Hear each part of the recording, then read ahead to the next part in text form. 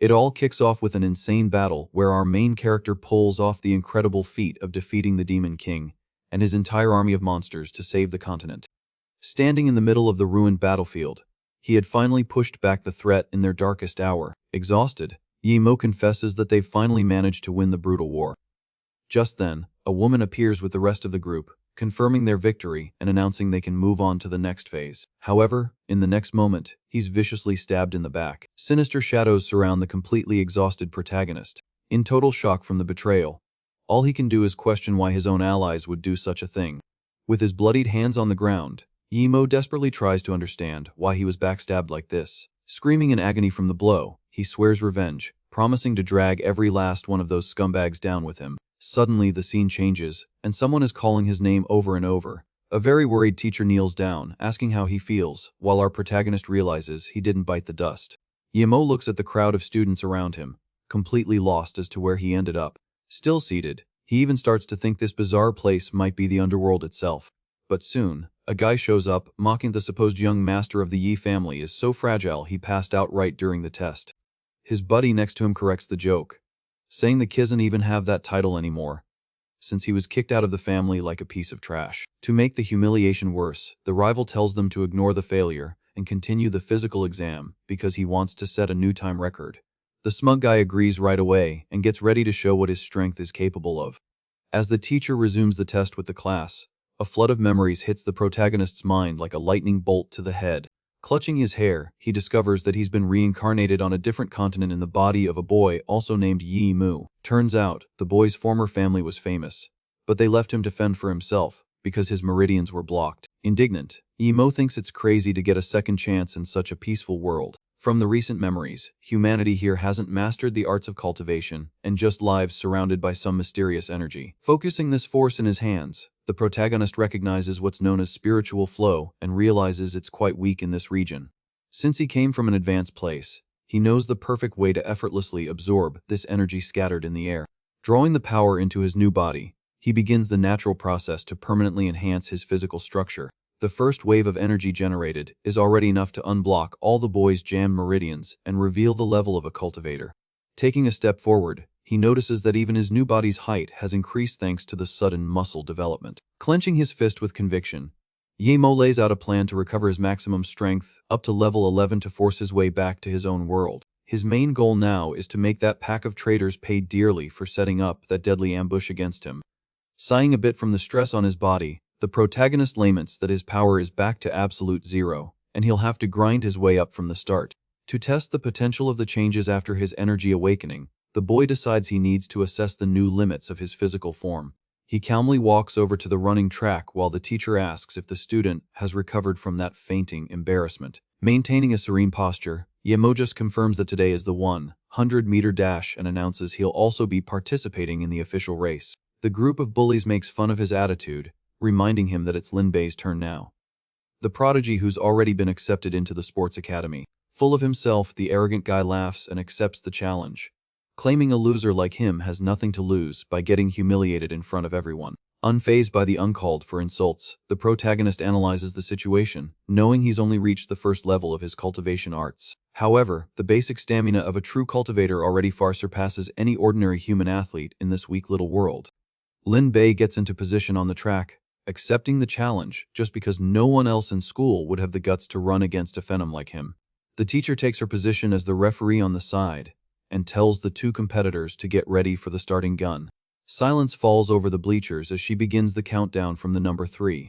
The rival fixes his gaze on the horizon, waiting for the number 2 with pure confidence in his athletic talent. As soon as the pistol trigger is pulled, Lin Bei bolts off, breaking the wind, while the protagonist remains crouched in the same spot without moving a muscle. From a distance, the bullies mock the boy's slowness, claiming he didn't even have the reflexes to realize the race had started.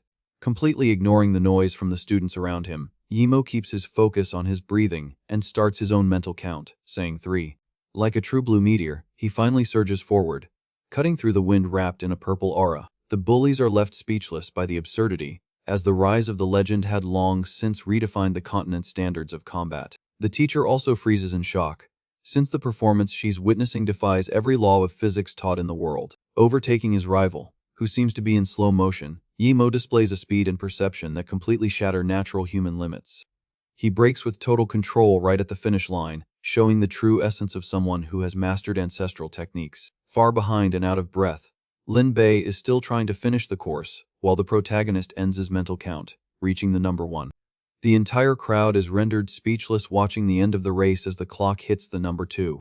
Yemo breaks the red victory tape without breaking a sweat, making it clear that the contest was like a human fighting a monster. Standing at the end of the circuit, he calls out the number 3 and humiliates his opponent by stating that even with a 6-second head start, the gap between them is a chasm.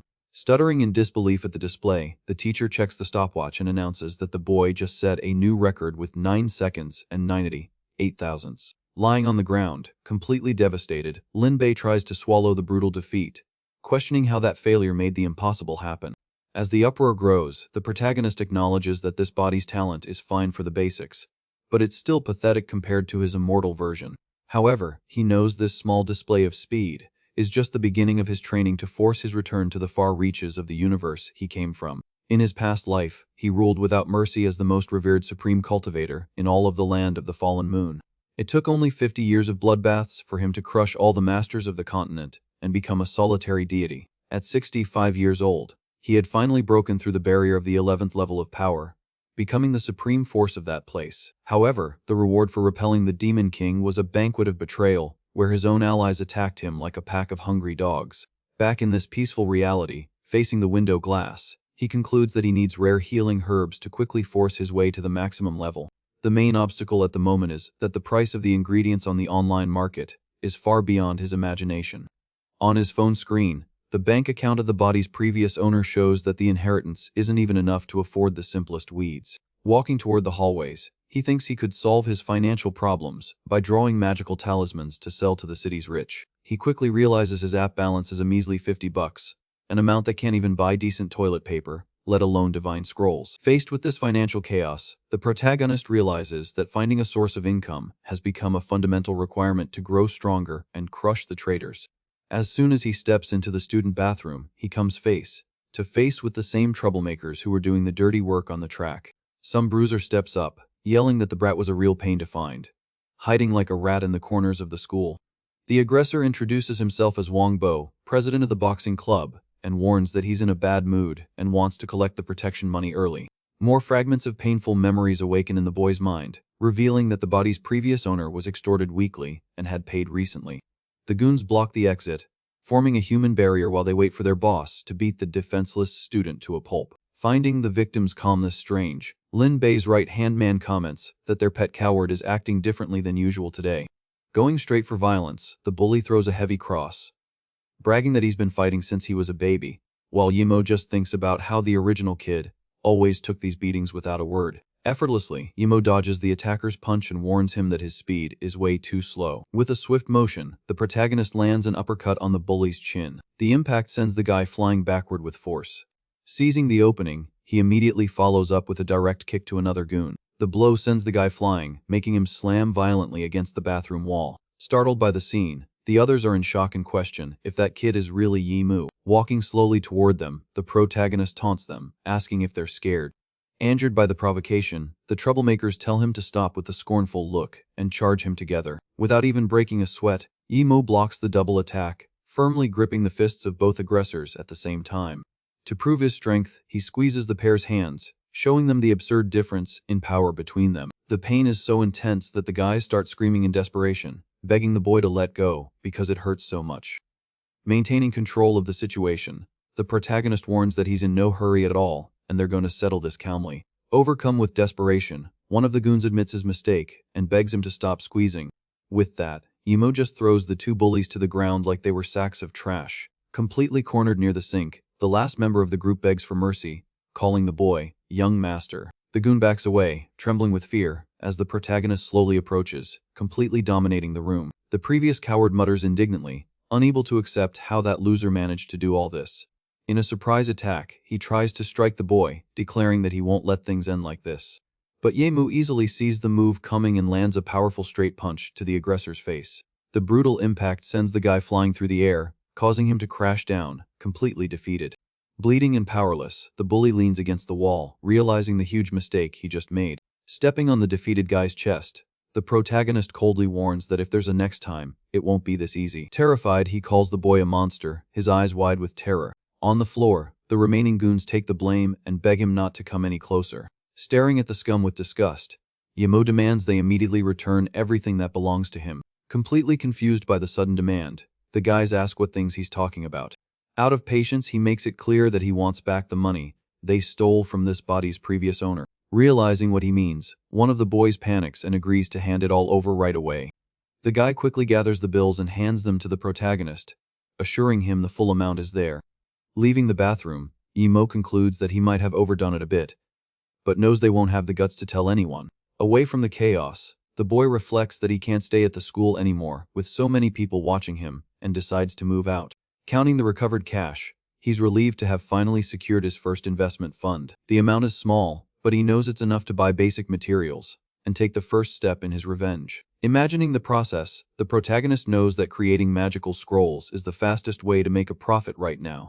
This is precisely one of the most common methods used by lower-level practitioners in the world of cultivation. By fusing spiritual energy with the right items, it's possible to create objects with absurd effects that he can easily refine. In a secluded spot, he concentrates his power and commands the energy to descend upon the materials. The spell works perfectly, transforming the ingredients into a collection of colorful talismans that fall to the ground. Calmly bending down, Yahello carefully picks up his new creations from the ground, admiring the enchanted papers.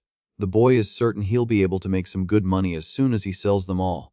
Now on the city streets, his next objective is to find a good place to train and buy medicinal herbs. However, even after 3 weeks of wandering around, he still hasn't found any opportunities to sell his merchandise. Observing the people, he notices that the folks in this world are extremely suspicious of this kind of mystical product. Suddenly, the faint sound of crying catches the protagonist's attention in the middle of the street. Stopping in his tracks, he looks back, trying to identify where that strange noise is coming from. Just ahead, Yahello finds an injured puppy stumbling along the sidewalk. The little animal eventually collapses on the ground, powerless, and the boy deduces it's fading after being hit by a car. Feeling sorry for the situation, he kneels beside the pup to assess the severity of its injuries. Without a second thought, he takes out one of his healing spells, deciding to use the animal as a practical test for his magic. Upon activating the enchanted paper, a green light covers the puppy's body, instantly healing all its organs and wounds. Seconds later, the pup is back on its feet, barking full of energy as if nothing had happened. Smiling at his success, the protagonist pets the fully recovered animal's head. Just then, the person who caused the accident grumbles that it's just a stray, and there's no reason to look for it. A young woman named Su Jingwen argues angrily with her companion, accusing Wang Peng of having no conscience. Shrugging, the guy says he didn't ask her to follow him, and tells his colleague to take the puppy to the hospital by herself. At that moment, Su Jingwen finally turns her head, and is surprised to see the boy standing nearby. With the puppy in his arms, Yahello just watches the commotion with a calm demeanor. Wang Peng's jaw drops, not understanding where the kid came from or how the animal healed so quickly. Trying to process the scene, the young woman clearly remembers the animal was bloody and on the verge of passing just minutes ago. Noticing the bag in her hand, the protagonist suspects the customer is desperate to save a relative in the hospital. Seeing the young woman's desperation, Yahello realizes this is the perfect opportunity to sell his products. Joining the conversation, he extends his hand toward her and reveals that he used a magical object to save the dog. Showing off the small drawn paper, the boy presents his merchandise, calling it a protection amulet. Wang Peng jumps in, yelling, calling the guy a street scammer who's trying to squeeze money out of them. Pointing a finger, the rich guy tells Su Jingwen not to believe a word of it, claiming the unharmed animal was just a trick. Completely ignoring her companion's tantrum, she anxiously asks if the spell can heal someone in a vegetative state. Noticing the anguish in her eyes, the protagonist suspects the problem involves someone from the customer's own family. Taking on the role of a salesman, he explains that a vegetative state is spiritual damage that his item can repair. Presenting a blue talisman, the boy guarantees that this model, focused on spirit cleansing, is the most suitable treatment. Annoyed by the negotiation, Wang Peng claims his companion has lost her mind to think a little piece of paper could save her aunt. Paying no attention to the jerk, Yahello explains that it's simple to use just aim at the patient and cast the magic. Getting straight to the point, he sets the price, charging 20,000 for the larger versions and 10,000 for the smaller ones. Completely desperate, Su Jingwen agrees to pay 50,000 for everything while the guy yells that she's gone crazy. Losing his patience, Wang Peng tries to slap the boy's hand, telling the supposed liar to get lost. But before the slap lands, Yahello firmly grabs the aggressor's wrist, making him scream in pain immediately. Holding the guy's wrist tightly, Yimo warns that he's just closing a deal while the young woman is trying to save a family member. With an intimidating look, he makes it very clear that the one who should get lost is the preppy guy himself. Right after, the protagonist easily shoves the rich guy, making him trip and fall hard on the ground. To seal the deal, he hands the magical items to Su Jingwen, completely ignoring her fallen companion. Showing her the pieces, the boy explains that the yellow one is for protection, and the red one launches fireballs. To keep things calm, he comments that he sincerely hopes the customer never has to use the last two. The young woman clutches the amulets with hope and thanks the guy for his valuable help. Before he leaves, she asks to know the name of the mysterious seller she just met. Walking backward down the sidewalk, he waves his hand and replies that his name is Yi Mu. Still fuming on the ground, Wang Peng insists that the boy is clearly a low-life scammer. With the items in her hands, Su Jingwen admits the situation is ridiculous and the chance of it working is almost zero. However, deep in her heart, she clings to the tiny possibility that the magic is real. Far away, the protagonist walks on, satisfied, thinking that with the money secured, he can now look for a place to live. The next step in his plan is to find the essential medicinal herbs to accelerate his energy cultivation. Just then, the puppy lets out a bark, catching the boy's attention, who stops and looks down curiously. Standing in front of a large mansion, the protagonist's eyes widen as he notices a strong blue energy and recognizes it as spiritual flow. Completely focused, he feels a different vibration coming directly from the property's grounds. Intrigued by the yard, the boy is amazed to identify the rare silver heart grass glowing on the earth. Resuming his path through the city, Yemo reflects that with the money guaranteed, he can now rent a good place to live. His next big goal is to hunt for medicinal herbs in the region to speed up the cultivation process. Suddenly, the puppy lets out a bark, catching the guy's attention, who turns his head instantly. Before his eyes, the enormous mansion exudes a powerful blue aura, making the boy question if that is spiritual energy. Intrigued by the phenomenon, he fixes his gaze, trying to decipher where such magical force is coming from. Through the garden gates, he finally finds the precious silver heart grass emitting its own light. Elsewhere, Wang Peng groans in pain while a nurse tends to his injured wrist at the hospital. Sitting on the gurney, the rich guy curses in frustration, swearing that street kid is a terrible influence. As he gets his bandage, he furiously warns that the boy had better never cross his path again. In the next hallway, a gray-haired man scolds his daughter, saying the assaulted guy had good intentions. The city councilman lectures Su Jingwen, stating that the embarrassment she caused is terrible for the family's image. Under pressure, the young woman hears her father say she's become a laughingstock for getting involved with some random charlatan. In the background, two nurses gossip about the councilman's daughter spending a fortune on a fake amulet from a scammer. Ignoring the malicious comments, Su Jingwen focuses only on the spell in her hands with a melancholic look. With the mystical paper held firmly, she decides to try using the magic just one more time as a last resort. Furious with his daughter's stubbornness, the father throws his arms open, shouting that she's completely lost her mind. The man questions if his Harris really believed that nonsense, asking if the next step will be to perform some bizarre ritual. Unable to take the pressure anymore, Su Jingwen snaps back, shouting and demanding to know what her own father has done for the family. Near her comatose mother, she throws it in his face that if the woman had gone to the best hospital sooner, she would be cured. Overflowing with anger, the young woman accuses the councilman of never having truly tried to save his wife. She swears her father only wants to pull the plug so he can be free and enjoy life with his mistress, posing as a widower. Furious with the truths being told, the man raises his hand, ready to strike his own daughter, telling her to shut up. However, he hesitates at the last second and lowers his arm, giving up on the assault in the middle of the room. After a long sigh, the man in the suit turns his head, adjusting his tie to maintain the posture of an impeccable politician. With his back to the young woman, he grumbles that the older she gets, the harder she is to control. Near the door, the man coldly decrees that he will call the nurse to remove the tubes by force. Desperate at the cruel decision, the girl clutches her magical amulet, shouting that she will never agree to this. Leaning over the bed, Su Jingwen swears with all her might that she will not give up on her mother, no matter what. Suddenly, an intense blue glow illuminates the entire room as a faint voice calls the girl's nickname. The young woman freezes on the spot, her eyes widening in shock as she hears that familiar sound. Standing near the door, the councilman turns his head, completely perplexed by what he just witnessed. Lying in bed breathing through tubes, the mother wakes from a deep coma, noticing that her daughter has lost weight. While Su Jingwen cries with emotion, the politician runs desperately into the hallway, screaming for a nurse. Completely beside himself, the suited man demands immediate medical attention, announcing that his wife has miraculously awakened. Hearing the screams, the doctor and nurse are left with their jaws on the floor, unable to believe what they're hearing. Rushing through the hallways, the doctor announces they will run a full battery of tests on the patient right away. After the evaluation, the professional explains that although she's awake, she will need almost a year of rest to recover. Clutching the amulet to her chest, the young woman realizes radiantly that it was the boy's magic that saved her mother. With the stone glowing softly in her hands, she celebrates the living proof that the artifact was not fake. Looking at the test results, the doctor yells in astonishment, unable to find any logical explanation for the sudden cure. Startled, the doctor orders them to call renowned specialists, declaring they have witnessed a medical miracle. Far from the room, Wang Peng starts to panic, considering that the kid on the street might be a real immortal. Hugging her mother and crying a lot, the girl finally feels the relief of having her back after so many years of suffering. With her eyes full of tears, she concludes that there are gods on earth and promises to give her all to repay her savior. Meanwhile, in a quieter neighborhood, the protagonist finally finds the perfect house to rent. Inside the living room with his puppy, he celebrates the move as the first step toward his return. The dark memory of those who cruelly betrayed him in the past returns to haunt the boy's mind.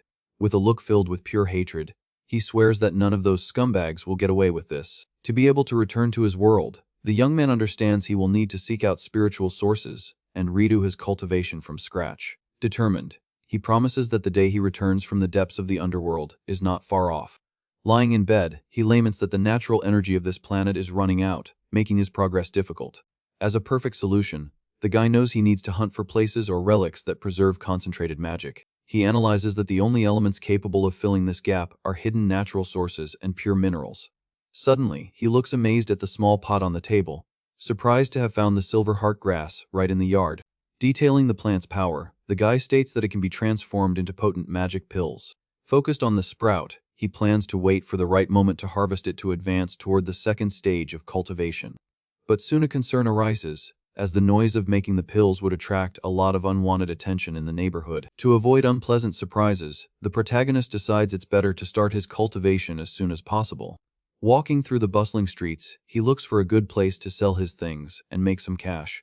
Sitting on a sidewalk with his amulets for sale, the boy laments that the materials are so expensive and money is still tight. Even trying not to draw too much attention with this magic business, he realizes he's ended up attracting trouble anyway. With a sharp gaze, Yimo notices that the same guys from before are back and are patiently keeping their distance. Since those guys have been circling his stall for 3 days, he concludes that their premeditated operation is finally about to begin. Without wasting time, the guy decides to pack up his things to find out who is so interested in him. At that moment, a female voice calls his name, making the protagonist look back, surprised by the sudden visitor. The girl is stunned to find her classmate working there on the street, since he had disappeared from school lately. Analyzing the situation, she comments that it makes sense he's out of money after being kicked out by his former rich family. Racking his brain, the boy remembers that this classmate was one of the few people who defended this body's previous owner in the past. Worried about her classmate's future, the young woman fumbles in her bag, offering him a loan so he can go back to school without worries. However, Yimo just turns his back and says he's very busy today, leaving the girl completely indignant at his cold attitude. Still standing in the same spot, she is left confused and starts to suspect that something serious must have happened to the guy. As he walks through an isolated alley, the protagonist uses his aura perception to map the exact position of the 10 enemies around him. With a menacing look, he decrees that he's going to put an end to this nonsense and finish off all the attackers once and for all. In a swift move, the boy bolts down the alley, leaving the goons behind. Soon the thugs emerge from their hiding spots, shouting for everyone to go after the runaway kid.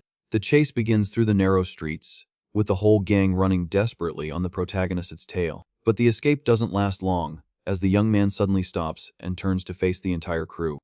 Completely cornered, he maintains a calm posture while one of the attackers celebrates, claiming there's no way out. Unfazed by the threat, Yemo just tells the rest of the group to come out of the shadows and show their faces. With that, several brutes armed with wooden planks and knives begin to surround the area. The bald leader of the gang steps forward with a sadistic smile, praising the kid's courage in facing them. Getting straight to the point, the boy asks what they want after spying on him for so many days and demands to know who hired them. Laughing at the question, the criminal mocks that the kid offended a powerful family and will now pay with his life. The bald man confesses he doesn't understand how the Harris of the Ning family got interested in a piece of human trash, assuring the boy he has no future. Recalling the previous owner's memories, Yemo remembers that he did indeed have an arranged engagement with this Ning Qingshu. Since the engagement had already been broken off because he was too weak, the protagonist finds it illogical for the family to try to take him out now. Reaching the conclusion that someone else is behind this, he swears he will pry the truth out of these goons by force. Hiding at the entrance of the alley, his classmate watches everything in shock, noticing that the criminals want to end the boy. Seeing the men pull out huge machetes, she panics, knowing her classmate has no chance against that armed group. Overcome with panic, the young woman quickly pulls out her phone, intending to call the police as soon as possible. However, a brute appears right behind her and captures her by surprise with a violent hug. Lifting the girl off the ground as if she were nothing, the thug lets out a disgusting laugh as she struggles in terror. Without mercy, the brute drags the hostage to the center of the chaos while she screams, demanding to be let go immediately. The other goons respectfully make way, recognizing that the huge guy is also part of the leadership. Showing off his prize, the big guy holds the girl tightly near the bald leader, who watches the scene with interest. The protagonist immediately recognizes his classmate, named Wang Ying, and doesn't understand why she came to such a dangerous alley. Full of malice, the boss mocks the kid's luck with women for attracting another pretty girl into the middle of danger. Even with a hand around her neck, the young woman ignores her own risk and begs the boy to run as fast as he can. Trying to intimidate the kidnappers, she angrily warns them that she belongs to a very powerful family from the capital, and that they will pay dearly. The threat has no effect, making the entire gang burst into laughter, as if they had heard the best joke of the year.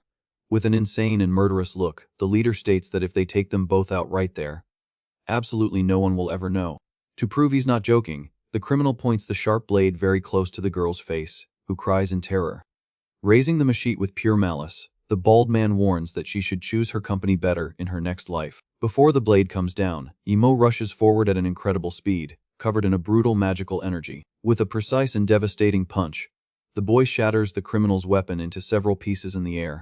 Immediately after, he violently grabs the leader's head, knowing that this level of strength will end up drawing a lot of attention.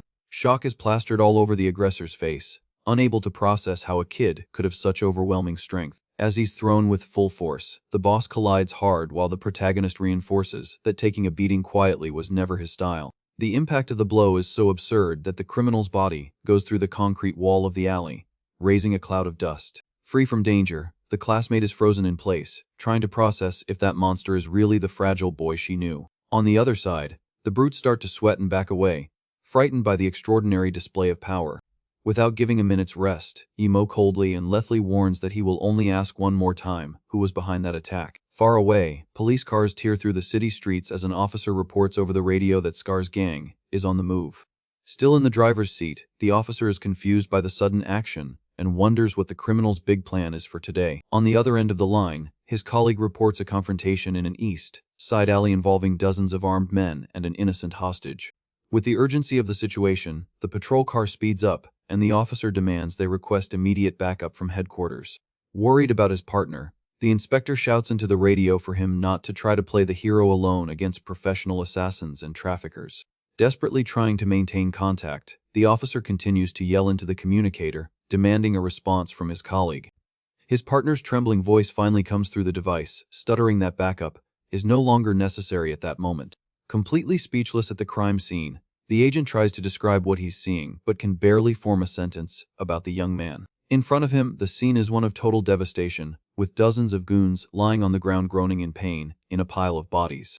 In the midst of the destruction, the protagonist holds the last thug by the collar with frightening ease. With his face disfigured from the beating, the gang leader bitterly regrets accepting that suicide contract.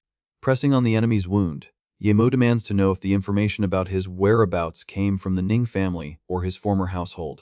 Surrounded by a deadly aura, the boy warns that the miserable wretch has exactly 3 seconds to live to give a convincing answer. Staring death in the face, the criminal panics completely and begins to beg for a little more time. Suddenly, the police inspector finally arrives, running into the alley and screaming at the top of his lungs for the assault to stop immediately. With his hand on his firearm, the officer warns that if the boy continues to beat the injured man, the situation will go from self-defense to homicide. Facing the police authority, the protagonist frowns, suspicious if that intervention was just a mere coincidence.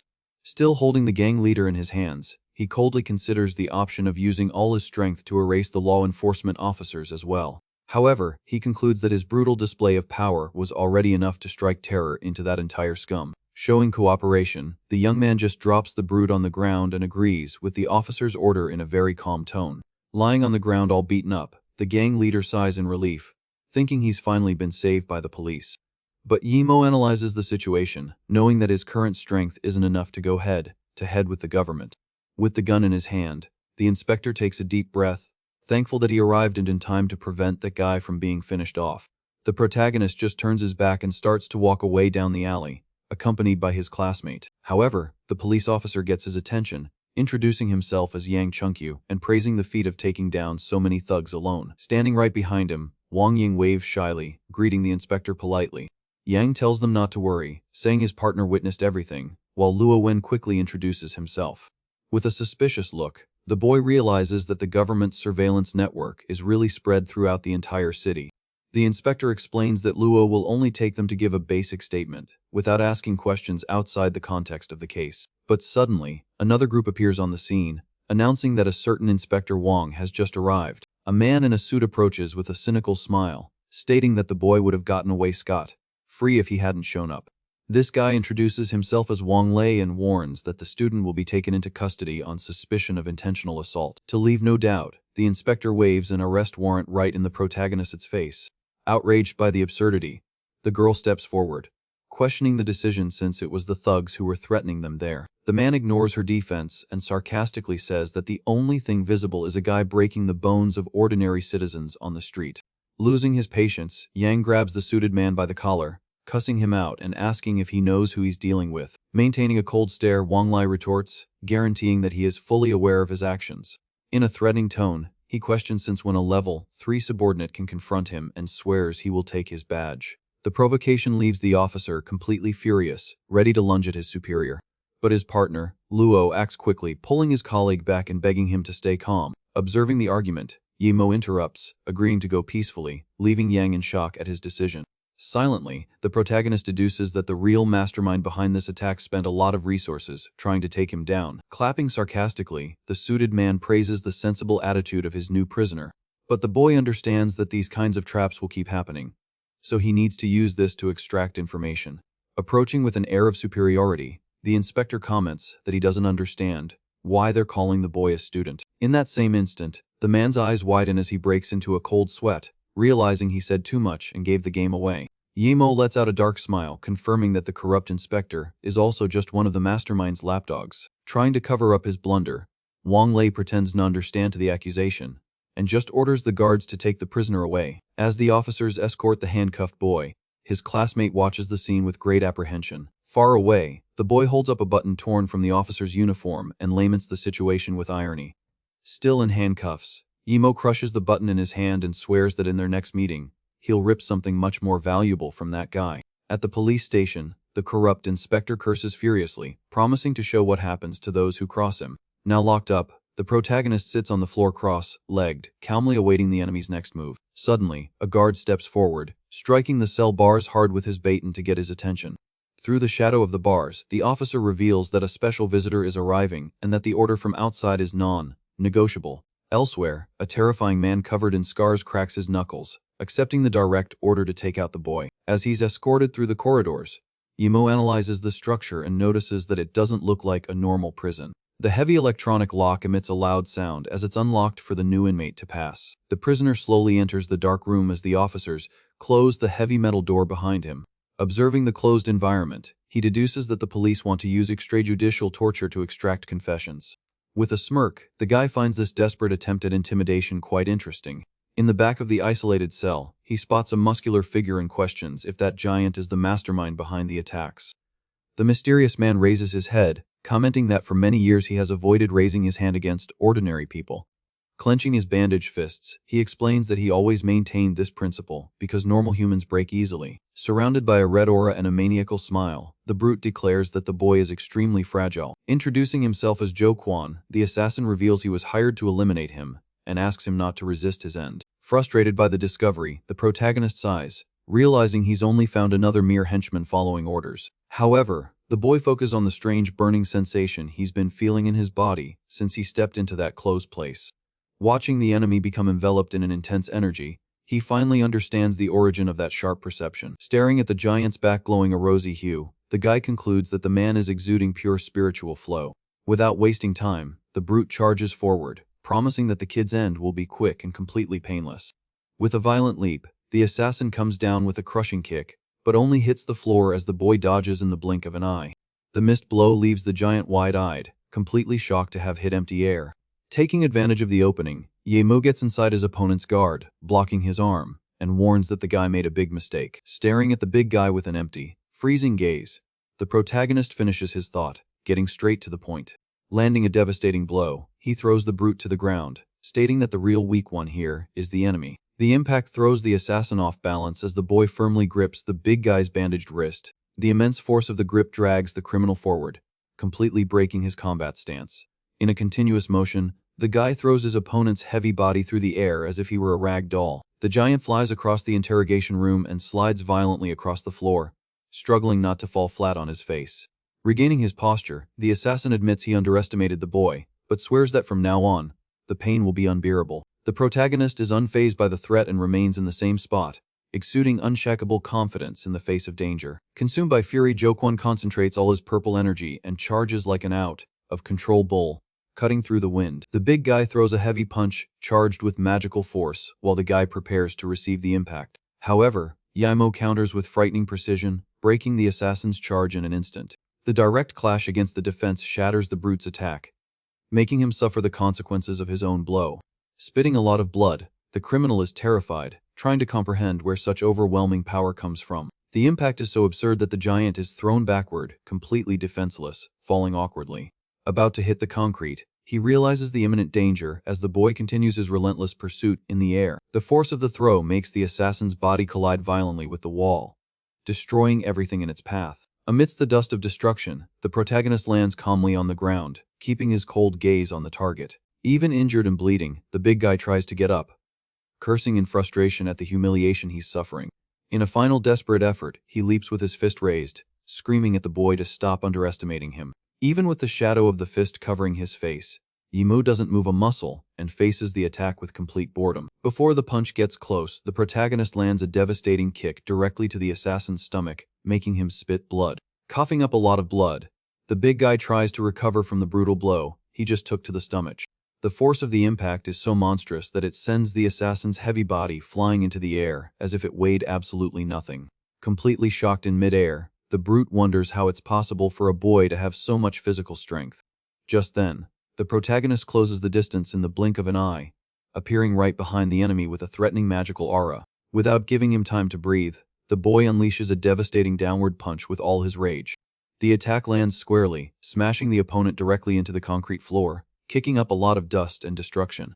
Holding the giant's bruised face, Yahello demands to know exactly who was the mastermind behind this cowardly ambush. Keeping the pressure on the immobilized criminal, he continues the relentless interrogation, wanting to uncover one more detail. Staring coldly at the defeated man, the guy questions where the powerful spiritual energy covering his body came from. Far away at the police station, Wang Lei answers the phone, furious, asking what kind of monster the goons are dealing with. The inspector thinks it's all a bunch of nonsense and assures him that the prisoner is just a useless piece of trash who was kicked out of his own rich family. The person on the other end of the line doubts the boy is weak, but the suited man guarantees he hired a relentless brute for the job. The contact promises an incredible promotion as soon as the hit is completed, and Wang Lei expects his partner to keep his word. Back in the dark cell, Yahello sits in a chair and praises the big guy's resistance, who refuses to talk even after being all busted up. Spitting blood on the floor, the assassin admits they severely underestimated the boy, and that mortals should never mess with him.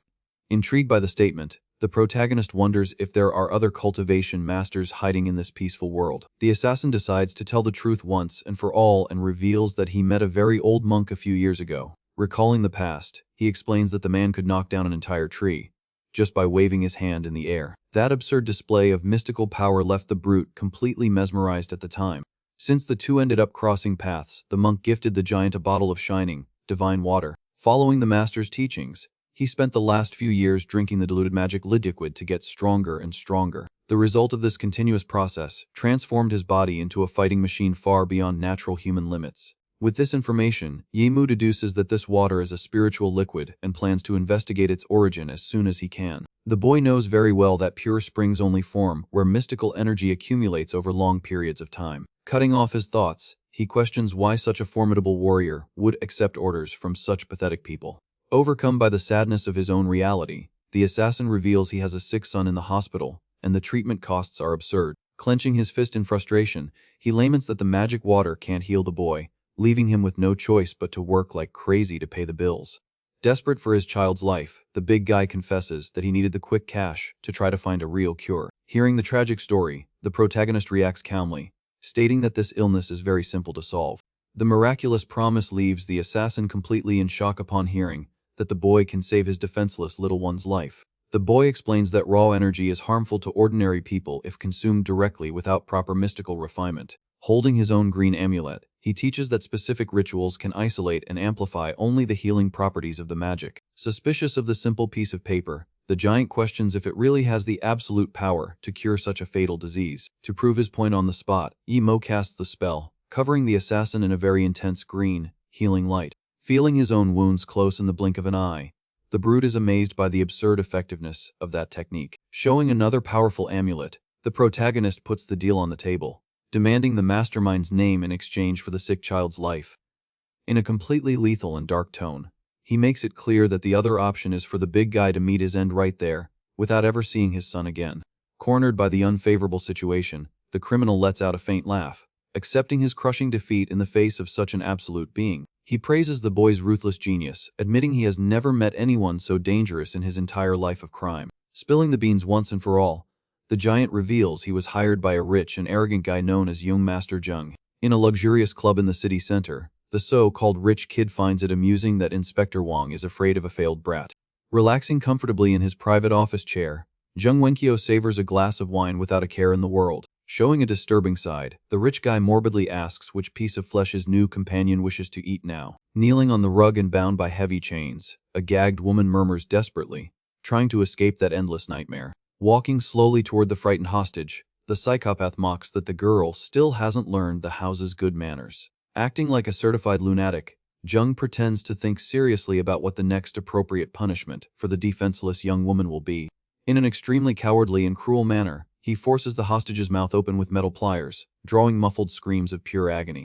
The agonizing shock of the pain causes blood to trickle from the victim's bruised lips, as she thrashes violently on the floor. Holding the blood-stained tool, the villain threatens to pull out another tooth to help her remember his club's rules. Pulling her hair with unmeasured violence, he continues the horror show, completely ignoring the young woman's desperate cries.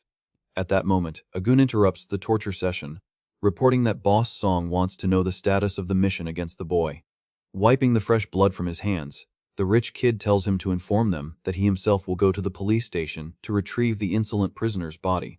Completely confident in the mercenary assassin he hired, the rich guy is certain there's not a chance in heck the target will get out of this alive. Returning to the prison, Jo Kwon hands over a valuable item through the bars as an advance payment for the blessed healing amulet.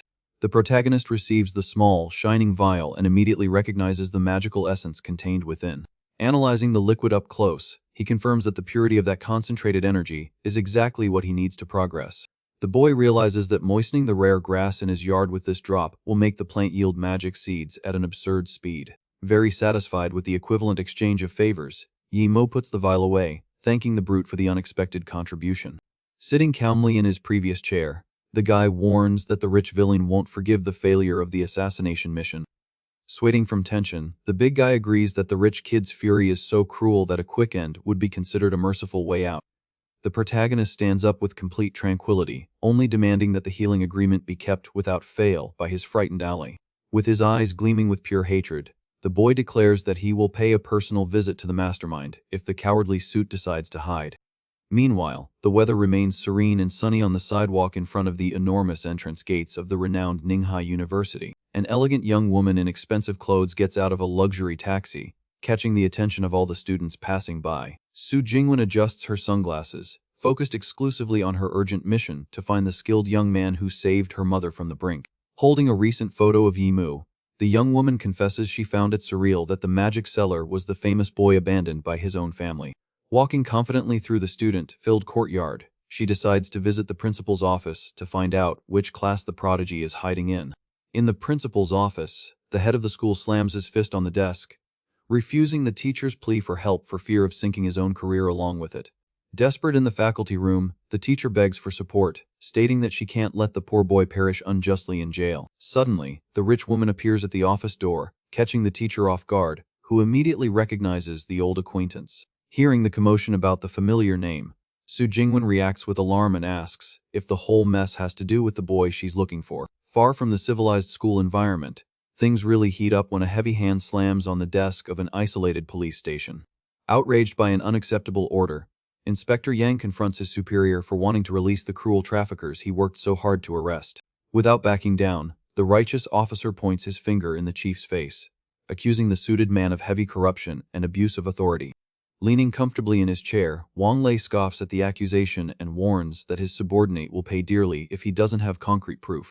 Yang slams the desk hard, shouting that he knows all about the dirty things the chief does behind the scenes. Inspector Wang Lei glares at his subordinate, pointing his pen and challenging him to say everything he knows. Just then, a commotion starts outside, with someone announcing that a woman can't enter the captain's office. Ignoring the warning, Su Jingwen storms into the office with Wang Ying, demanding Ye Mu's immediate release. Sitting in his chair, the suited man scoffs at his own guards for not being able to handle a single person. As he smokes, Wang Lei sizes up the woman, wondering about her level of power to be defending a boy who was kicked out of his family. Lighting his cigarette calmly, he coldly warns that the boy is a suspect in a robbery and serious assault, so he won't be released. Yang loses his patience for good and questions, since when the robbery charge was invented out of thin air. Blowing out smoke, the corrupt captain glares at his subordinate, asking who's in charge there, and stating that internal documents are confidential. Outraged by the situation, Wang Ying throws it in his face that the real criminals in this story were released without punishment. Pointing his finger, Wang Lei threatens to arrest them both for obstruction if they don't leave his office immediately. Unfazed, Su Jingwen places her cell phone on the glass desk with a sharp clack. Sitting comfortably on the sofa, the rich woman crosses her legs and challenges the suited man to try and arrest her. Accepting the provocation, the captain snaps his fingers, calling his team into the room. Several officers storm the office as Wang Lei orders them to take everyone to the detention room to cool off. Spitting pure venom, the captain decrees that the two are now official accomplices to the robbery and are under arrest. Immediately after, he suspends Yang from his duties, accusing the officer of covering for a dangerous criminal. But the tension is interrupted by the rich woman asking if Director Jing shouldn't have a say in these casual convictions. Finding the situation amusing, Wang Lei warns that slandering a public official will only increase the young woman's sentence. Maintaining a serene posture, Su Jingwen comments that she's heard rumors about the gang giving the inspector many benefits. The suited man's face darkens instantly, and he warns that certain words can cause a lot of trouble. With a sharp look, the young woman retorts, wanting to know if she can use her money and power to save Ye Mu too. Relaxing in his chair, the corrupt officer states that the boy's fate has already been ordered, and that privileges do exist. Blowing smoke, he confesses his macabre plan to take out everyone present, staging it as an attack against authority. Hearing such a direct threat, Yang and the student are completely terrified. Maintaining an ironic tone, Su Jingwen asks loud and clear if Director Jing heard everything correctly. A man in a suit emerges from behind the door, confirming that he heard every single word very clearly. Beginning to break into a cold sweat of desperation, Wang Lei stammers, trying to understand which Director Jing they are talking about. Sitting with all her elegance, the rich woman scoffs, asking if that man's voice still needs an introduction. In a complete panic, the captain jumps up from his chair, wanting to find out who exactly the woman in front of him is. Exuding authority, she reveals her name to be Su Jingwen, the heiress of the powerful Su family of Ninghai. Shock takes over the corrupt captain's face, as he doesn't understand how the trash kid knew such important people. Far away, a silver cross-shaped pendant emits a soft, magical glow in the air. Inside the cell, Ye Mu analyzes the object, noticing that the spiritual liquid contained within isn't enough to level up. Suddenly, the sound of the lock turning makes the boy look at the door, knowing someone is coming. The elegant steps of high heels echo through the dark prison hallway, approaching the back of the place. Su Jingwen finally stops in front of the metal bars, making her presence known in the confined space. Sitting in the dark, the protagonist raises his head, a little surprised by the unexpected visit. Accompanied by her classmate, the rich woman exudes friendliness, greeting the student and saying it's been a while. In another luxurious place, the rich kid Zheng Wenqiao smashes the table with a golf club, calling his goons useless trash. The rich kid sits down, furious with the news that one ally almost got beaten to a pulp, and the other ended up in jail. Gritting his teeth, he thinks that if he doesn't follow the Song family's orders, his own end will be quite tragic. A bodyguard approaches the sofa, wanting to know what the young master's new orders are from now on. The psychopath orders them to send the most elite assassins to capture the boy and leave him barely breathing on life support. With a sick, purple gleam in his eyes, the rich kid declares that he insists on torturing that failure personally. Back home watching television, the protagonist sighs, noticing that the ingredients have consumed almost all of his money. On the bedroom floor, a small, rustic cauldron rests, surrounded by various rare medicinal herbs collected earlier. Golden magic envelopes the pot as Limo commands the energy to condense inside it. Admiring the newly created golden pill, the boy is impressed with the power generated by that concentrated spiritual liquid. The young man's body floats in the air, bathed in an overwhelming aura as he absorbs the mystical medicine all at once. The pure force explodes throughout the room, marking the boy's definitive advancement to the long-awaited second stage of cultivation. As a test, he shoots off at high speed, passing his dog like a blur using the shadow steps technique. Clenching his fist, filled with confidence, Yimo concludes that at this level, not even bullets from firearms can hit him anymore. Sitting on the sofa, he reflects that his resources are gone, and he needs to find another spring to evolve again. Looking at the banking app, the boy notices the almost zero balance and remembers his plan to hire a smuggler soon. Holding his phone, he laments that the travel fee charged by the criminal is 100,000, and he's still broke. At that moment, a TV commercial for Suyun Company's beauty injections catches his attention. The ad shows people frantically buying the miracle product that promises to freeze youth for a high price. With a brilliant idea in mind, the boy touches a small blue box sitting on his table. Full of mischief, he notices the obsession women in this world have with beauty and sees a great opportunity to profit. In a flashback to 5 hours earlier, the protagonist is having lunch at a restaurant, surprised that Jingwen is the councilman's daughter. The rich young woman maintains her class, explaining that it was because of this influence that her friend was able to call the director. Approaching the table, she politely asks her classmate to do her a small favor right then. Chewing his food without any fuss, the boy asks what his friend needs him to do. The heiress wants to know if Yimu knows the Suyun building, the headquarters of the largest cosmetics company in the entire Ninghai region. Without beating around the bush, she reveals that the building belongs to her and invites him to the celebration banquet for her mother's improvement. The protagonist pays close attention to the special request to attend the grand party that will take place on the top floor. Back in the present, at night, the company's luxurious skyscrapers shine, illuminating the dark sky of the enormous city. At the top of the building, an extremely fancy banquet gathers the most powerful big shots in expensive formal wear. Walking through the hall in his normal clothes, Yimo plans to sell his magical beauty pills for a very high price right there. Opening the blue box, he displays the shining medicine, remembering that the female cultivators of his old world created this recipe. Observing the wealthy crowd, the boy is sure that he only needs to sell about 4 units to raise the 100,000. Confident, the protagonist understands that tonight is his big chance to become famous in this fancy industry and solve his problems. Nearby, Su Jingwen's aunt poisons her uncle's mind, warning that her niece needs to think much more about the family business. The other envious relative agrees right away and mocks the girl's older sister, who is lonely in the corner because she's getting older. The guy with glasses accuses the woman of being selfish in her youth, and that today, she has become just a useless burden to the family. The elderly lady tries to defend herself against the cruel accusations but can barely form a coherent sentence. Jingwen enters the argument, furious, reminding them that her older aunt sacrificed her youth, taking care of all of them. With a dark look, the man claims he's saying this for her own good, and that the woman should pressure her niece to get married soon. The lady starts coughing uncontrollably while the girl holds her with great concern. Exuding arrogance, the suited man states that a single woman of that age is like defective merchandise. Even though she's weak, the aunt argues that her niece has the right to make her own decisions about her future. The mere mention of autonomy makes the guy lose his mind with anger. Gesticulating wildly, he yells that thinking for herself at this age is the height of selfishness. In a tone of pure mockery, he questions if opening a small cosmetics company will bring back someone's youth. Suddenly, a voice comes out of nowhere, guaranteeing that President Su can indeed do that. The protagonist joins the group holding a small box and points out how disgusting it is to treat a woman like trash. With a piercing gaze, he states that this kind of thinking is extremely ignorant and pathetic. The suited man is in shock, not understanding who this intruder is and how he got through the door. Panicking at the sudden intrusion, the man starts screaming desperately for the security guards. Jingwen takes the lead and introduces Yimo as the guest of honor who saved her mother's life. The lady realizes he was the one who sold the miracle amulet and thanks him from the bottom of her heart. Maintaining his politeness, the guy replies that it was nothing and that he's happy to help. The suited man wipes his sweat, claiming the girl fell for a scam and that the cure was purely the work of medicine. Ignoring the tantrum, the boy introduces himself to the crowd as the businesswoman's new business partner. Jingwon herself is surprised by the title he just made up. One of the guests in the back questions the crazy promise of restoring youth. Raising the wooden box, Yimo guarantees that the item inside holds the answer everyone is looking for. A wealthy woman scoffs at the scene, stating that this is nothing more than a cheap trick to get attention. With complete calm, the protagonist turns to the elderly lady and asks her for a small favor. He holds out the object and gently asks her to consume what's inside. The lady stares at the small box, curious, feeling a different energy emanating from it. The lid opens, revealing the powerful beauty pill shining intensely in the middle of the hall. The suited man completely freaks out, shouting that this is absurd and that the suspicious pill must be pure poison. Even impressed by the mystical glow, the woman asks cautiously if it's safe to swallow that.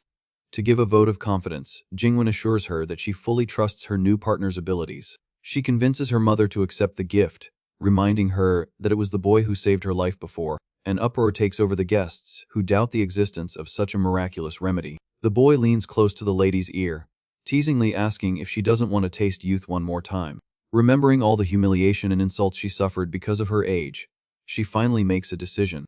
Reaching for the glowing remedy, the woman firmly declares that she will consume the product. Without a second thought, she puts the pill in her mouth and swallows it all at once in front of everyone. The arrogant man and the rest of the hall are left with their jaws on the floor at the lady's courage. After a few seconds, they start to laugh, noticing that absolutely nothing has changed about her. The suited man points his finger, laughing, and calls the boy a cheap scammer to his face. Suddenly, a scream echoes through the hall, telling everyone to look at the changes in the woman's face. A magical aura explodes, revealing a rejuvenated and incredibly beautiful figure in place of the elderly woman. Looking at her reflection in a hastily brought mirror, she cries with emotion upon seeing her youthful face. The envious clique is left completely speechless in the face of the impossible miracle. Several rich women surround the boy, desperate to buy, and he announces that each one costs $20,000. A chaotic auction begins on the spot, with the ladies throwing out offers of $30,000, $50,000, and even $70,000. Observing their desperation, the suited man realizes that the real profit isn't in direct sales. The guy understands that the recipe for the remedy is worth a fortune, and that securing the production rights will make him rich. His colleague tries to remind him that the company is bankrupt, but he's immediately told to shut up. With a malicious smile, he plans to string the boy along until the arranged marriage happens and then steal the patent. The business competition awakens, and a portly millionaire already offers $200,000 for the product rights. Not wanting to be left behind, the arrogant man himself raises his hand, offering $1 million. Full of himself, he pushes away his rivals, claiming the young man as his family's special guest. Doing a complete 180, the swindler forces a smile and invites the boy for a private conversation. Offering $1.5 million, he shamelessly proposes that they split the production profits. Suspicious of the offer, the protagonist asks if the larger share would go to him or the other guy.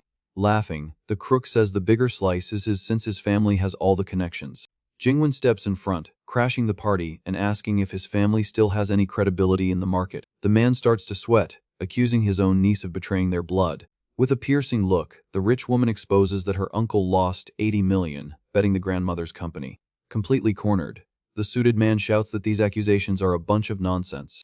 The girl lists the investors' withdrawals and the bank's demands, offering to read it all out loud. The elderly lady is devastated to discover that her own brother sank their mother's inheritance. Trembling from head to toe, the bankrupt man questions how his niece managed to investigate his life. She exposes that he only showed up at the party to suck money from her mother, just like he did before. With absolute authority, the Harris makes it clear that he won't see a single cent from her. The weight of the humiliation makes the defeated man fall to his knees in front of all of high society. Desperate and crying, he begs for a chance to explain that whole financial mess. Appealing to their emotional side, the failure grabs his sister's legs, pleading for mercy. He crawls to his older aunt, swearing she has to help him because he's the only man in the family. Turning her face away in pure disgust, she laments that her brother has destroyed the entire family legacy. The lady turns her back for good, decreeing that he will have to face the consequences alone. The scammer stretches out his arm, screaming that they can't abandon him like that at rock bottom. The businesswoman stares at the man on the floor, warning that he can spend the rest of his life paying off his debts in court. The other option is to sell the bankrupt company to her for a symbolic price, leaving the man completely shocked. The deadbeat uncle scoffs that the boy brought about his own ruin by messing with big shots. Back at the party, Jingwon approaches Ye Mu, warning him about the dangerous people at the event.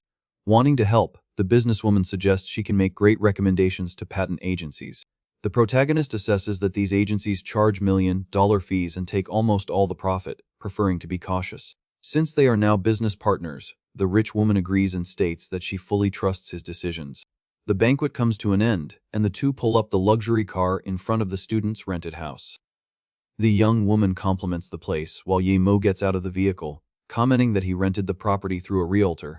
Standing at the gate, the boy thanks her for the ride and for her company during the eventful evening.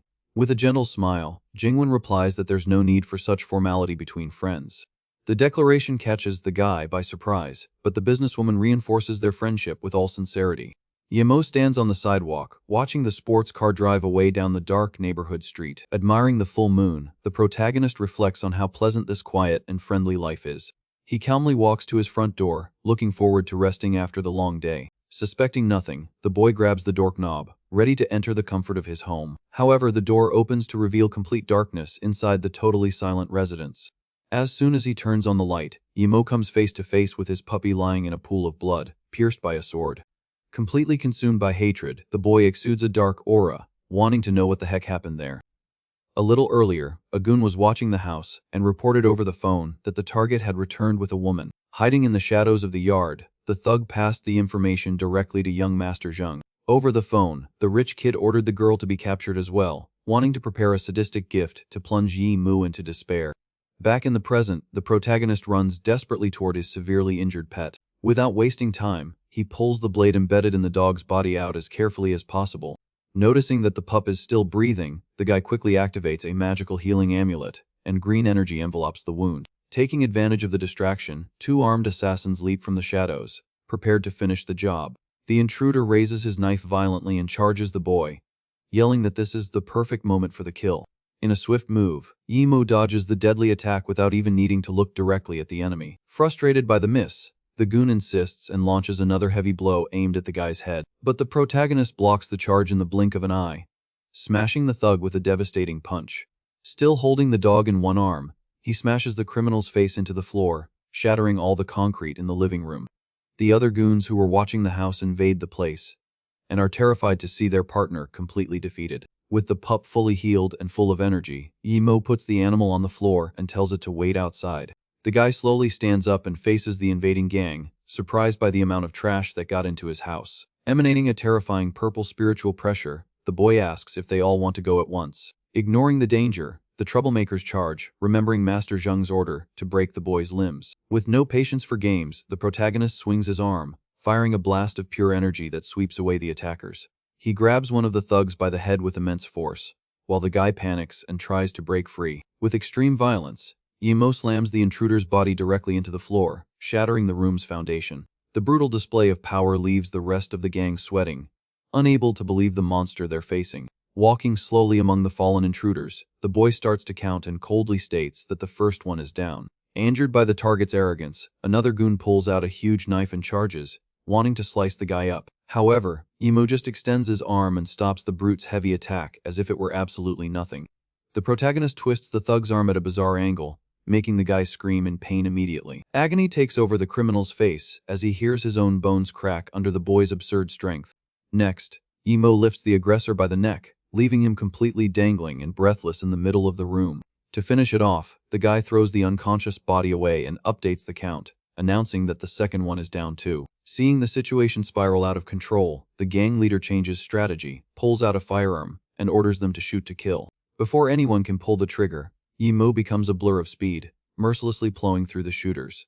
Standing right in front of the shooter with a demonic look, he threatens to use every broken bone to smash the coward's teeth until he tells the truth. In a macabre warehouse far away, a table displays various surgical and torture instruments under a cold light. The sadistic young Master Zheng holds a scalpel and mocks the hostage, confessing he expected to capture someone less important. It turns out the kidnapped victim is Su Jingwen, who is chained to a metal bed. Gagged and terrified, the businesswoman struggles with all her might while the psychopath enjoys her anguish. The terror session is interrupted by the ringing of Zheng's cell phone vibrating on the metal table. The rich kid answers the call full of arrogance, asking his goons if the insufferable boy is finally gone. However, Yahello's voice responds from the other end of the line, announcing that all of the rich kid's men are history. Swallowing his initial shock, Jung lets out a forced laugh and praises his enemy's ability to cause trouble. Showing he's still in control, the villain grabs Jingwon's hair, forcing her to groan in pain for the boy to hear. Hearing his friend's desperation, Yemo's eyes glow an intense red, consumed by pure bloodlust. Seething with hatred, the boy announces he's coming for him and tells him to release the woman since the score is just between the two of them. With a sick smile, the rich kid finds his opponent's courage interesting and prepares for the final showdown. Jung sets a 40-minute deadline and threatens to chop the girl up alive if his enemy doesn't arrive in time. But Yemo tells him to guess his own address and turns to leave, hanging up on the psychopath. Standing in the middle of his destroyed living room, the guy just stares at the phone in silence, processing everything that happened. Fueled by hatred, he crushes the cell phone in his hand, promising that his meeting with Jung Wenqiao will be very soon. Back at the hideout, the villain approaches Jingwon, insinuating he'll record a torture video to provoke the boy even more. The businesswoman panics completely, trying to scream for help from behind the suffocating gag. Suddenly, a piercing alarm starts blaring non-stop through the warehouse corridors, interrupting the torture. A bodyguard anxiously reports that the fire suppression system was triggered out of nowhere in the merchandise storage area. Fearing the authorities will investigate the false fire, the rich kid runs to check, leaving the prisoner under the guards' watch. The psychopath violently kicks the door, furious with the unforeseen event right in the middle of his night of fun. Left alone in the terrifying room, Jingwon remains chained to the steel, not knowing what to do. With tears in her eyes and almost losing hope, she whispers Yemo's name, silently praying for a miracle. The scene changes, revealing that an hour before the attack, a biker was parked on a dark city street. Analyzing a paper with the address, the guy grumbles about the boring job of delivering a recommendation letter in the middle of the night. Riding his noisy motorcycle, the messenger finally arrives in front of Yemo's house, oblivious to the massacre that was about to happen there. Inside the car, the lookout confirms to young Master Zheng that the target has already entered the house. Just then, he notices strange movement outside. Standing on the sidewalk observing, the biker concludes that the rich guy sent 6 assassins to rough up the boy before taking him. Putting the hostage in the car, the goons confirm that the woman has been captured and is on her way to the boss.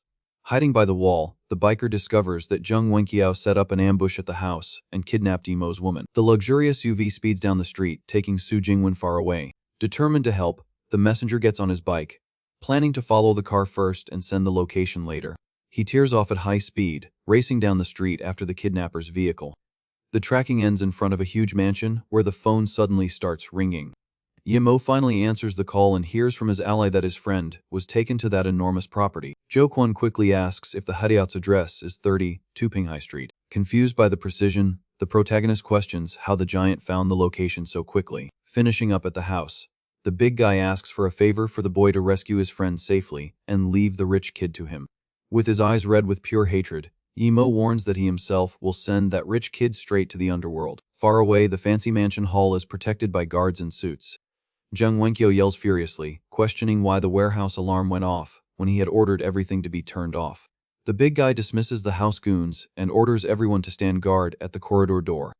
Complaining about the boring job, the mansion's security guards lament not being able to have fun with the prisoner inside. Suddenly, the brute appears right in front of them, leaving the suited men very confused. Emanating a powerful purple aura, Jo Kwon advances with firm steps toward the terrified guards. With a completely serious look, he warns that the next blow is going to hurt a little. Seizing the opening, he lands a devastating punch directly to the arrogant security guard's chest. In a few seconds, both guards fall defeated at the giant's feet.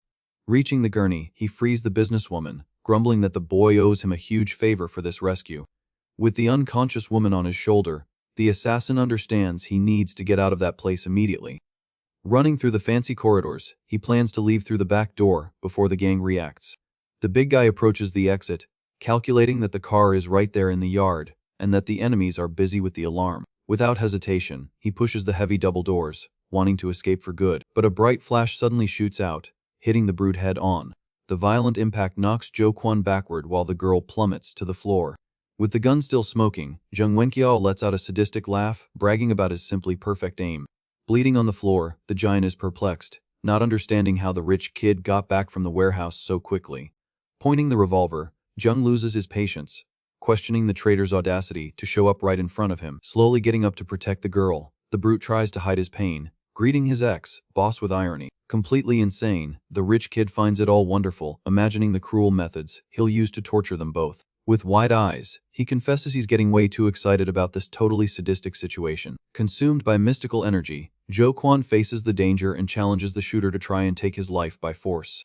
Outside the mansion, the security guards maintain a tight watch at the enormous entrance gates. Soon, one of the guards notices strange movement on the dark street and demands to know who's approaching. Emerging from the shadows, consumed by pure fury, Yimo advances in absolute silence. Annoyed by the lack of response, the suited man loses his patience and threatens the bold intruder. In the blink of an eye, the boy hits the security guard with a brutal punch directly to the face. Using his extreme speed, he immediately follows up with another crushing impact on the colleague next to him without letting him react. The rest of the gang backs away, sweating, in the face of that completely unreal force, frozen with fear. Without a moment's rest, the protagonist sweeps through the enemies, sending their bodies flying through the air with violence. Spinning his body in the air, he executes a devastating spinning kick that knocks all remaining targets onto the asphalt. The path to the mansion is completely cleared. After the heavy beating of the entrance security guards, seething with hatred, the boy announces his own arrival, ready for the great showdown. Inside, the giant is getting beaten badly by the goons, lamenting that he can't hold off so many enemies at once. Lying on the floor, bleeding heavily, he regrets the mission, knowing the rescue has failed for good. With a sick smile, the rich kid swears that after finishing off the traitor, he'll hunt down his son too. The rich kid lets out a macabre laugh, guaranteeing he'll destroy the brute's entire family, piece by piece. Suddenly, the huge double doors behind the giant explode into several pieces, flying across the room. Caught by surprise by the loud bang, Jung freezes, demanding to know who just invaded his house like that. The dust settles, revealing an intense mystical aura shining in the middle of the hall's destruction. Walking slowly, Yimo announces that he's the one responsible for sending that trash trait to the underworld. Relieved, the injured assassin celebrates the boy's arrival as he catches a magic paper thrown through the air. Holding the healing item, the big guy hears the order to activate the magic, just as he learned before. Completely desperate, the psychopath points the gun, screaming for the guards to shoot the intruder nonstop. A rain of bullets fires from the security guards' guns, covering the entire hallway in pure smoke and noise. But the protagonist dashes forward, breaking through the barrier of bullets with extremely agile movements. Easily dodging the shots, he trusts in his new level of strength, stating that firearms are completely useless now. Sweeting, the rich kid is in absolute shock at his target's supernatural speed on the track. Like an unstoppable blur, the boy plows through the lines of security guards, breaking everything in his merciless path. Seeing his goons being massacred, the rich kid turns his back and flees, running through the fancy hall like a rat. In absolute panic, the coward runs desperately, intending to lock himself in the panic room at any cost. Out of breath in the hallway, he realizes he was deceived by the information, because that monster could never be a useless failure. Running for his life, the villain approaches the security panel, begging for the door to open at once. With his hands trembling from terror, he mistypes the access code and locks the system on the screen. Overcome by the terror of death, the rich kid curses at the panel, screaming and punching the useless buttons uncontrollably. At that moment, a goon's body collides with the wall right next to him, startling the coward. Completely cornered, Jung tries to maintain his composure, warning that the boy can't deal with his powerful superiors. To try and save his own skin, he readily reveals that the powerful Song family is the true mastermind behind the hit. Walking slowly with a piece of wood in his hands, the protagonist demands to know which exact member of the Song family planned everything. Staring daggers at the rich kid, Yemo decrees that the next answer will determine the level of torture the enemy will suffer right there. Trembling from head to toe, Jung reveals that Song Shaoan wants to take him out to clear up rumors that the boy touched the Ning heiress before the arranged marriage. The boy confirms he's never even seen this Ning Qingzhu in his life, let alone touched her. He quickly realizes this dirty rumor is a conspiracy set up against him. Desperate, the rich kid deduces it could only have been the Song family itself that made it all up. He tries to negotiate, saying that letting him go would be much better for both of them. Trying to intimidate, Jung warns that the Song family is dangerous. He reveals that Song Shaoan himself possesses monstrous strength, just like the boys, because he is a cultivator. With a forced smile, the rich guy guarantees he can help the boy stay alive if he's released now. He promises the boy will understand his value in the future. Ignoring the rambling, the protagonist walks toward the tied-up businesswoman at the back of the hall. He just repeats the word, value, with a tone of pure mockery in his voice. Certain he has convinced his enemy, the coward agrees, saying the boy needs to be sensible. But Yaimo just bends down to pick something up from the floor. Without any warning, the boy lands a devastating blow with the plank directly to the rich kid's face. The brutal impact sends blood flying instantly. The force of the blow smashes the villain violently against the floor, breaking all his arrogant composure. Jung collapses, completely destroyed by the merciless strike. Tied up and in tears, Su Jingwen watches the scene, completely terrified by the violence in the room. Maintaining a cold expression, Yemo looks at the damage he just caused without feeling a shred of pity for his fallen enemy. He then calmly walks over to the businesswoman trapped in chains while the psychopath remains unconscious and sprawled on the cold floor. With a dark look, the boy warns that the true value of that piece of trash will be decided by his victims. He holds a sharp knife, ready to act. In a precise and swift move, Yemo cuts the heavy chains, freeing the woman from her agonizing captivity once and for all. The steel chains fall heavily to the floor, making a loud noise throughout the room. Finally free, the girl breathes a sigh of relief, escaping that torture. To finish, the protagonist drops the blade, which clatters on the concrete floor, ending his part in that brutal rescue.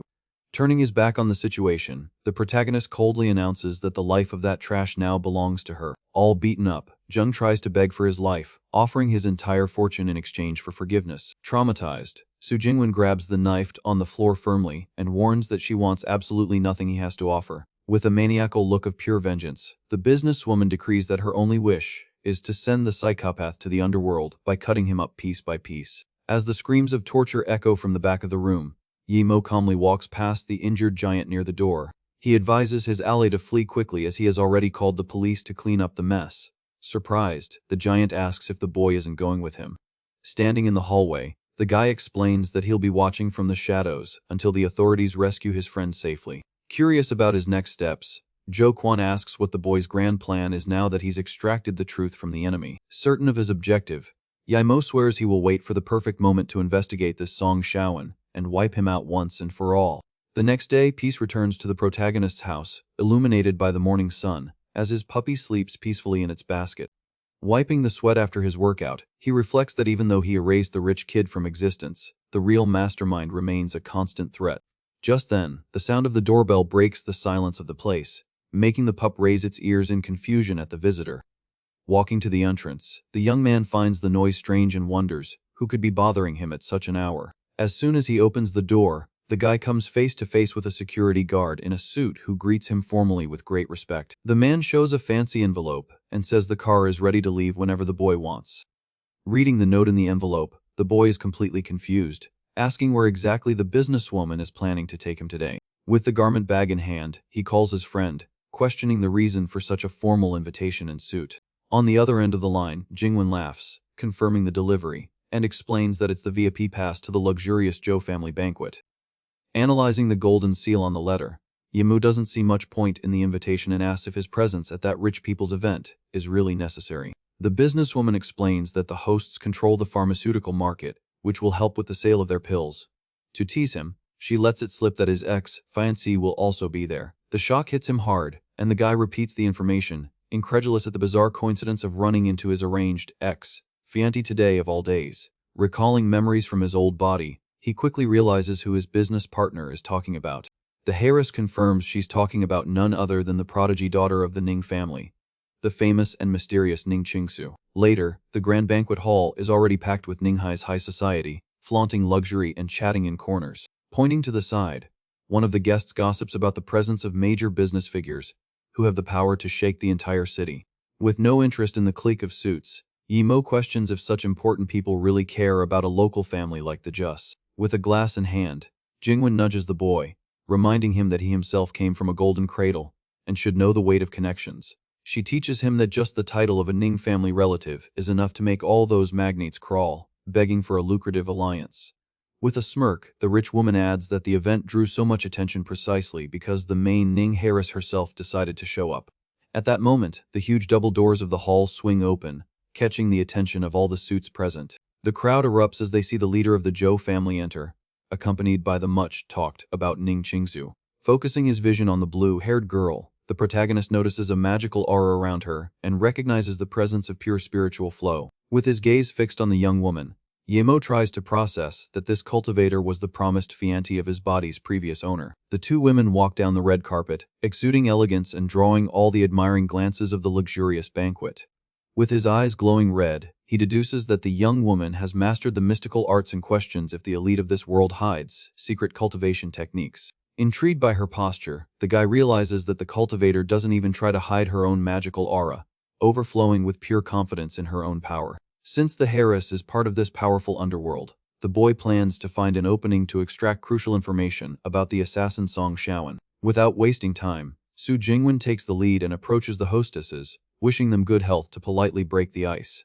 Exuding friendliness, the matriarch of the Zhou family compliments the businesswoman and happily comments on the miracle of her mother waking up from the mysterious coma.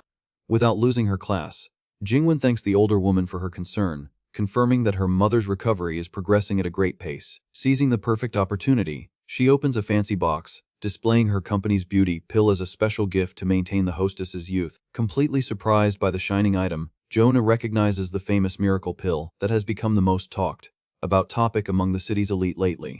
The other guests begin to whisper, shocked by the expensive gift, as the remedy has disappeared from the market and costs an absurd fortune. Ning Qingshu herself loses her serious composure and her eyes widen in astonishment at the mystical power emanating from the small remedy in the box. Examining the medicine up close, the cultivator recognizes the flawless technique and admits that the skills of whoever refined it have reached an almost divine spiritual level. Curious about the creation, Qingshu asks which great master of alchemy forged something so pure, without even leaving a trademark on the piece. Taking the floor, the protagonist joins the conversation, announcing that the remedy was created by him and formally introduces himself as Zimu. The name drops like a bomb, making the hostess and the cultivator's eyes widen in complete shock at the unexpected revelation. With a huge smile, Jonah fondly recalls the time she held the boy as a baby and praises his impressive talent for refining remedies. With an ironic laugh, the older woman accuses the Yi family of being blind for kicking out such a prodigy, but is soon cut off by the serious voice of the Ning heiress. With her usual coldness, Qingxu throws it in his face that alchemy skills are worthless to the great families. Staring at the boy without emotion,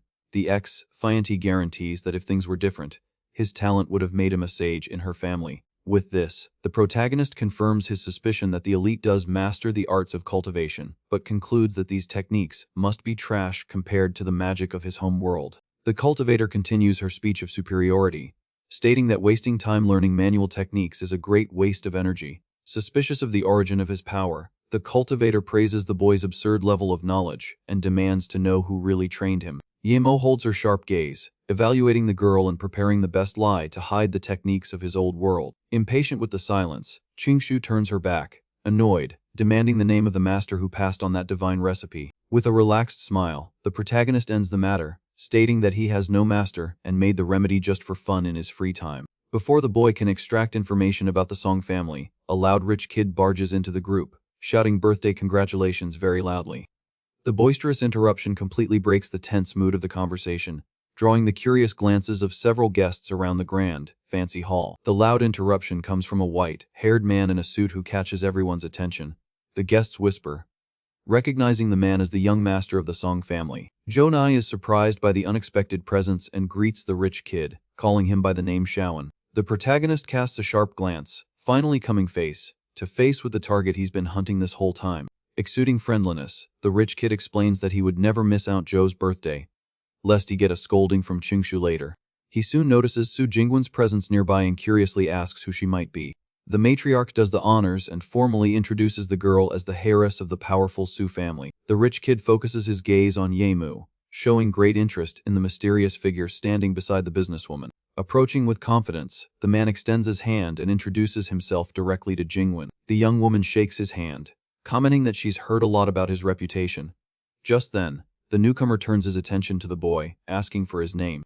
Cold as ice, the protagonist analyzes whether the suited man is pretending not to know him, and decides to see how long this charade will last. Remembering the warning that this guy is also a cultivator, Yemo shakes his hand and says his own name very directly. During the handshake, the boy injects his own magic into the man, knowing it's impossible to hide energy when one's meridians are invaded. However, the spiritual flow travels through the enemy's entire body without encountering any resistance or defense whatsoever.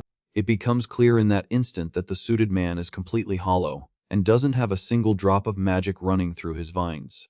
As the handshake continues, Shaoan starts to stutter the boy's name, showing a very exaggerated shock. Keeping up the act, the rich kid masks his surprise, stating that it's a great pleasure to meet the guy. Immediately, the suited man changes the subject and goes to flatter Qingshu, asking how she's been. The boy finds the whole situation extremely bizarre, Analyzing coldly, the protagonist understands that the man's tone of voice and flow don't indicate any lies. Without noticing any trace of murderous intent coming from him, Yimo begins to consider that perhaps this isn't the real mastermind of the attack. The event continues lavishly as the guests settle into the immense, fancy dining hall for the main dinner. The sound of clinking glasses echoes through the room, filled with big shots exchanging influence around the bountiful tables. After the meal, the house butler announces that the family has prepared a special ball in the main hall and invites everyone to participate. Soon, the ballroom fills with couples elegantly dancing on the red carpet under the light of immense chandeliers. Standing in an isolated corner, the guy tries to piece things together, reflecting on the fact that Shawan is just an ordinary human. Completely confused, he wonders what advantage that psychopathic enemy would have in lying about the song leader's abilities. Cutting off his thoughts, Su Jingwen elegantly walks toward him, holding a glass of wine in her hand. Before she gets close, a bold rich kid steps in front of her, politely asking the businesswoman for a dance. With no patience whatsoever, she shuts him down directly, saying she has no interest. Watching from afar, another guest warns his friend that it's crazy to try anything with the Su family heiress, since she's so unapproachable. The gossip continues, reminding him that she has even rejected the richest heir in the region without a second thought. The guy concludes that the woman has never made the first move with any man, while the rejected one backs away, embarrassed. But suddenly, the suited man freezes in shock as he sees the businesswoman's attitude completely change in the middle of the party. Even Qingshu is quite intrigued, watching the girl's movement as she walks through the hall. With his hands in his pockets, the protagonist watches his business partner stop right in front of him. Exuding charm, the rich woman extends her hand, covered by a thin glove, in a direct and completely silent invitation. To everyone's despair, Su Jingwen takes the bold step of asking her own classmate to dance. The guy who got rejected is speechless, not understanding how a nobody managed this almost impossible feat. Staring at the scene from afar, Shawan maintains a rigid posture, surrounded by his various suited goons. Without a word, the rich kid turns his back on the dance floor and walks out toward the cars. The security team follows the boss's quick steps through the fancy mansion's dark parking lot. Before opening the vehicle door, the rich kid orders that no one dare come near the car under any circumstances. With the order given, he gets into the back seat of the luxurious limousine, closing the dark door immediately. On the sidewalk, one of the security guards complains that the boss always does this bizarre ritual of locking himself up alone, but gets scolded by his partner to keep quiet. The goon comments nervously that all of that suited man's personal bodyguards end up getting weird and losing their own identity after a while. The guard finishes the gossip, remembering that these guards disappear without a trace. While inside the vehicle, the boss meets in the dark with a mysterious man. Without any warning, a sharp and extremely violent slap hits the rich kid's face with full force. The mysterious man yells furiously, calling him an idiot for having the audacity to hold another woman's hand right in front of Qingsu. Trembling with terror, with a hand on his badly bruised face, the rich kid stammers an apology.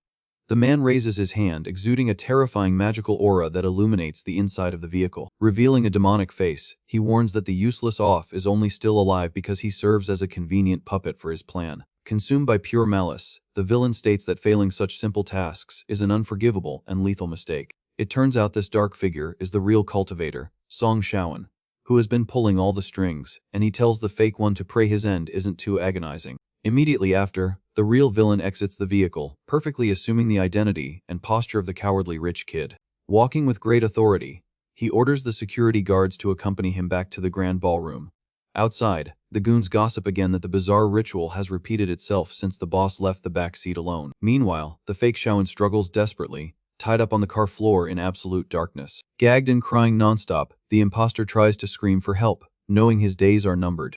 Back at the luxurious ball, classical music entertains the guests who are enjoying the elegant high society party. Acting naturally, the disguised villain approaches Qingshu, apologizing for his disappearance and claiming he had an unforeseen issue outside.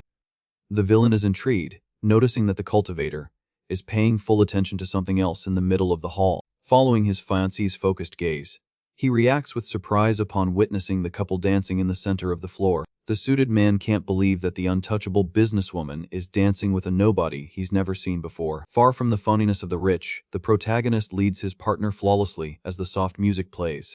Spinning with tremendous grace, the two form the perfect couple, completely stealing the show at the grand event. Admired by the guy's ease, the young woman praises his talent for that classical dance. Staring at the boy up close, she explains that they need to feign intimacy to facilitate the sale of their products to the Zhou family. Relieved by the situation, The guy thinks that he only managed to keep up with the steps thanks to the enhanced motor coordination from his advanced magic. Watching from the corner, Chingsu confesses her astonishment at her ex-fiancée's talent, but the family matriarch retorts that it has no practical use.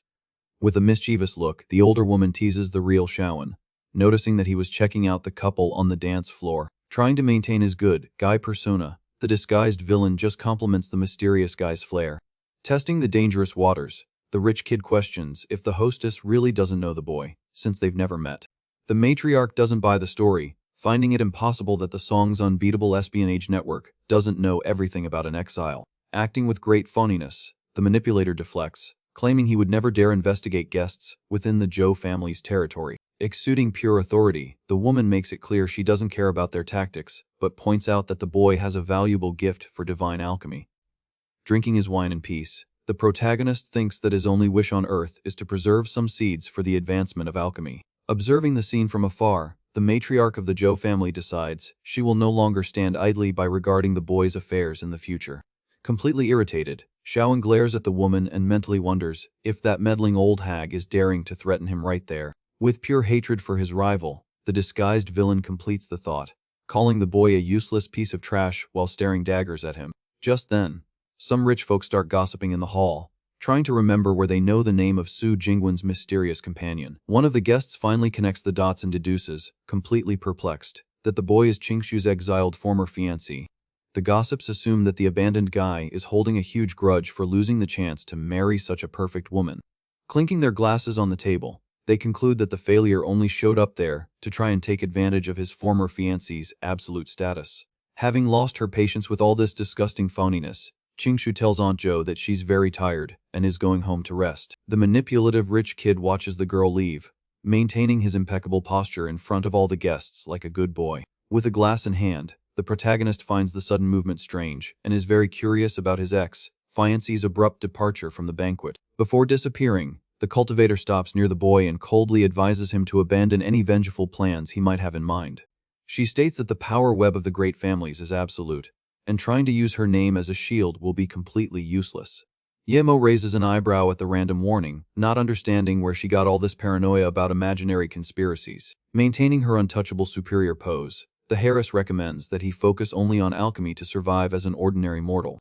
Not paying much attention to the arrogant speech, the guy just takes a sip of his drink with the utmost tranquility. The girl turns her back for good, warning that she sincerely hopes the exile knows what's best for his own future from now on. With pure irony in his voice, the boy retorts the provocation, questioning whose future exactly she is talking about. The cultivator freezes on the spot when Yimo points out that she is intentionally suppressing her own magical energy within her body. Without any beating around the bush, the protagonist exposes that the young woman adopted this desperate tactic because she is about to lose total control of her magic. Panic grips the heiress as her blue aura explodes unstably, not understanding how a human discovered her biggest secret.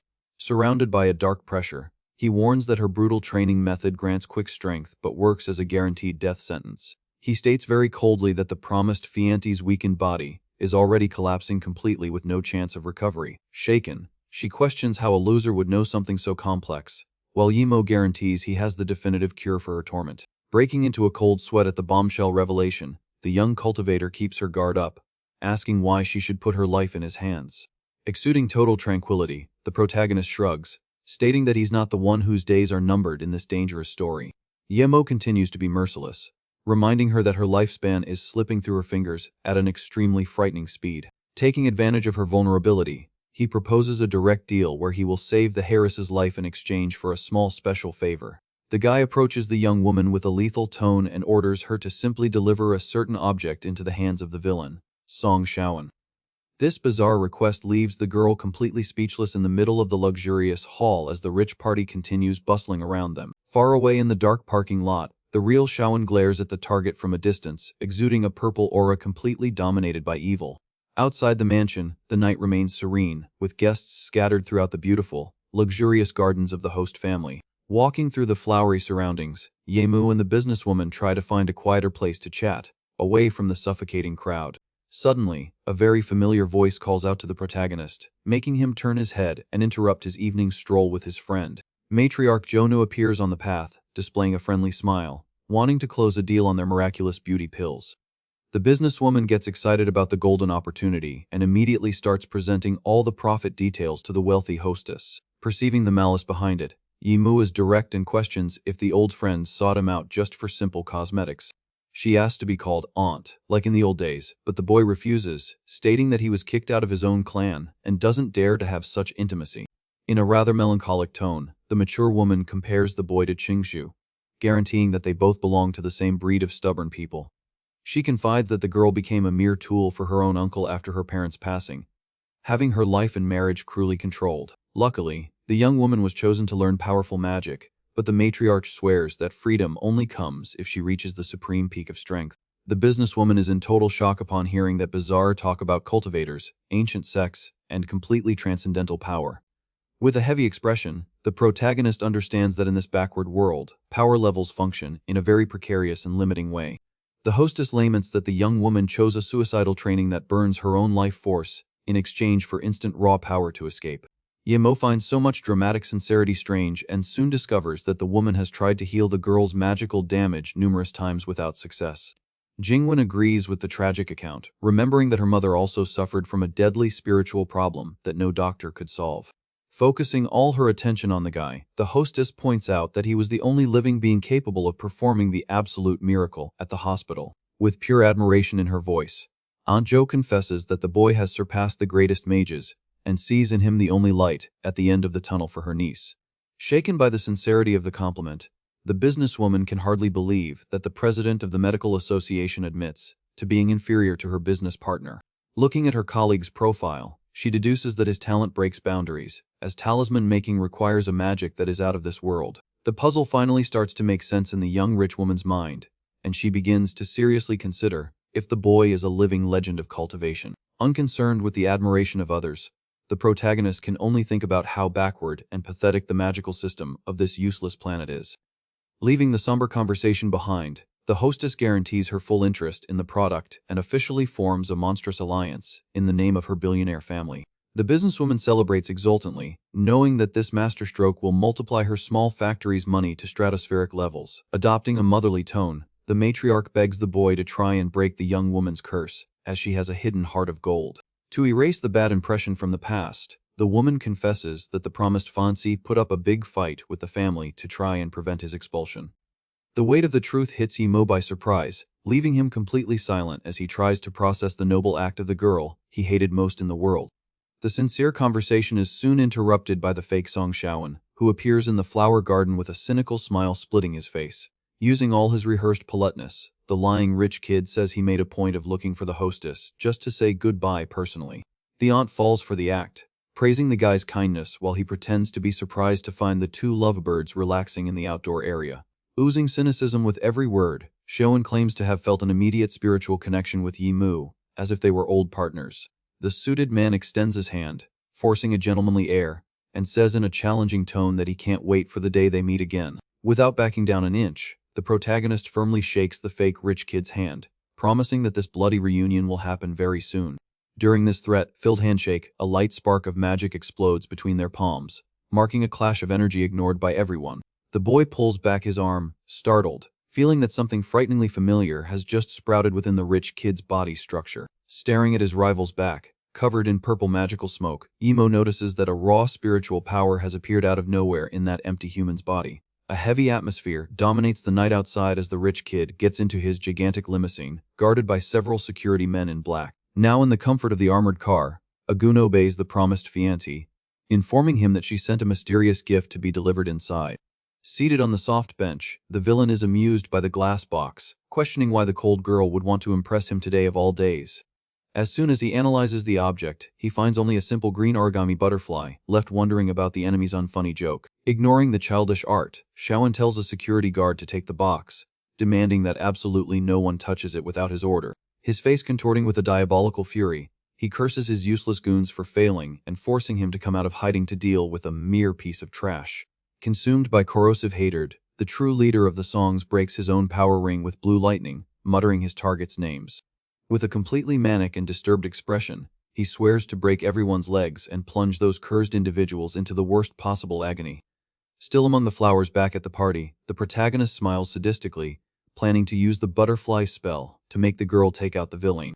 The tense journey continues inside the limousine with the fake rich kid tied up, while the real villain stares at the glass box.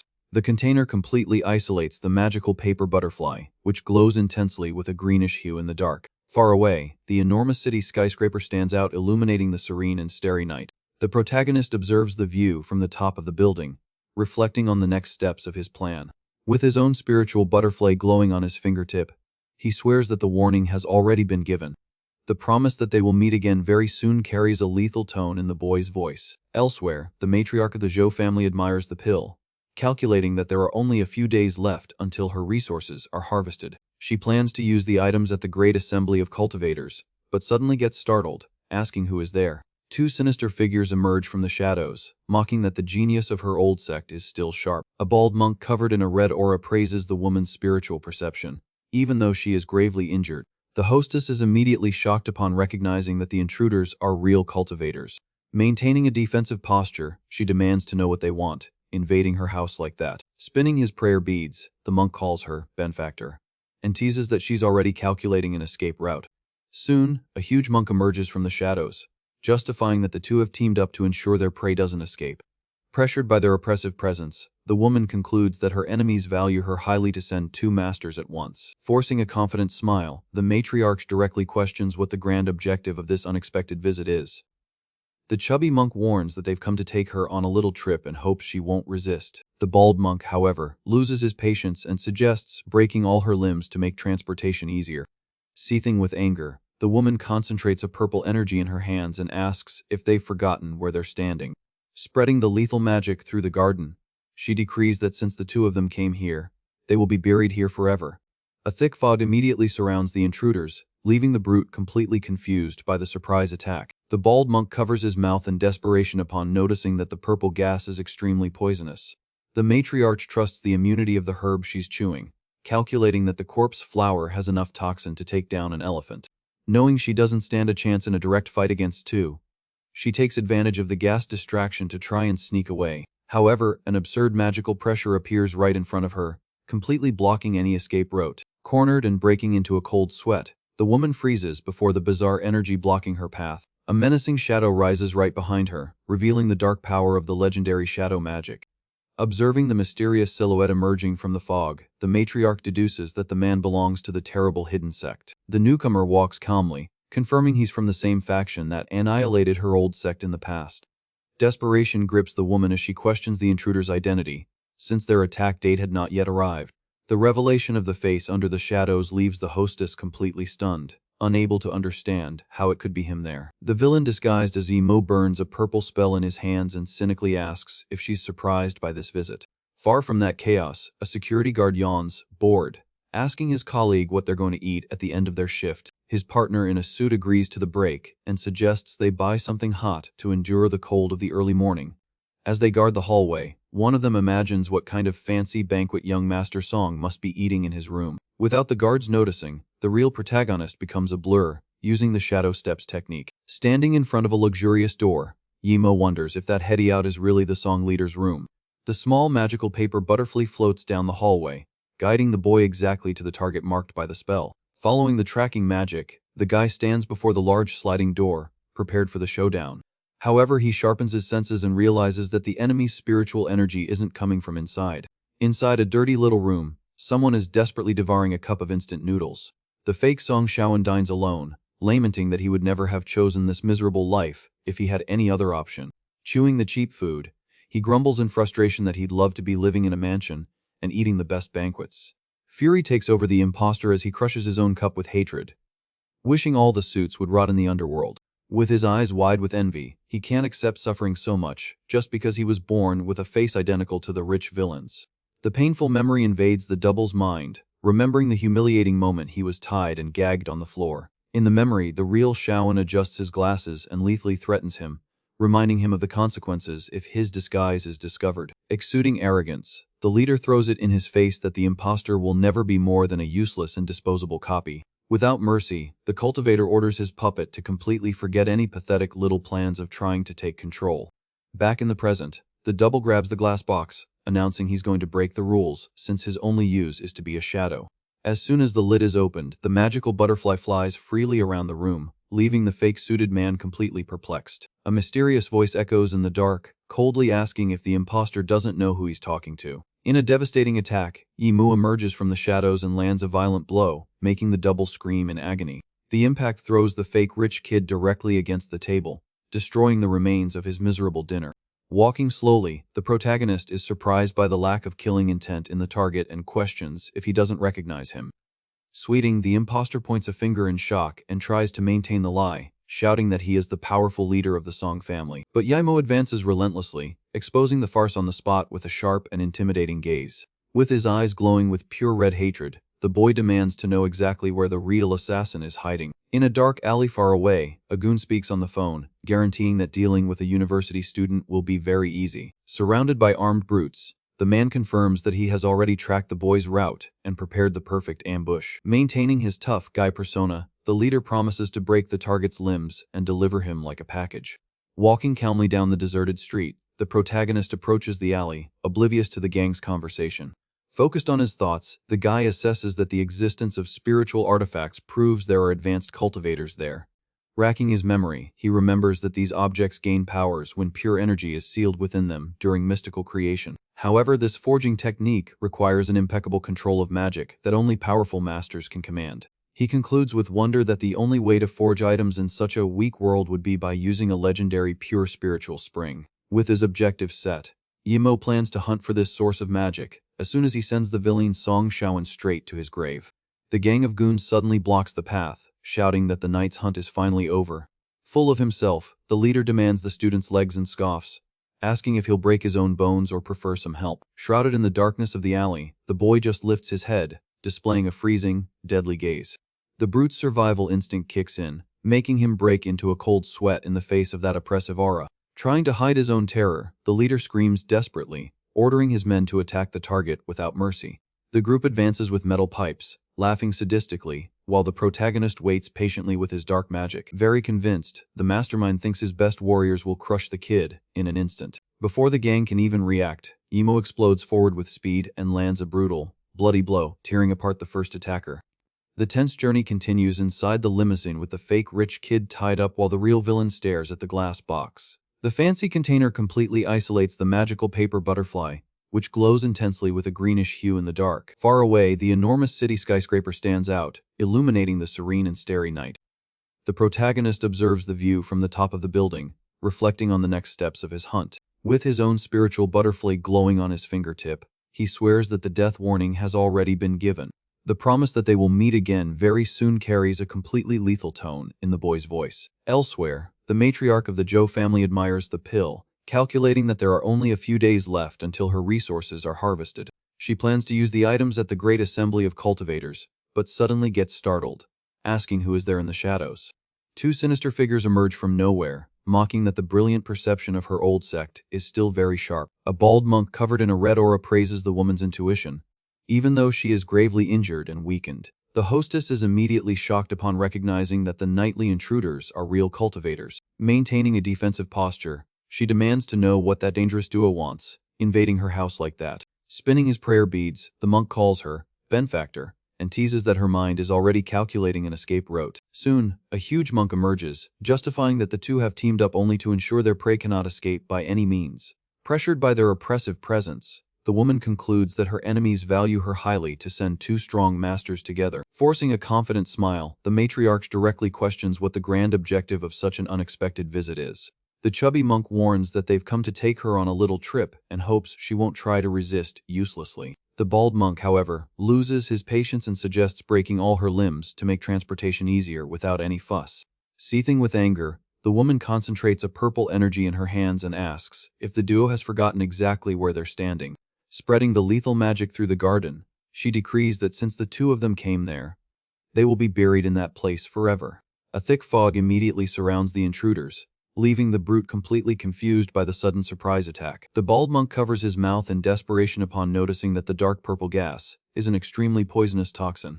The matriarch trusts the immunity of the magic herb in her mouth, calculating that the corpse flower has the power to take down even an elephant. Knowing she doesn't stand a chance in a fair fight against two, She takes advantage of the poisonous gas distraction to try and sneak away. However, an absurd magical pressure appears right in front of her, completely blocking any escape route from the yard. Cornered and breaking into a cold sweat, the woman freezes before the bizarre energy that has isolated her path to freedom. A menacing shadow rises right behind her, revealing the dark and oppressive power of the legendary shadow magic.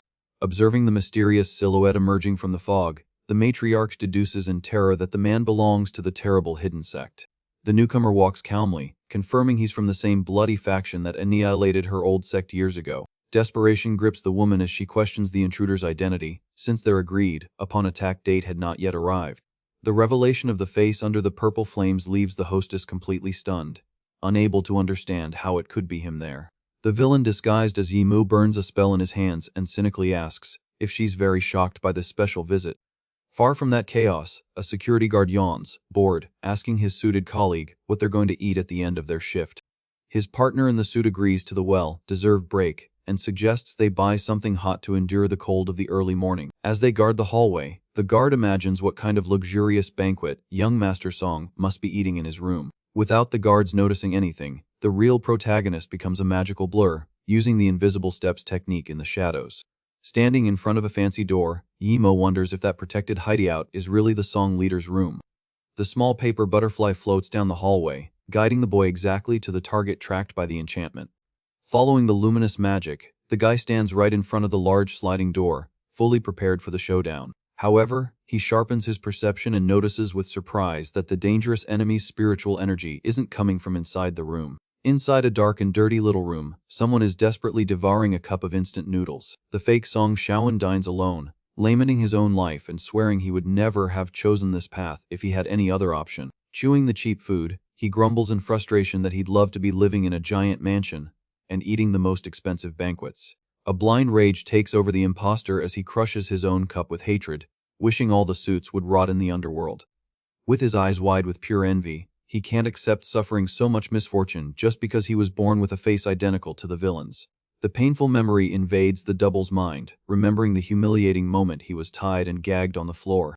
In the cruel memory, the real Shaoan adjusts his fancy glasses and lithely threatens him, reminding him of the consequences if his disguise fails.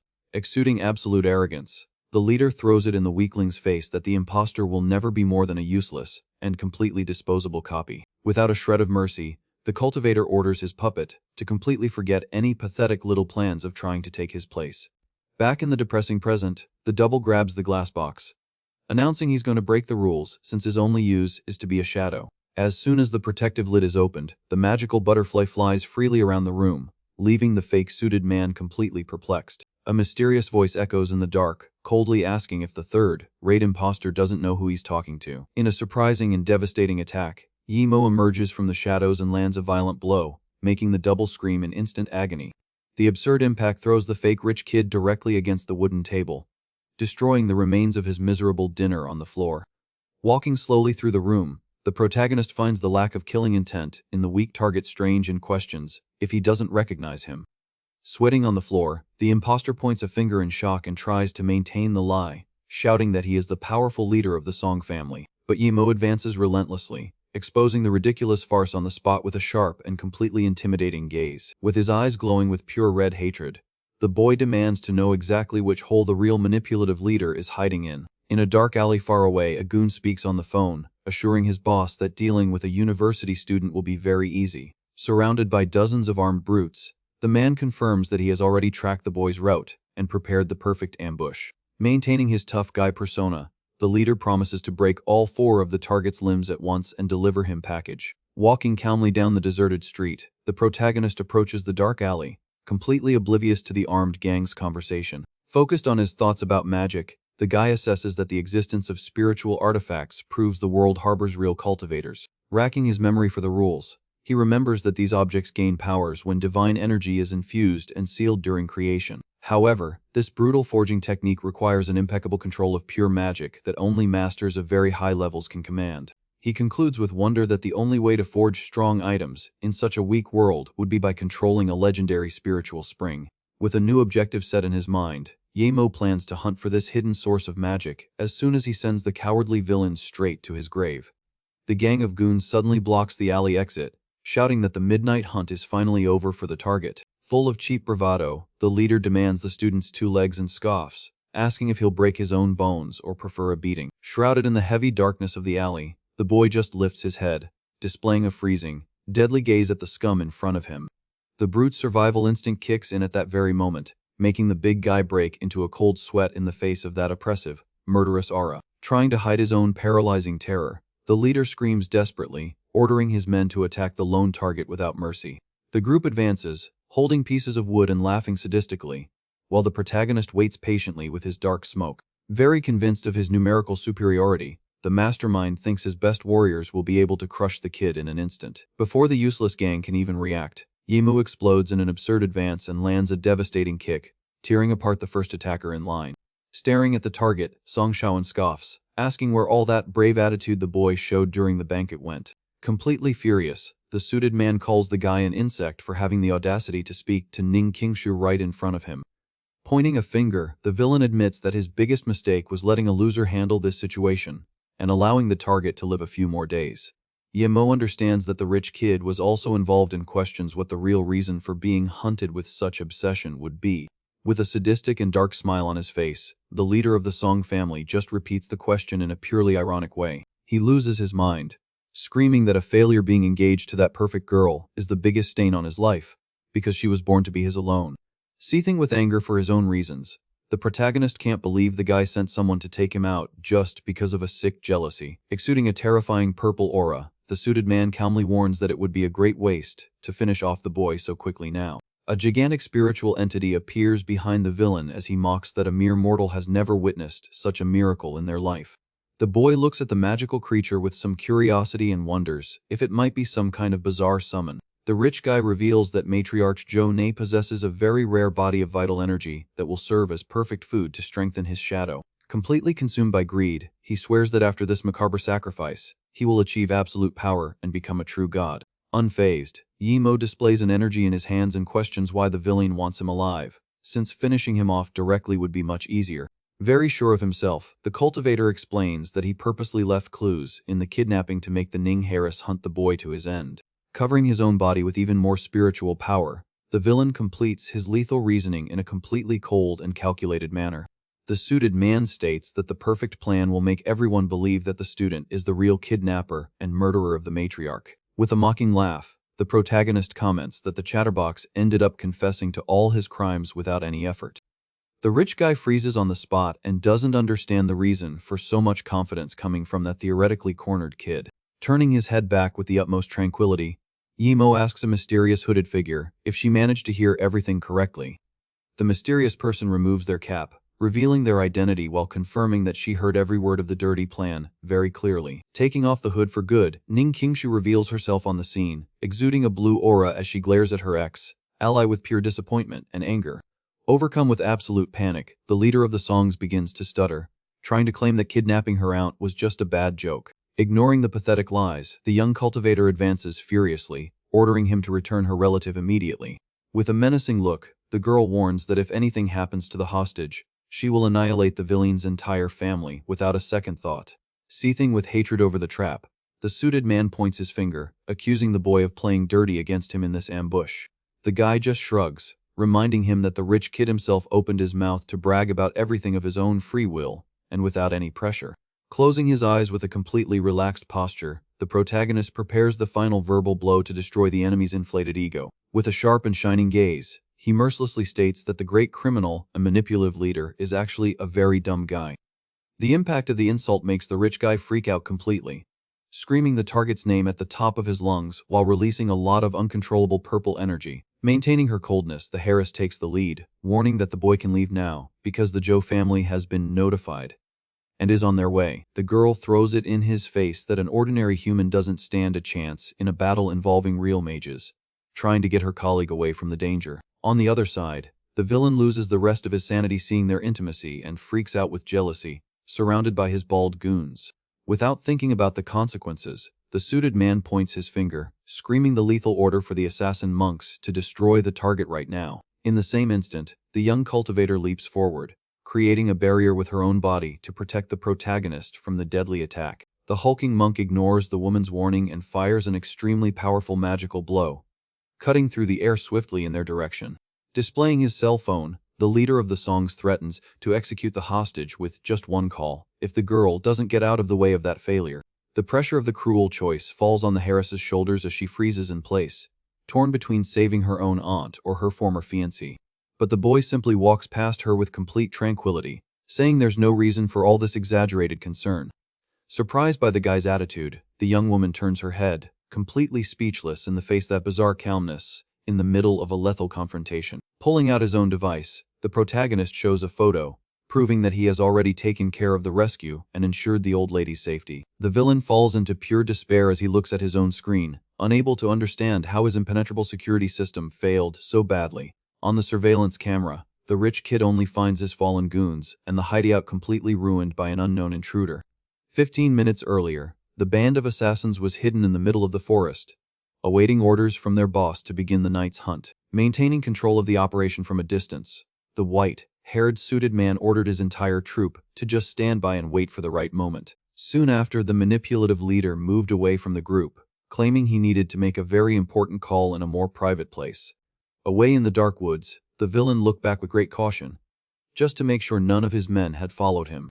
On the device's screen, the message exchanged with Yimo confirmed that the traitorous double had thrown the troops off track to facilitate the hostage's escape. Back in the present, the true leader of the songs is consumed by an explosive purple aura after discovering that his puppet acted behind his back. Observing the boy's calmness, the Harris is impressed by his brilliant planning for executing an impossible rescue with such mastery. Staring at the protagonist's serene and imposing profile, the young cultivator begins to seriously doubt if that boy is really the loser from the past. Seething with pure hatred, the suited man points his finger and orders the duo of monks to destroy the target while he himself holds the girl by force. Without wasting time, the two bald brutes charge like bulldozers, breaking the ground to massacre the unsuspecting couple once and for all.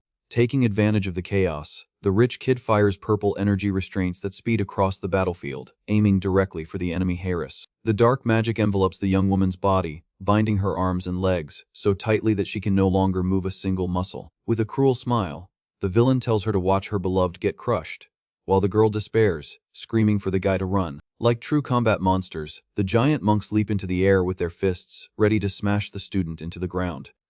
Spinning his own energy in his hand, the psychopathic leader brags about his victory, decreeing that the woman will never be able to protect anything in her life.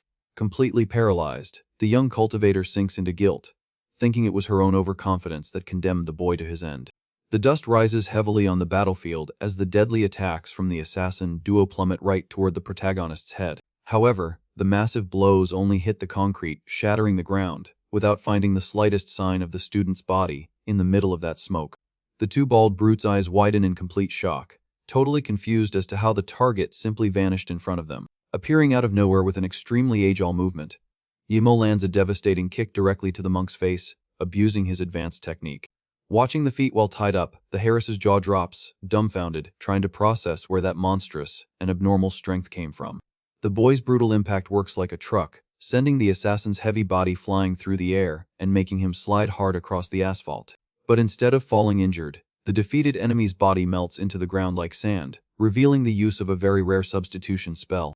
The fake body collapses into a puddle of dust and pieces of magic paper, completely nullifying the real damage the monk would have taken from that crushing blow. The amulet's magic reacts quickly, gathering the scattered earth into a small tornado as the dirty trick unravels in front of everyone. Reappearing unharmed and furious, the bald monk screams in anger for being forced to burn an extremely expensive and hard-to-get mystical item.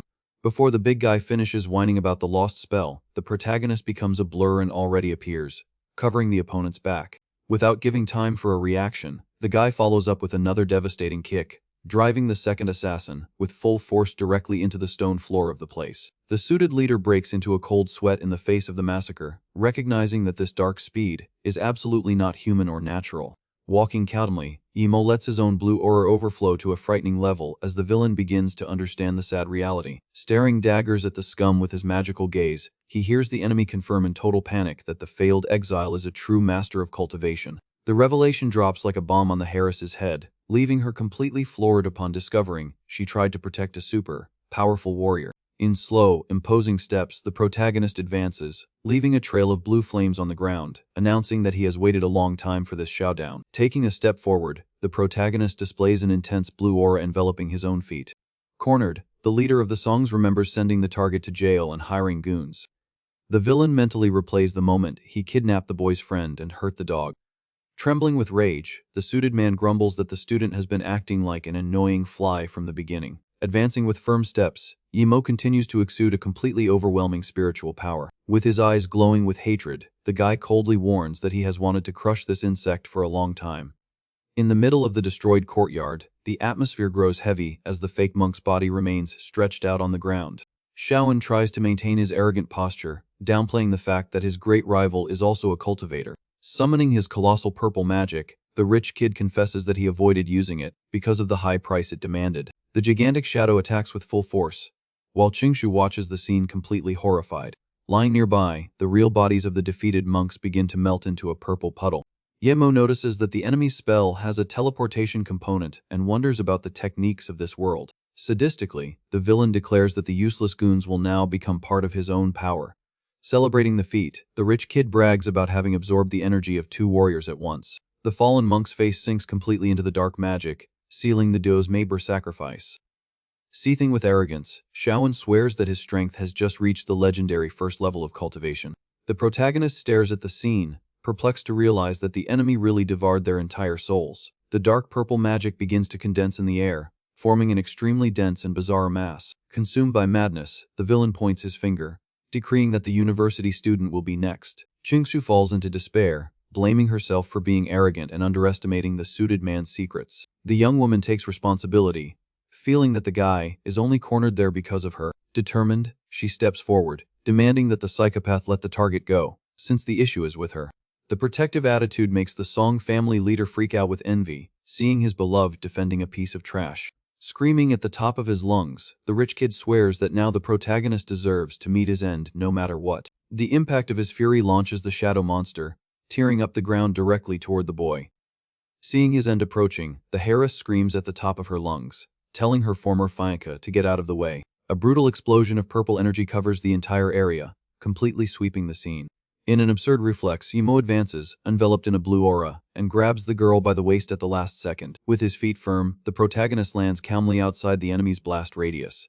Holding the cultivator safely, he lets the overwhelming attack pass by, kicking up a lot of dust. In total shock, the rich kid's eyes widen, unable to understand when the target dodged the blow. Still holding the girl, Yemo mocks the enemy, asking if that is the so-called first level.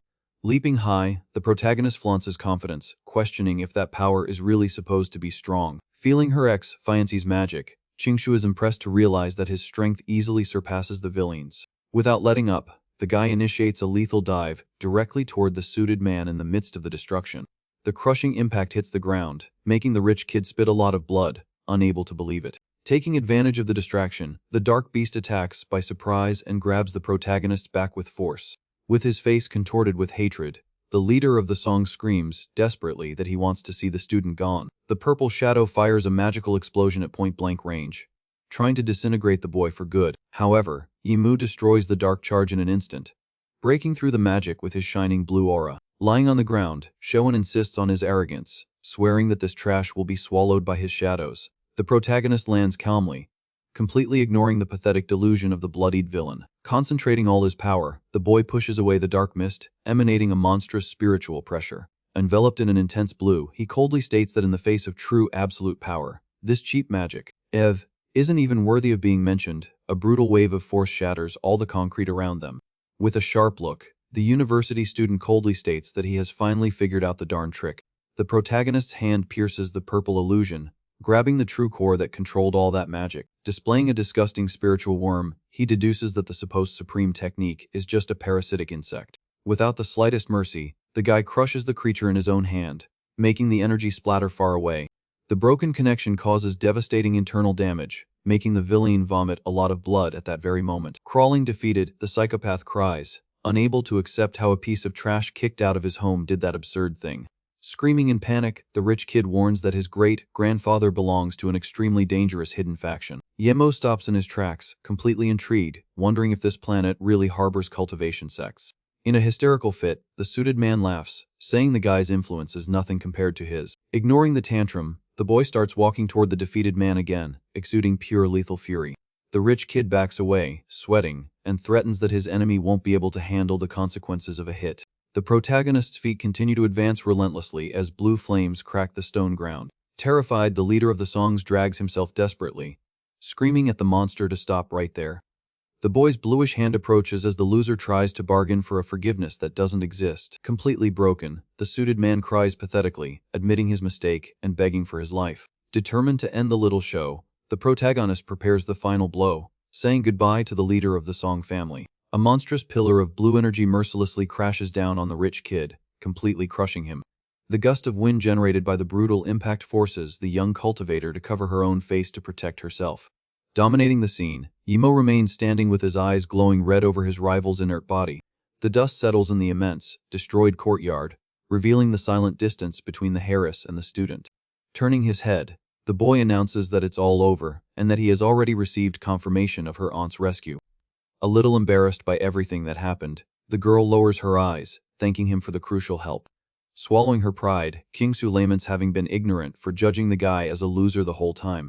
The protagonist kneels beside the body, saying he would have taken out the villain anyway, and has already taken what he wanted. Analyzing a golden ring, he recognizes a 4th-level spiritual artifact, despite the rustic craftsmanship. Very confused, the young woman questions why such a strong monster allowed himself to be kicked out of his family like trash. Walking right past her, the guy coldly says that the Ye family's problems are no longer his concern. Determined, the heiress promises she needs to force her advancement to the 3rd magical level at any cost.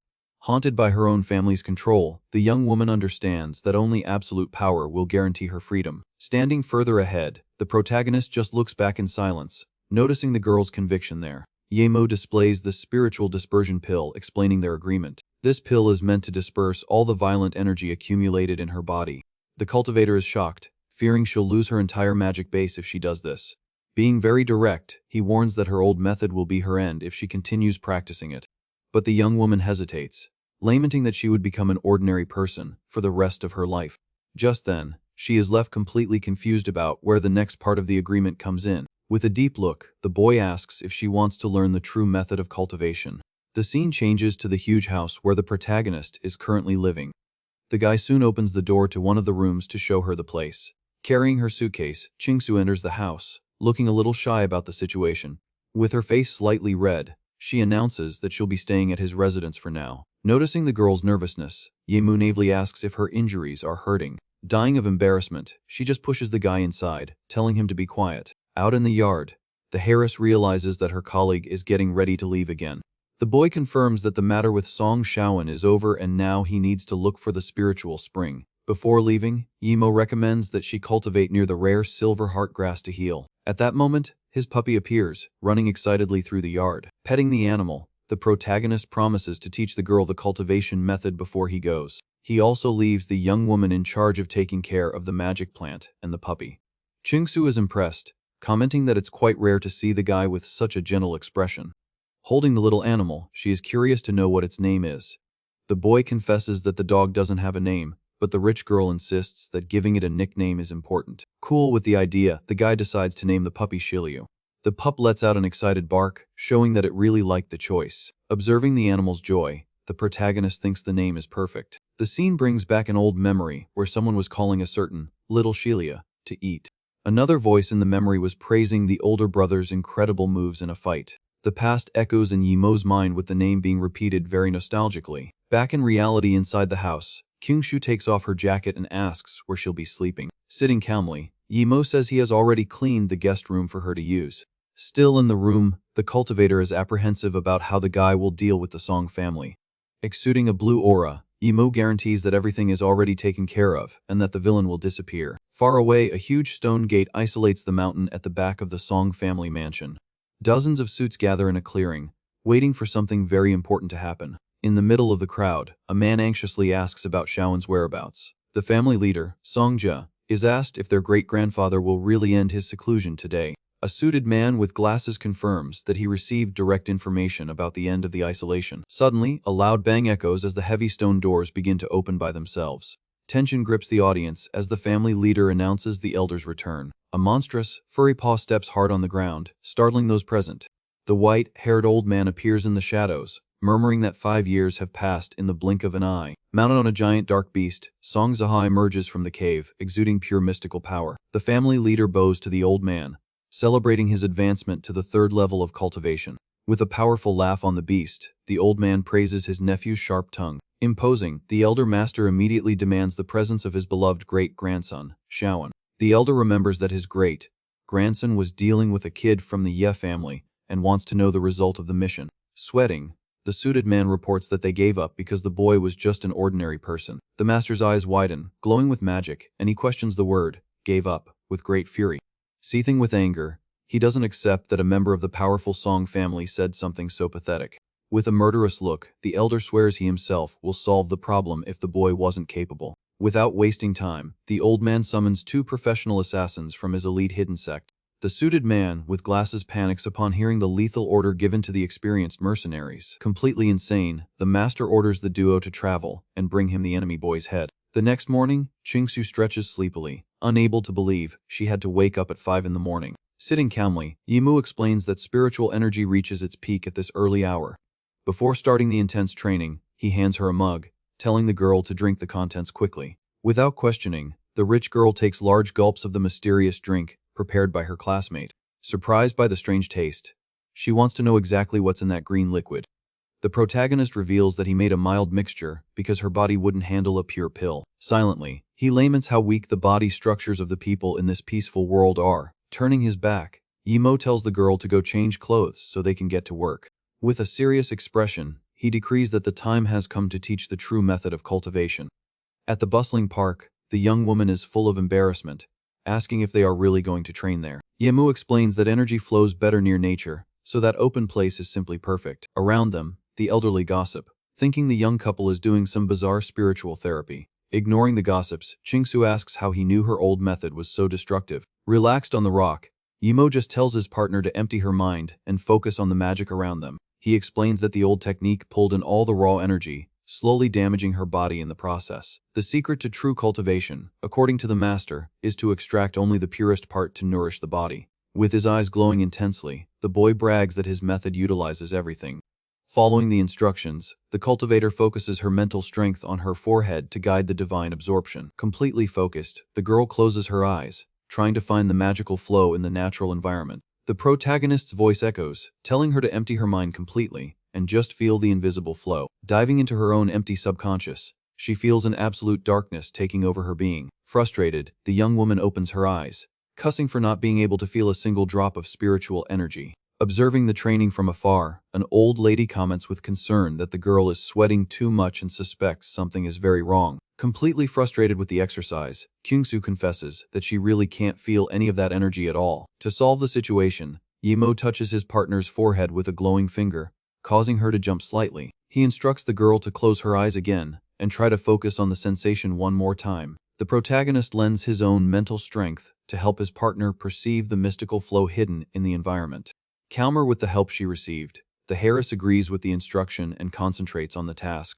The cute scene makes the old folks sigh, thinking the two form a super romantic couple in the park. Diving into her own mind, Qingsu fully focuses her perception on the mysterious energy.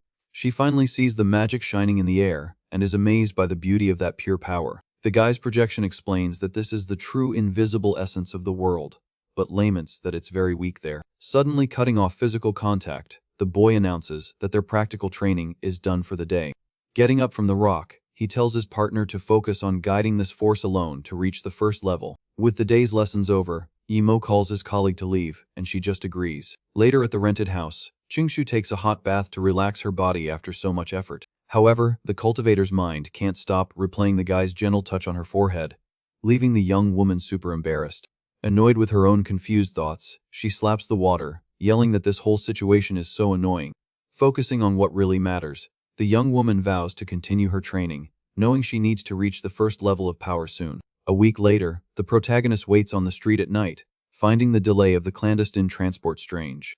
He reflects that he left enough pills for the girl to level up and protect the house on her own. At ease with his partner's safety, Yimo goes his own way, focused on the new mission. An old bus pulls up on the dark street, and the boy deduces that this is the vehicle arranged by the smugglers. Without wasting time, the student boards the suspicious transport to begin his secret journey. Walking down the bus aisle, he attracts dirty looks from a passenger who thinks it's crazy for a boy to go to such a dangerous place. A strange man tells the guy to pick any seat and wishes him a good trip in a somewhat cynical tone. Ignoring the warm reception, the protagonist just remains silent as he assesses the environment. The vehicle is packed with unfriendly-looking men, making it clear that no one there is a saint. Running a hand through his hair, Yimo finds the smuggler's setup quite curious. The bus finally takes off down the deserted road, marking the beginning of the journey in search of power. Far away, a commercial airplane lands smoothly on the runway of the major city of Ninghai. In the arrival hall, an old passenger grumbles in relief to have arrived, complaining that traveling at his age is very uncomfortable. Looking at his phone, the experienced assassin confirms he has received the boy's address and promises to handle the job soon. The old man walking through the airport comments excitedly that it's been 30 years since his last outing and plans to enjoy the trip. Elsewhere, Su Jingwen carefully fastens a bracelet of colorful stones on her wrist. The businesswoman remembers the moment the protagonist gave her the gift before leaving town to ensure her safety. In the memory, Yimu explained that each jade bead carries a powerful protection spell to be used in emergencies. Snapped out of her daydreams, the rich woman is startled when her assistant calls her name in the meeting room. The employee notices her boss's distraction and comments that she was smiling foolishly while staring at the new jewelry on her wrist. Jingwen just focuses on the colorful stones, feeling immense affection for the gift from her business partner. With a teasing smile, the assistant deduces that it was a gift from the mysterious boy and jokes about the situation. Trying to hide her embarrassment, the president quickly changes the subject and tells the employee to pack her bags for a boring trip. Desperate with the comical punishment, the assistant begs for mercy outside the company's giant building. Meanwhile, the clandestine bus continues its journey, crossing a dirt road surrounded by dense forest. Waking up in his seat, the protagonist realizes they've been driving through these mountains for about 6 hours straight. The driver strikes up a conversation, commenting that each passenger there must have very strong reasons for wanting to reach the dangerous destination. In the back of the vehicle, some very strange, hooded figures keep their guard up during the long journey. A sudden break throws the passengers forward by surprise, making them complain about the turbulent trip. Trying to maintain order, one of the men stands up, asking for calm and assuring he will protect everyone in the vehicle. However, the bus windshield is brutally shattered by a surprise attack, startling the bald driver. Outside, the clandestine transport has been completely surrounded by a gang of heavily armed thugs. The bandits storm the front door, brandishing sharp machetes and a strong willingness to spill blood. The man from before tries to negotiate, warning that this business belongs to a powerful local boss. Not wanting to talk, the intruder simply slashes the man's chest with a quick, bloody strike. Unable to defend himself, the passenger collapses on the bus floor, writhing in pain. The gang leader decrees that everyone must get off and cooperate, as they are hunting for an intruder who shouldn't be there. Observing everything from his seat, Yimo remains calm and wonders if he is the real target of this whole search. Realizing the imminent danger, the hooded figure stands up, complaining about being caught in the middle of an annoying ambush. The bandit approaches the protagonist and yells for the student to get up from his seat immediately. Suspicious of the boy, the aggressor demands to know what's in his backpack and tells him to empty it all out. Impatient, the gang leader tells his goon not to waste time talking and orders him to finish off the boy at once. With a sadistic smile, the brute readies his metal bat, agreeing to eliminate the obstacle. About to attack, the goon is completely lost upon noticing that the target has disappeared from the seat in the blink of an eye. The aggressor feels a strong gust of wind pass by his neck and doesn't understand where that air came from inside. Seizing the opening, the protagonist appears behind the enemy and lands a crushing blow covered in magic. With the brutal impact, the bandit's body goes through the bus window, shattering all the glass in its path. Exuding his oppressive blue aura, Yimo agrees that time is short and tells all the intruders to attack at once. Seething with hatred, the rest of the gang charges with their machetes raised, swearing to rip off the bold boy's arms. Effortlessly, the student blocks the charge and counters at an simply absurd speed. In a display of martial arts, he delivers precise kicks and punches, sending the goons flying in all directions. In a few seconds, the entire gang falls defeated to the floor while the guy takes a deep breath to relax his muscles. Dusting off his clothes, the protagonist assesses the scene and declares that the fun is over. With the danger neutralized, the other passengers finally exit the vehicle to check the damage from the ambush. Analyzing the dented bodywork, one of the men warns that the axle is broken and the transport isn't going anywhere. Desperate, the bald driver holds up his phone, cursing that isolated and cursed place. Panic grips the group when they realize they have no signal to call for help and are stranded in the middle of a wild forest. Ignoring the useless whining of the ordinary humans, Yahello turns his back and continues his journey, walking alone into the woods. The protagonist reflects that getting out of this jungle is a piece of cake for his current strength, but knows he'll need a new guide to find the city of Lishi. Just then, a voice catches his attention in the middle of the woods, making the boy turn his head to see who's lurking nearby. A masked person holding a briefcase deduces the guy's destination and proposes a deal, offering the way in exchange for protection to the city of Jiban. Without giving a darn about the dubious offer, Yahello just turns his back and coldly says he has no interest in that.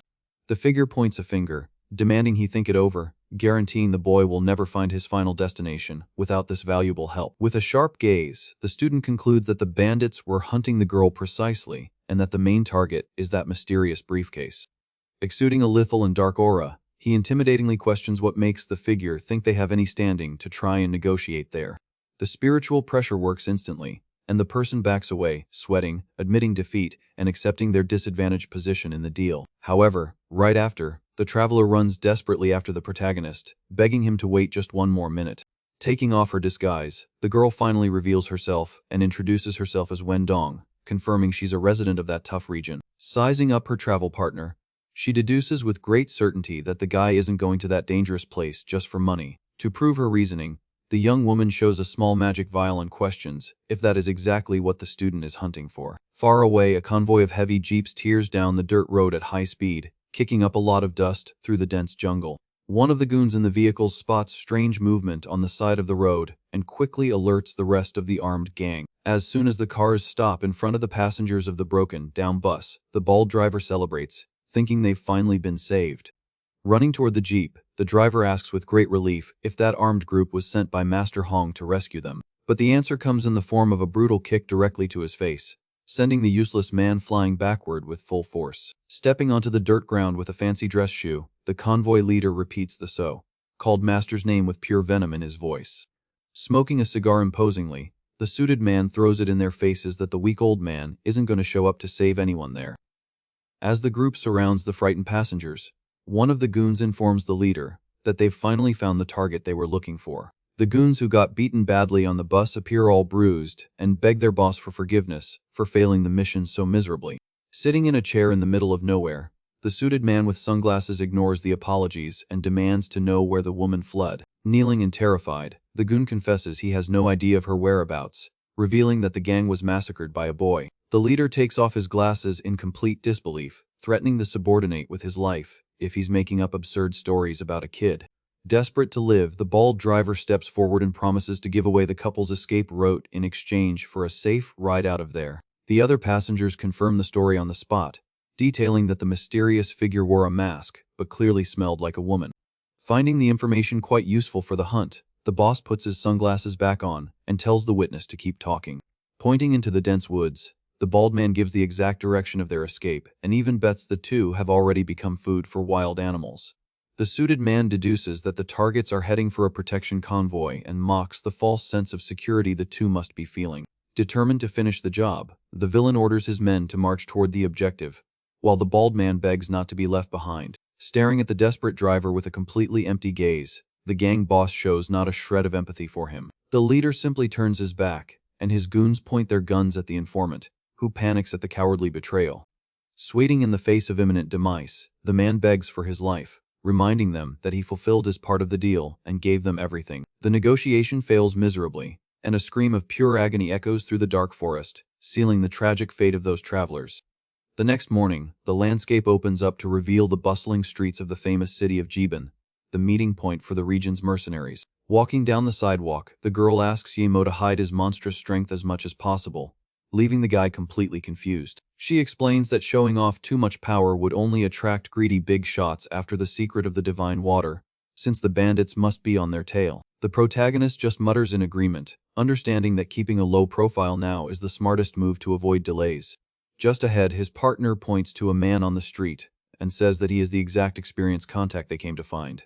At the door of a small souvenir shop, the old man affectionately pets his dog, thanking the animal for its hard work. The animal closes its eyes, thoroughly enjoying its owner's affection, demonstrating the strong bond between the pair. The girl calls out the smuggler's name loudly, making the veteran turn his head in complete surprise upon hearing the familiar voice. Exhaling with great relief, the old man greets the young woman, confirming their years of familiarity in that dangerous territory. Getting straight to the point, she begs the veteran to arrange a safe and urgent route for the pair to reach the city of Lucy in one piece. Very helpfully, the smuggler confirms he has a trip scheduled for today and promises to fit the two of them into his trusted convoy. Grateful for the help, the girl changes the subject, lamenting the sad situation of his wife, who has been sick in the hospital for a long time. The old man invites the pair to wait inside the shop, but a voice full of irony comes from the street, complimenting the good business. A blondish fellow appears with his goons, demanding $1 million debt and threatening to confiscate the veteran's convoy as payment. Noticing the sudden tension, Yimo assesses the uncomfortable situation and silently considers whether he should crush those annoying debt collectors right there. Under pressure, the old man tries to buy time, asking to settle this financial issue later, as he is very busy today. The loan shark shows absolute sadism, making it clear he has no intention of making life easy for the gray-haired debtor. Surrounding the entrance with his gang, the villain declares that if the cash doesn't show up today, in hand, there won't be a tomorrow to talk. Outraged by the lie, the protagonist's partner steps in and throws it in his face that the veteran hates gambling and would never risk the convoy. The shop owner loses his patience, screaming that the scum has no honor for charging absurd interest when he was completely vulnerable. Exuding total cynicism, the blonde guy guarantees that the $500,000 loan used for his wife's treatment is all registered on paper. Considering the urgency, Wendong understands that they need this transport to get out of there before the assassin gang from the forest arrives. Seeing no other quick way out, the girl steps forward, taking the heat and guaranteeing that she herself will pay the smuggler's debt now. The old man tries to stop her from making the sacrifice, but the young woman reinforces that the protection of that convoy is the only thing that matters at that critical moment. Celebrating the good news, the loan shark snaps his fingers, satisfied, and recalls the cruel terms of the contract the veteran signed in desperation. A suited goon shows the paper, reinforcing the trap, where the 10% interest increases drastically with each day of delay. Holding the document maliciously, the villain states that the 15-day delay has turned the initial debt into an amount of $6.5 million. The veteran seethes with anger, accusing the gang of blatant fraud, as this insane amount is a daylight robbery. Clapping provocatively, the blonde guy accepts the lack of payment and proposes to resolve the conflict using the city's cruel rules. The loan shark points to his suited partner and suggests that a round of dice will decide the fate of that mountain of debt once and for all. With an exaggerated bow, the man in glasses, named William, formally introduces himself, accepting the challenge against the young outsider. Desperate about the trap, the old man begs his partner not to accept the contest, warning that the man is the unbeatable genius of the casino. Ignoring the whining, the villain decrees the rules of the table, stating that a win forgives the entire debt, but a loss will double the amount on the spot. With a manic look dominated by shadows, the collector tests the girl's courage, wanting to know if she has the guts to go along with this madness. The protagonist crosses his arms, realizing his ally is completely cornered, knowing that using brute force now would ruin the rescue. Maintaining a firm posture, the partner deduces that this whole disgusting challenge is just the second trap in the dirty plan to steal the transport. She accepts the provocation, remembering that she was trained in childhood to decipher results using a sharp sense of hearing to track the sound of the dice. Without wasting time, the opponent shakes the cup with great technique and slams the object hard against the wooden surface to start the contest. Confident in her secret abilities, the young woman goes all in, asking if the scum will really honor the result of the game of chance. The old man still tries to grab his ally by the shoulder, screaming desperately that the whole thing is a rehearsed fraud to destroy them for good. Exuding great arrogance, the lone shark opens his arms and falsely swears that he always keeps his promises in those lawless streets. Everyone gathers around the table to begin the tense dispute. With her gaze fixed on her opponent, Wendong announces that they can start. Adjusting his glasses cynically, William agrees to begin the game of chance. Sitting on the sofa, Imo realizes his partner has walked straight into a trap. The boy analyzes the situation, concluding that the opponent is hiding very dangerous skills. Smiling maliciously, the collector thinks it's idiotic of them to have accepted the challenge. Turns out, the suited man has been studying secret gambling techniques since he was 5 years old. Using his master's teachings, he is fully confident that he can dominate any casino. On top of all that skill, he also has the help of a special magic cufflink. Confident in this dirty trick, the villain is sure that guessing the numbers will be very easy. Exuding pure arrogance, he declares that his victory was guaranteed from the start. Slamming the cup hard on the table, the young woman finishes her move, and William tells her to choose. The goons burst into laughter, warning her not to complain about cheating when she loses. Ignoring the jokes, Wendong warns that their premature celebration will end very badly. She reflects that the mathematical probability of the game seems quite fair for both sides. However, the young woman trusts her sharp hearing, which has memorized the exact sound of each die falling. With total certainty of what she heard, she lifts her head and bets her chips on an even number. The suited man scoffs at her confidence and chooses the odd side, telling her to lift the cup. The dice reveal an even result, confirming the absolute precision of the girl's hearing. The smuggler celebrates with relief, announcing they only need one more win to clear the debt. Without losing his composure, William reminds them there's still one round left and tells the young woman to play again. She shakes the cup vigorously, demanding the villain keep his promise when he's defeated. Immediately after, the girl slams the heavy metal object against the table, sealing the new play. Maintaining her precision, the outsider bets on odd numbers and passes the turn to her opponent. With a look full of malice, the collector creates cheap suspense before revealing his choice. Watching from afar, Imo realizes the enemy's trap has finally been sprung.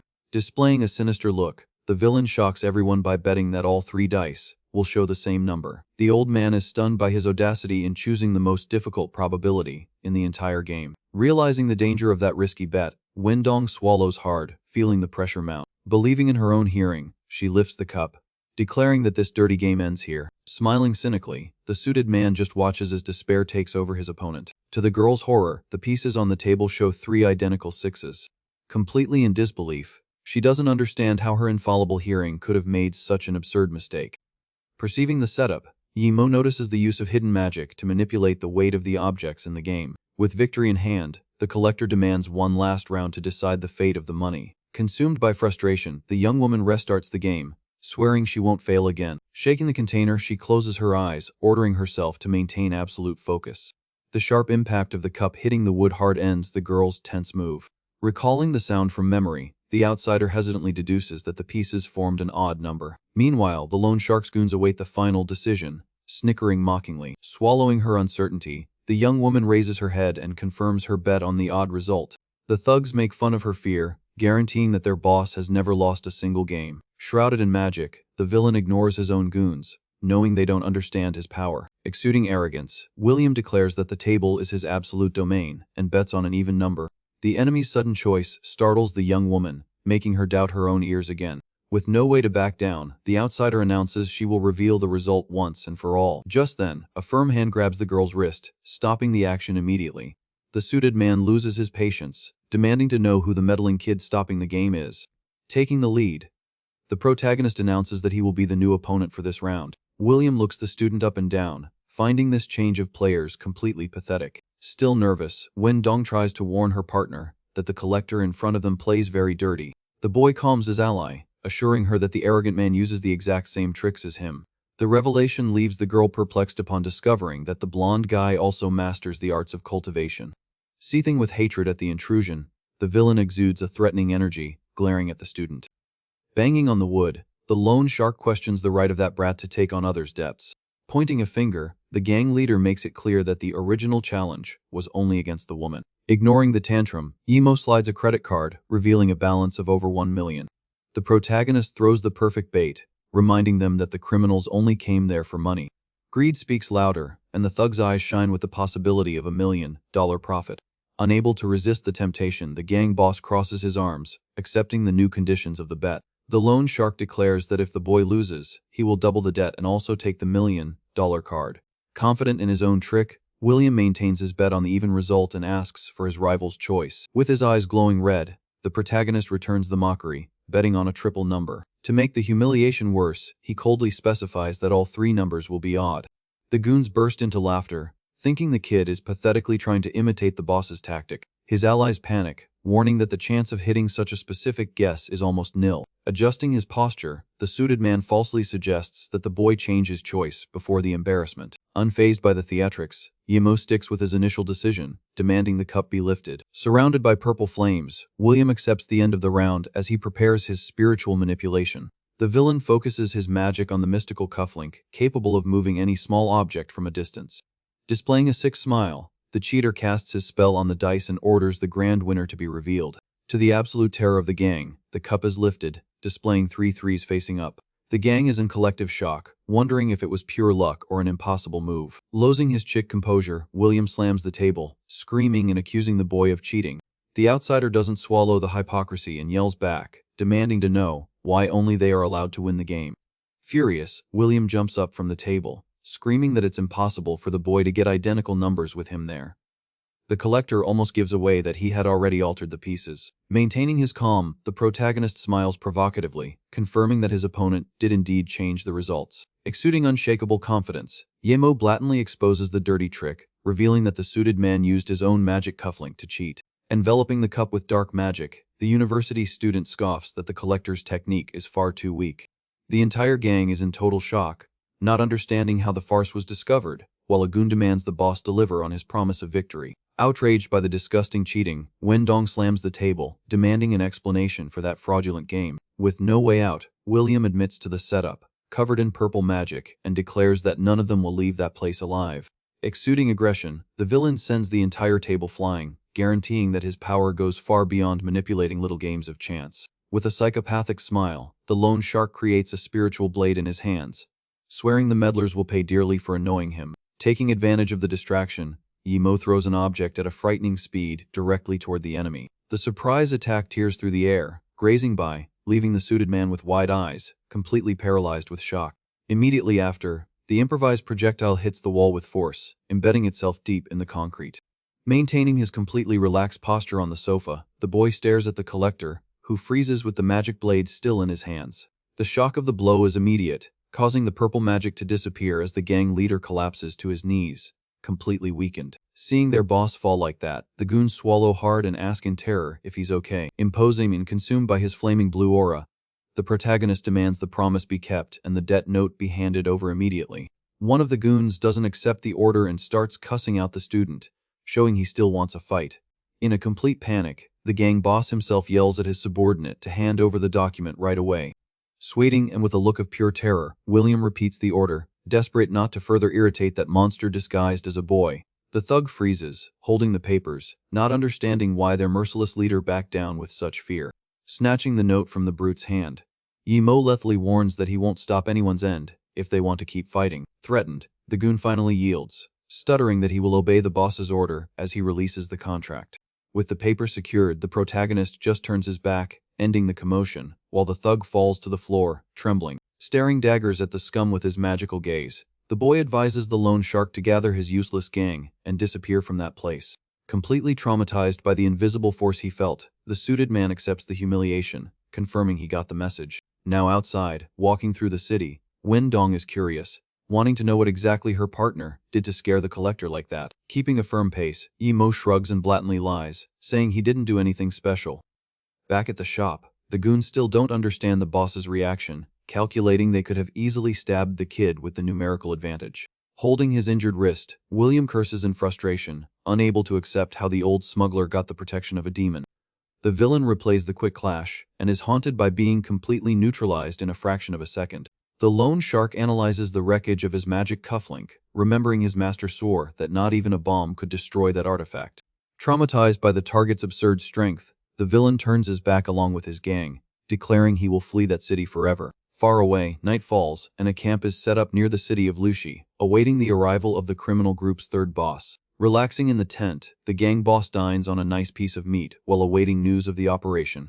One of the goons enters, confirming they have already tracked the entire route, guaranteeing the enemy convoy will have to pass through there the next day. With a maniacal smile, the gang leader celebrates, remembering that the investment in heavy weapons will finally yield bloody fruits. Staring at a huge box full of military hardware, the psychopath coldly declares that he wants no survivors from that massacre. The next morning, the old veteran smiles with gratitude, thanking the outsider duo from the bottom of his heart for their valuable support. The smuggler admits he would be a goner without this essential help, lamenting that the business he built with his wife would have turned to dust. Yahello just thanks him back, noting that trying to reach the destination without the safe transport of that veteran would have been a huge headache. Exuding confidence, the old man assures the boy he can relax, as he himself has dominated that dangerous route for over 5 decades. Full of energy, he jokes that he still escorts people, and is only not leading personally today, because his advanced age is weighing on his body. The convoy of cargo trucks finally takes off down the dirt road, kicking up dust on its way to the dangerous mission in the jungle. On the sidewalk, the veteran waves with a smile, saying goodbye to his clients and wishing them good luck on that risky journey to Lushi. Now settled in the back of the truck, the duo sits with other passengers to face the long hours on the road. Curious about her past, the protagonist asks why his partner had to leave Lishi and how she ended up being hunted by bandits. Hugging her briefcase tightly, the young woman explains that she left to pick up a package, and now the gang wants what's inside. The revelation piques Imu's interest, and he very directly asks what the valuable content of this mysterious package might be.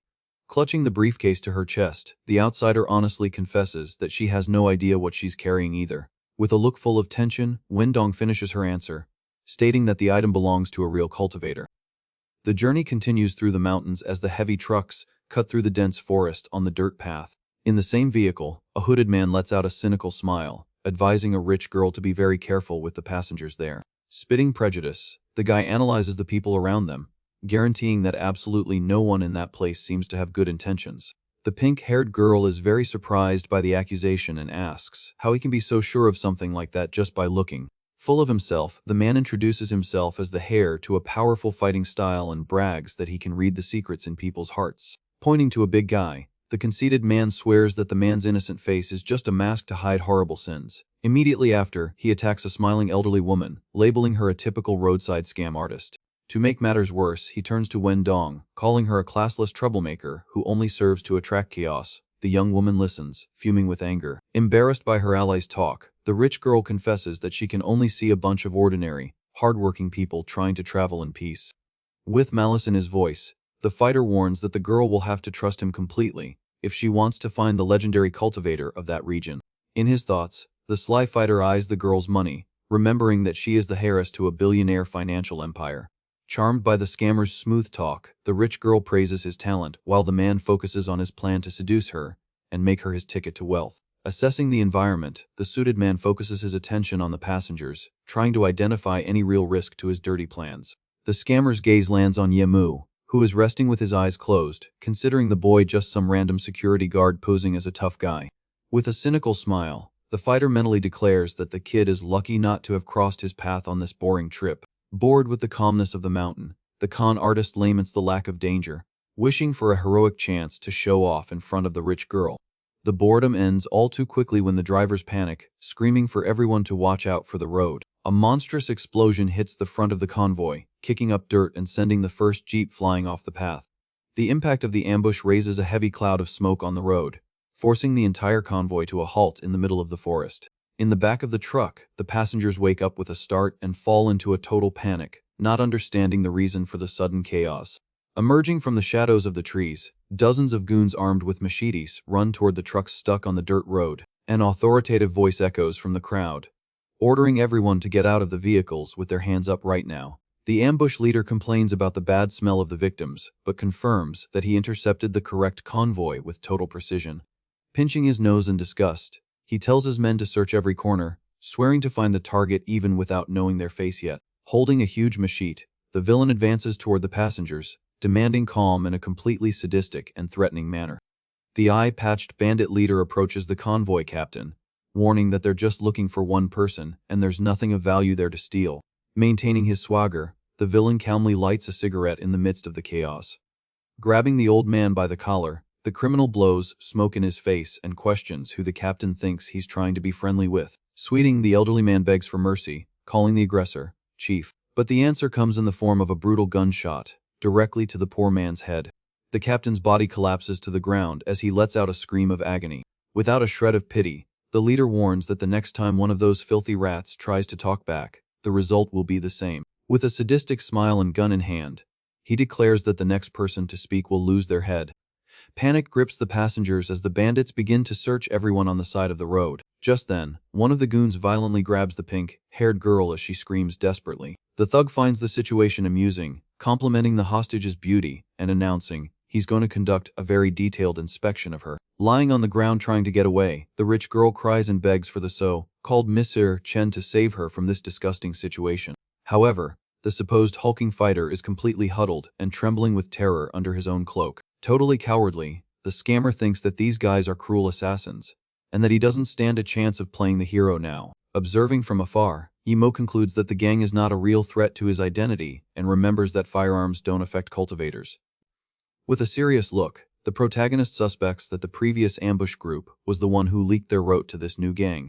Nearby, an old lady steps forward to defend the rich girl, accusing the adult men of having no shame in attacking a girl. Desperate, the young woman pulls the con artist's cloak, reminding him that he charged a fortune, promising protection as a descendant of a cultivator. Sweating nervously, Chen stammers a confirmation while mentally cursing the girl for opening her mouth. Hearing the magic word, the gang leader shows an interested smile and comments that his boss always talks about these legendary cultivators.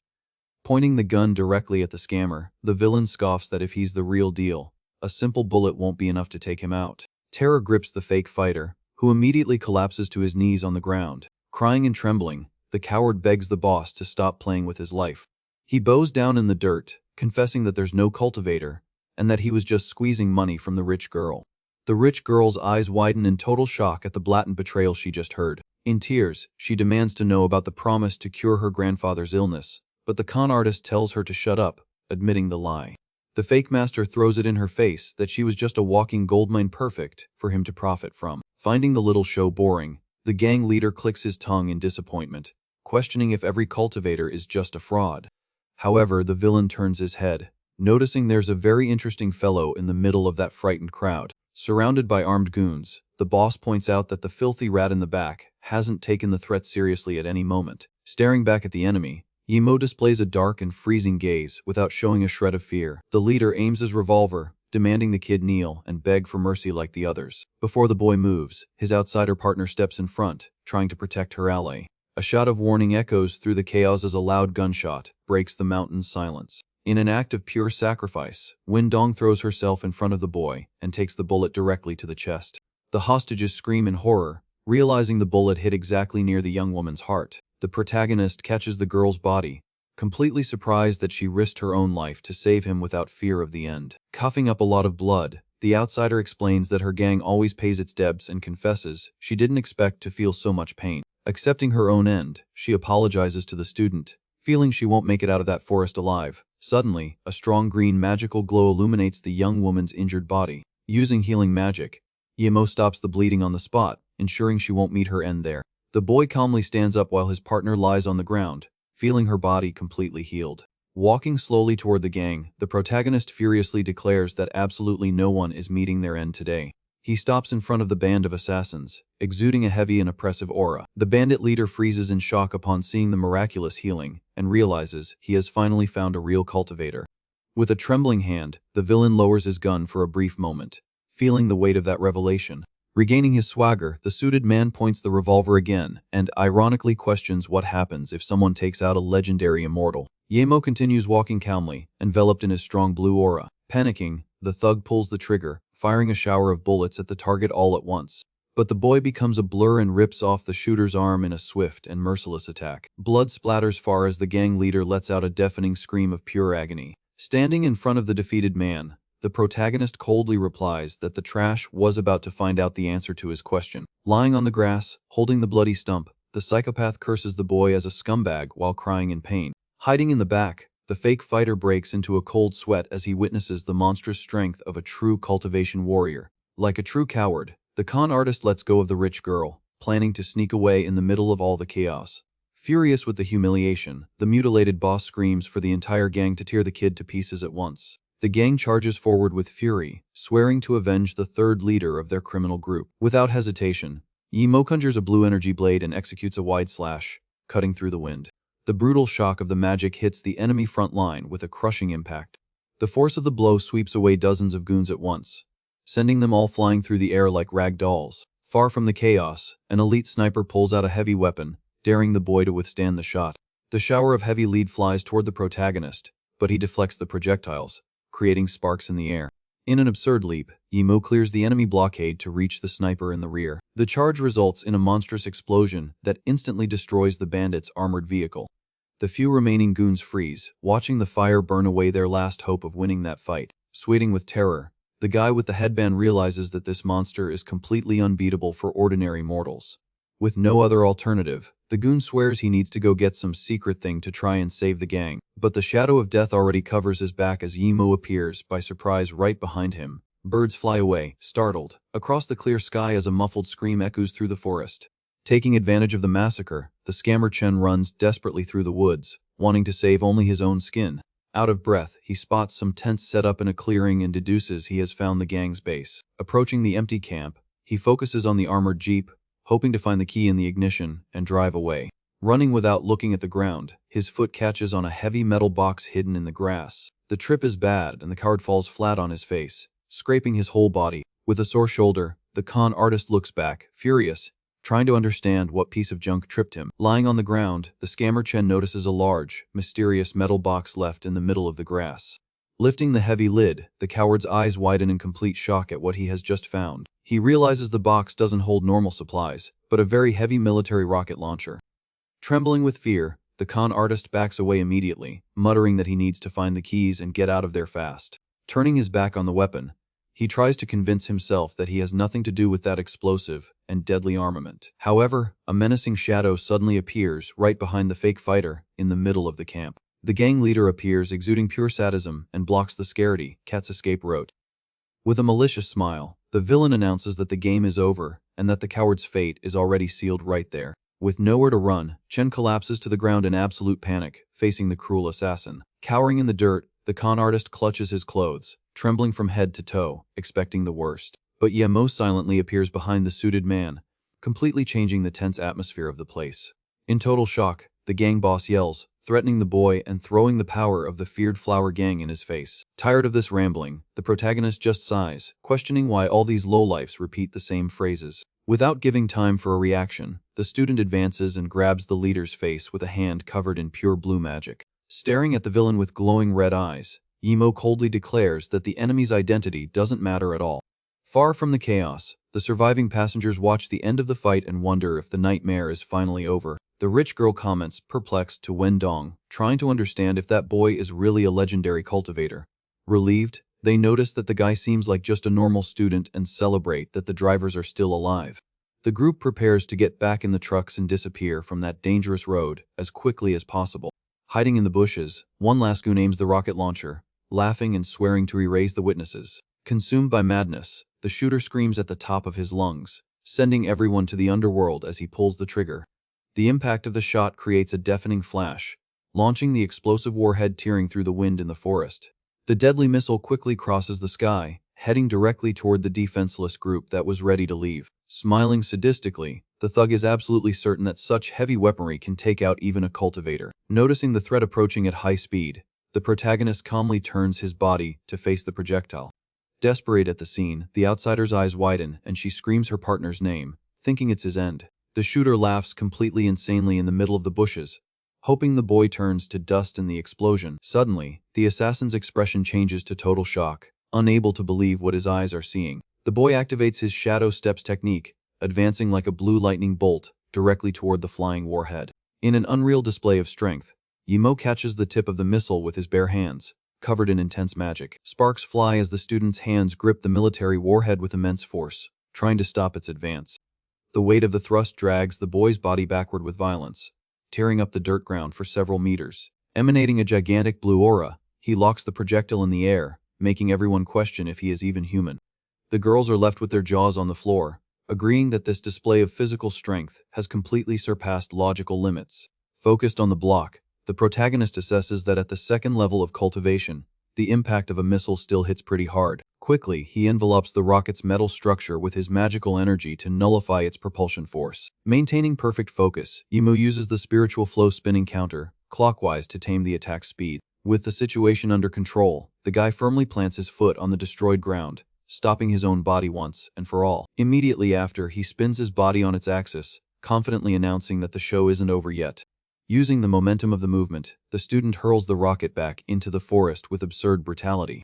The warhead tears through the skies in the opposite direction, returning the deadly attack exactly to the one who fired the cowardly weapon. The shooter goon freezes in terror, illuminated by the fire, lamenting not having fled while he still had the chance. The devastating explosion sweeps through the thug's hiding spot in the bushes, creating a colossal fireball on the mountain. With the absolute danger past, the protagonist calmly walks back to his allies, who ask if he's okay. Yahello calmly replies that he just scraped his hand, leaving them even more shocked by this monstrous resilience. The passengers are dumbfounded, confirming that the boy returned a missile with his bare hands and suspect he's the bandit's target. Overcome with panic, a man yells that if they take this powerful warrior to the city, everyone will become a target too. Cowardice takes over the group, who agree to abandon their savior right there, on the road to protect their own lives.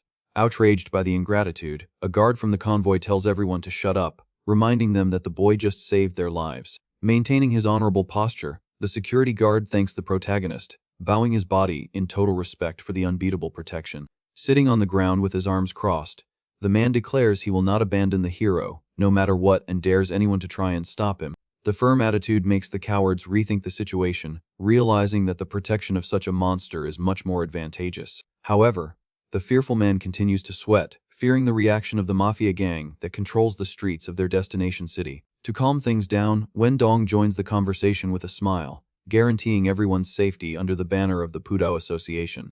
The faction's name sends a chill down the men's spines as they remember the legend of Boss Fang Nan, the assassin who wiped out 5 gangs in one night.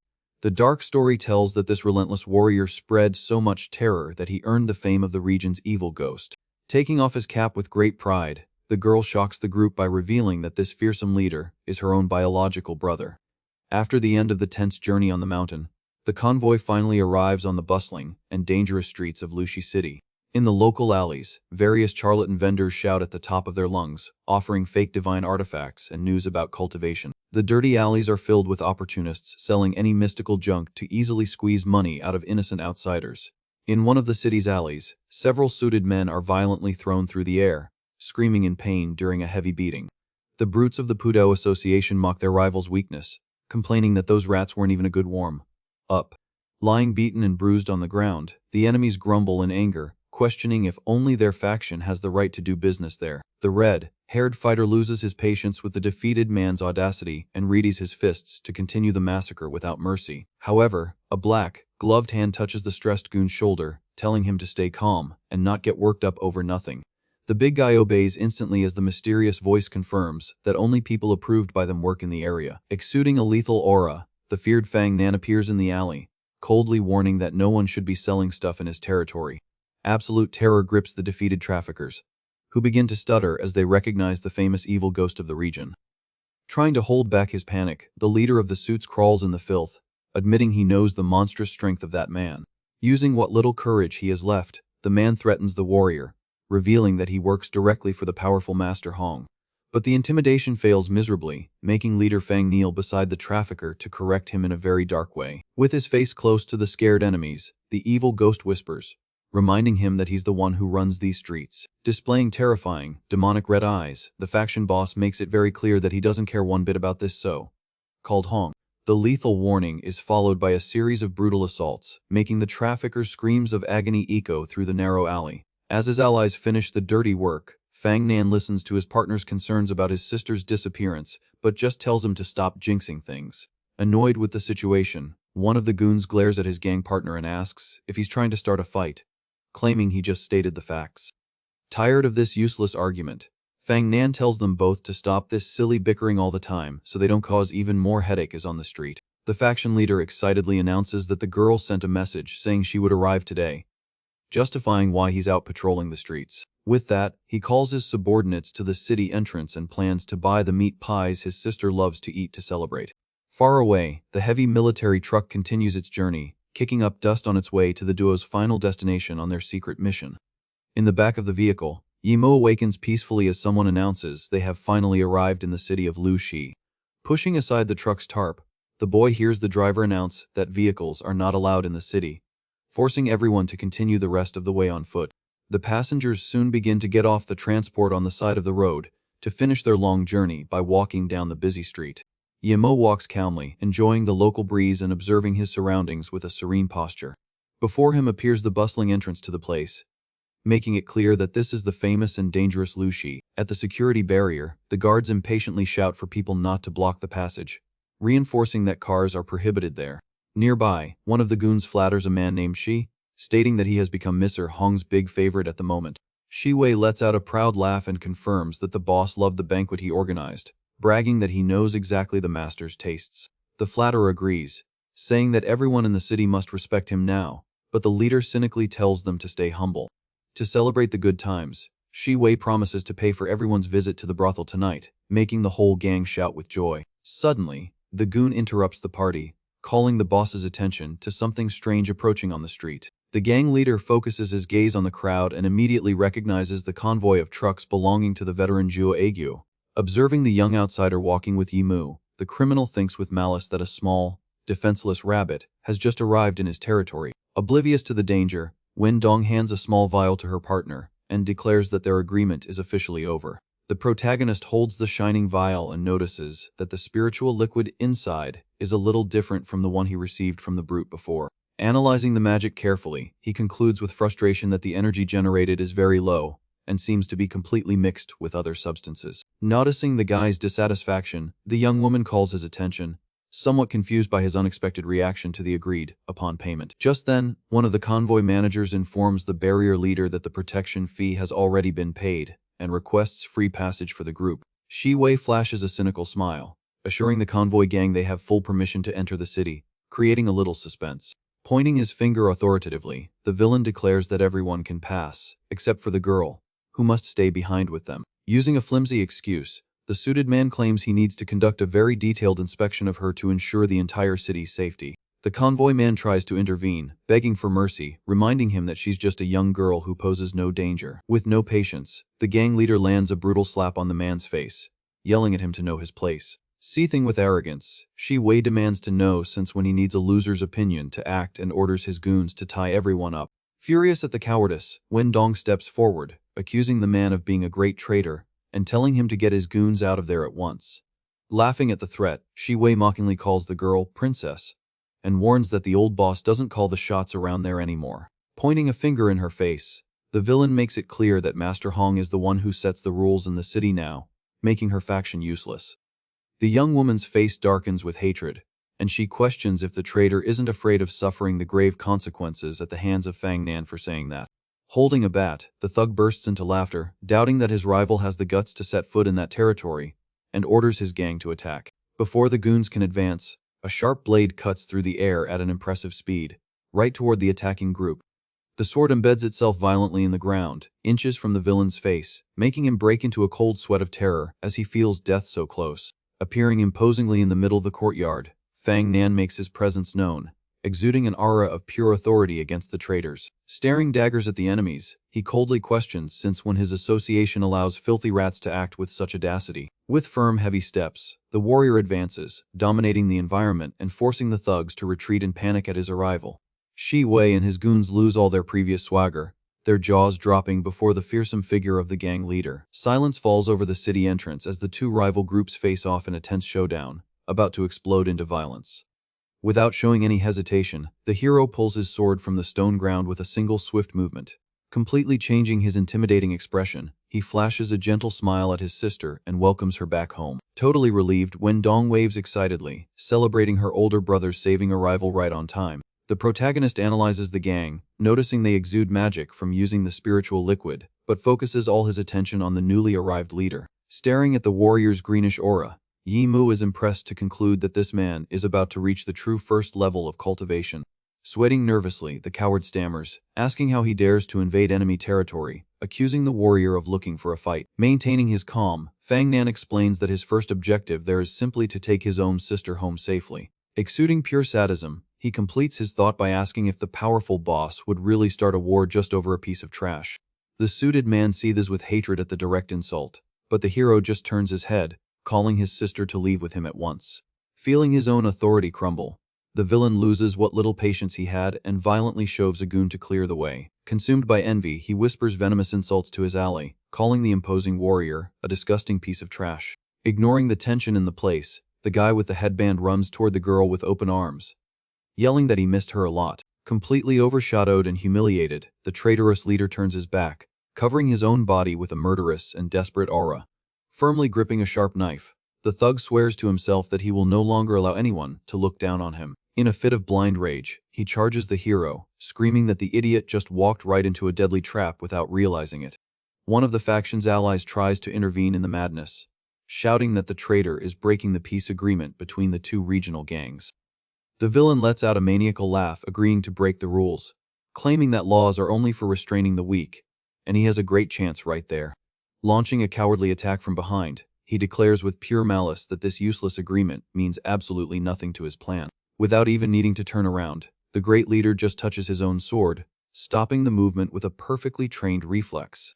The metallic sound of the blade being drawn breaks the courtyard's silence, showing that the cowardly charge didn't catch the hero off guard. Using the sword's hilt, Fang Nan easily blocks the attack and lands a heavy blow directly to the desperate aggressor's chest.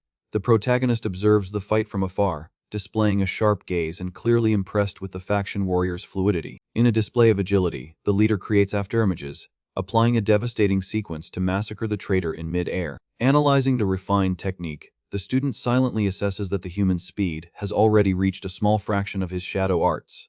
With his opponent completely destroyed by the sequence of rapid blows, Fang Nan lands flawlessly on the asphalt with his sword in hand. Without losing the insane rhythm of the battle, he turns his body and immediately follows up with a crushing punch directly to the face of another thug who tried to approach. The impact is so sudden that the goon freezes with his eyes wide with panic, having no chance to even try to block the merciless blow. With the force of the impact sending the enemy flying, the wooden stick he was using clatters to the ground, marking the crushing defeat of another piece of trash. The invincible warrior remains standing in the center of the chaos, while the rest of the enemy gang continues to fall in pain, scattered across the street. The boy gives a slight smirk, completely satisfied to see that there are honorable and skilled warriors surviving in that weak world. Suddenly, the sound of applause echoes through the scene, followed by a voice praising the monstrous power of the famous ogre of Lushi City. Elegant and firm steps break the tension of the environment as a man in a fancy suit walks slowly toward the battlefield. The man smiles, praising that the warrior already possesses the same majesty as the former president, while the goons scream in shock that Master Hong has arrived. Bleeding on the ground, the coward lets out a hysterical laugh, begging the boss to take out his rival right now and sink the enemy association once and for all. Worried about the tension, an ally warns that the rival gang is watching and that a fight would plunge the entire city into uncontrollable chaos. Taking the lead in a friendly manner, Master Hong assures them there has been a misunderstanding and orders them to clear a path to celebrate the family reunion. Fang Nan's allies are completely confused by the peaceful attitude of that criminal leader. Desperate, the traitor Shi Wei yells, questioning the decision, warning that retreating now will send the enemy association's morale soaring.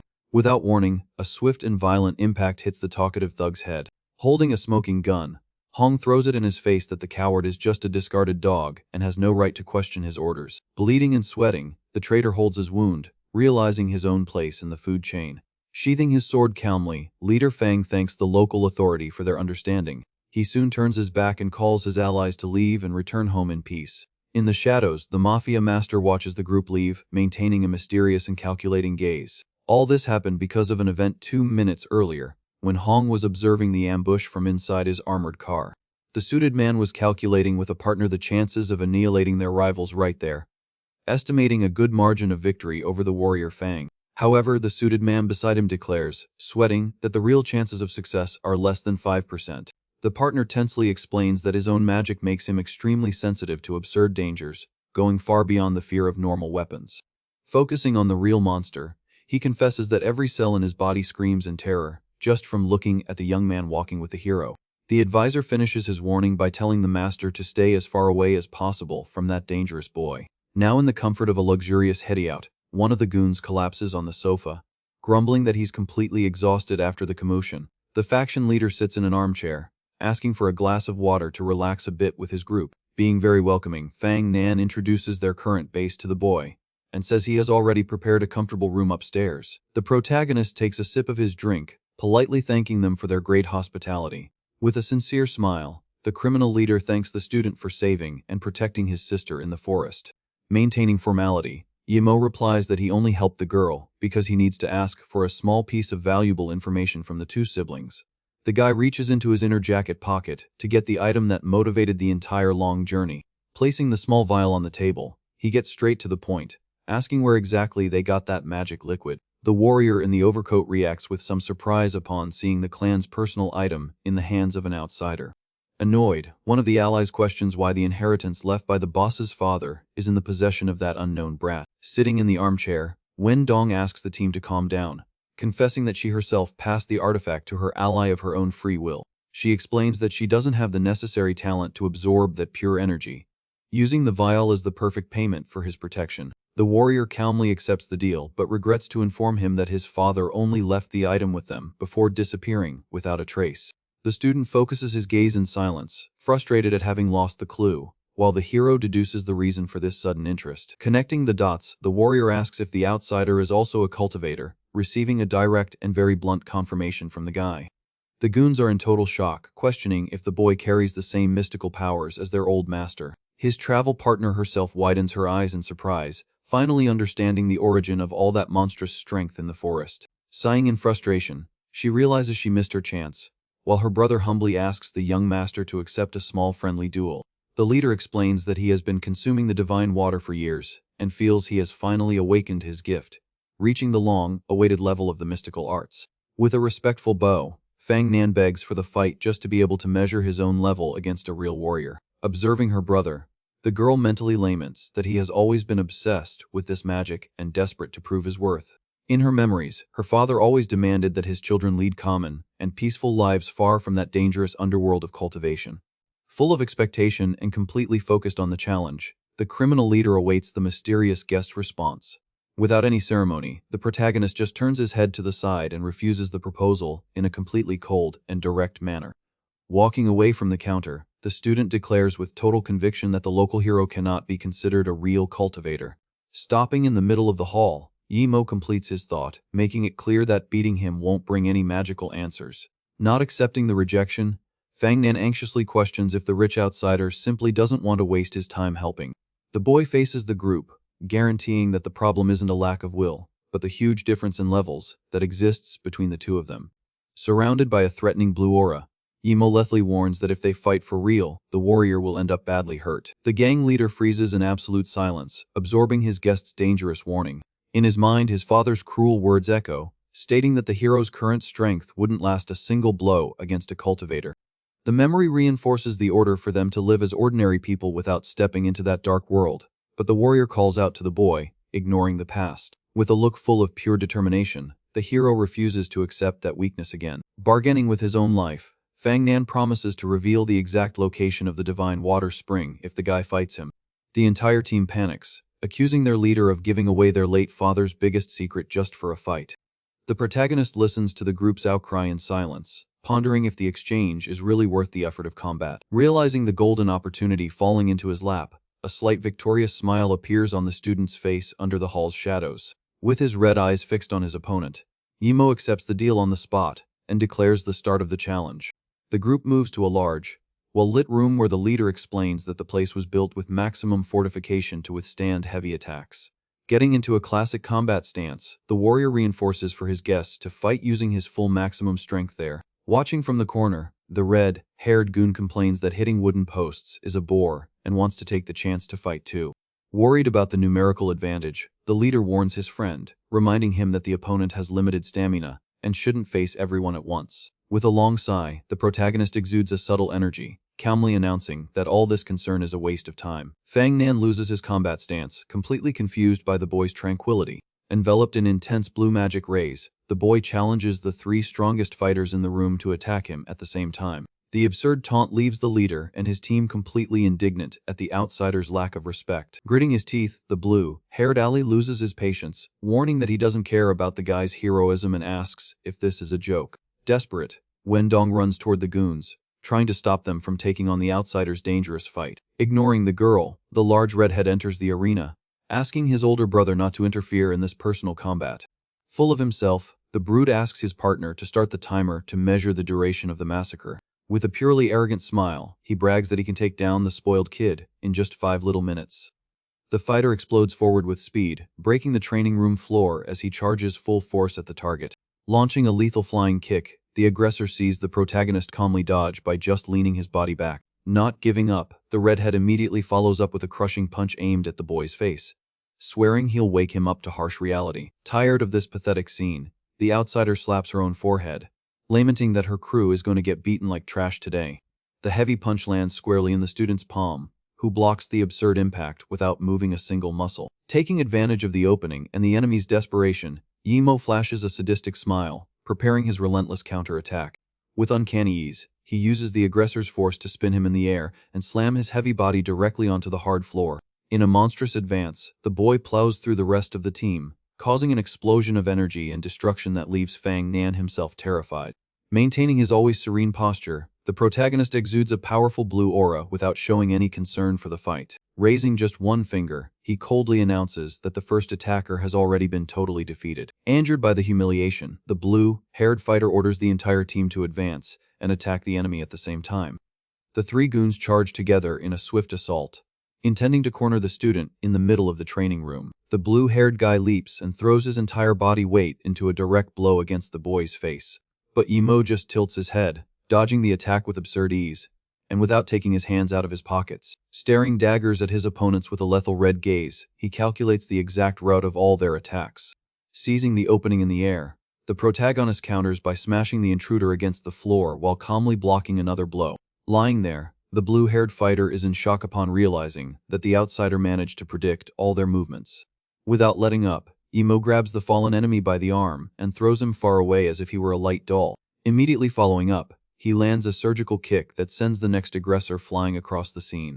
The impact is so strong that the red-haired brute ends up embedded in the destroyed wall, trying to understand the guy's strength. Standing intact in the middle of the chaos, the student scoffs, asking if that's all the power the faction has to show. The three fighters retreat, panting, trying to catch their breath after getting beaten badly by that monster. The blue-haired guy sweats, realizing the disadvantage, while the protagonist gestures for them to come at him again. Not accepting the beatdown, the goons charge again, betting everything on a desperate triple assault. They surround the target from all sides, trying to create an impenetrable blind spot around the boy. The guy with the headband concentrates pure magic in his hands, screaming that now there's no way for the brat to escape. A shower of swift, coordinated blows rains down on the protagonist, covering the entire attack area. Imposing, Yamo just takes a step forward with his eyes glowing as the punches graze by without leaving a scratch. Planting his foot firmly on the training arena floor, the student shatters the concrete with absurd pressure. A massive wave of blue energy explodes from his body, sweeping away the entire enemy team at once. In a brutal sequence, he strikes one fighter's throat while already smashing another's face. The blue-haired guy backs away, panting, trying not to pass out from the insane blow he just took. Observing the boy's quick block, the fighter thinks he has finally found a perfect opening to counterattack. Consumed by fury, the goon with the headband summons a powerful purple aura, focusing all his life force in that moment. Yemo maintains a calm guard, waiting for the enemy to show his big final trick. The aggressor leaps with full force, landing a very strong magical attack that tears through the air directly toward the outsider. With a completely empty gaze, the protagonist just raises his hand and catches the rival's energized fist without the slightest effort. Completely shattering the other's magic, he throws the brute against the floor, causing a devastating purple impact in the room. Watching the chaos, the blue-haired fighter comes to believe that his ally's blow had finally hit the target. Displaying an intimidating aura, Yemo decrees the end of the fight, warning that they would get seriously hurt if they continued. The team leader just stammers, unable to process the crushing humiliation they just suffered. With the three fighters down and completely exhausted, one of them asks Wendong how long the fight lasted in total. Looking at the timer on her phone, the outsider replies that they only lasted less than 2 minutes in that entire beatdown. The large redhead screams in anger, punching the wall, completely furious for losing so quickly. Sweating and staring at the floor, the blue-haired fighter admits that the strength difference between them is an unreachable chasm.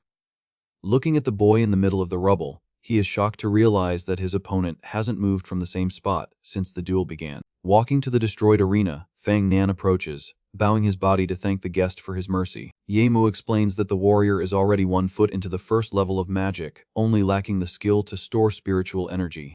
The revelation shocks the criminal leader, who anxiously asks if the student used his full maximum strength in that small test. The protagonist just closes his eyes in a deadly silence, letting the obvious answer hang in the air of that broken room. Downcast, Fang Nan understands the sad reality and concludes that his father forbade him from cultivating magic because he was too weak for it. The redhead questions what the silence meant, only to be called an idiot by his partner, who confirms the boy's absolute superiority. With the demand made, the university student gets straight to the point, demanding the information about the location of the promised divine water. Accepting the fair defeat, Fang Nan lets out a long sigh and agrees to fulfill his part of the bet with the outsider. He reaches inside his dark coat, looking for the secret item that held the answer. Displaying a small blue crystal, the warrior reveals that his late father's last words pointed to that. The local hero states with conviction that the great mystery of the exact location is hidden inside that little stone. The mystical necklace glows softly as Fang Nan confesses he was never able to decipher the object's true meaning. Sitting in the armchair, he says he studied the crystal for years in secret, but it always seemed like a common decorative stone. The group gathers around the coffee table, paying full attention to the negotiation of the gang's valuable artifact. Holding the item carefully, Yahello confirms it's a memory stone and explains that humans can't see its secret. The red-haired goon is confused by the explanation, while the protagonist prepares to access the magical item with his own energy. Enveloped in intense magic, the boy channels his spiritual energy into the necklace, confirming that this is not normal. The mysterious jewel immediately reacts to the mystical command, emitting an extremely strong blue light throughout the hall. The magical flash blinds the entire team, who cover their faces, startled by the explosion of power coming from the simple little stone. With the artifact glowing in the palm of his hand, the student officially presents the legendary memory stone of that world. The light condenses in the air and projects an advanced, spiritual recording right in the middle of the table, floating in front of the shocked group. The image of a smiling bald monk forms, revealing the old master who greets the stone's bearer with great respect. Moved by the shining apparition, Fang Nan and his sister scream, calling for their father at the same time, trying to reach the ghost. The protagonist raises a finger, warning that the image is just a recording left by a cultivator of the 4th level of magic. Without interacting with the environment, the projection begs the cultivator, who activated the stone, to spare the lives of his naive children.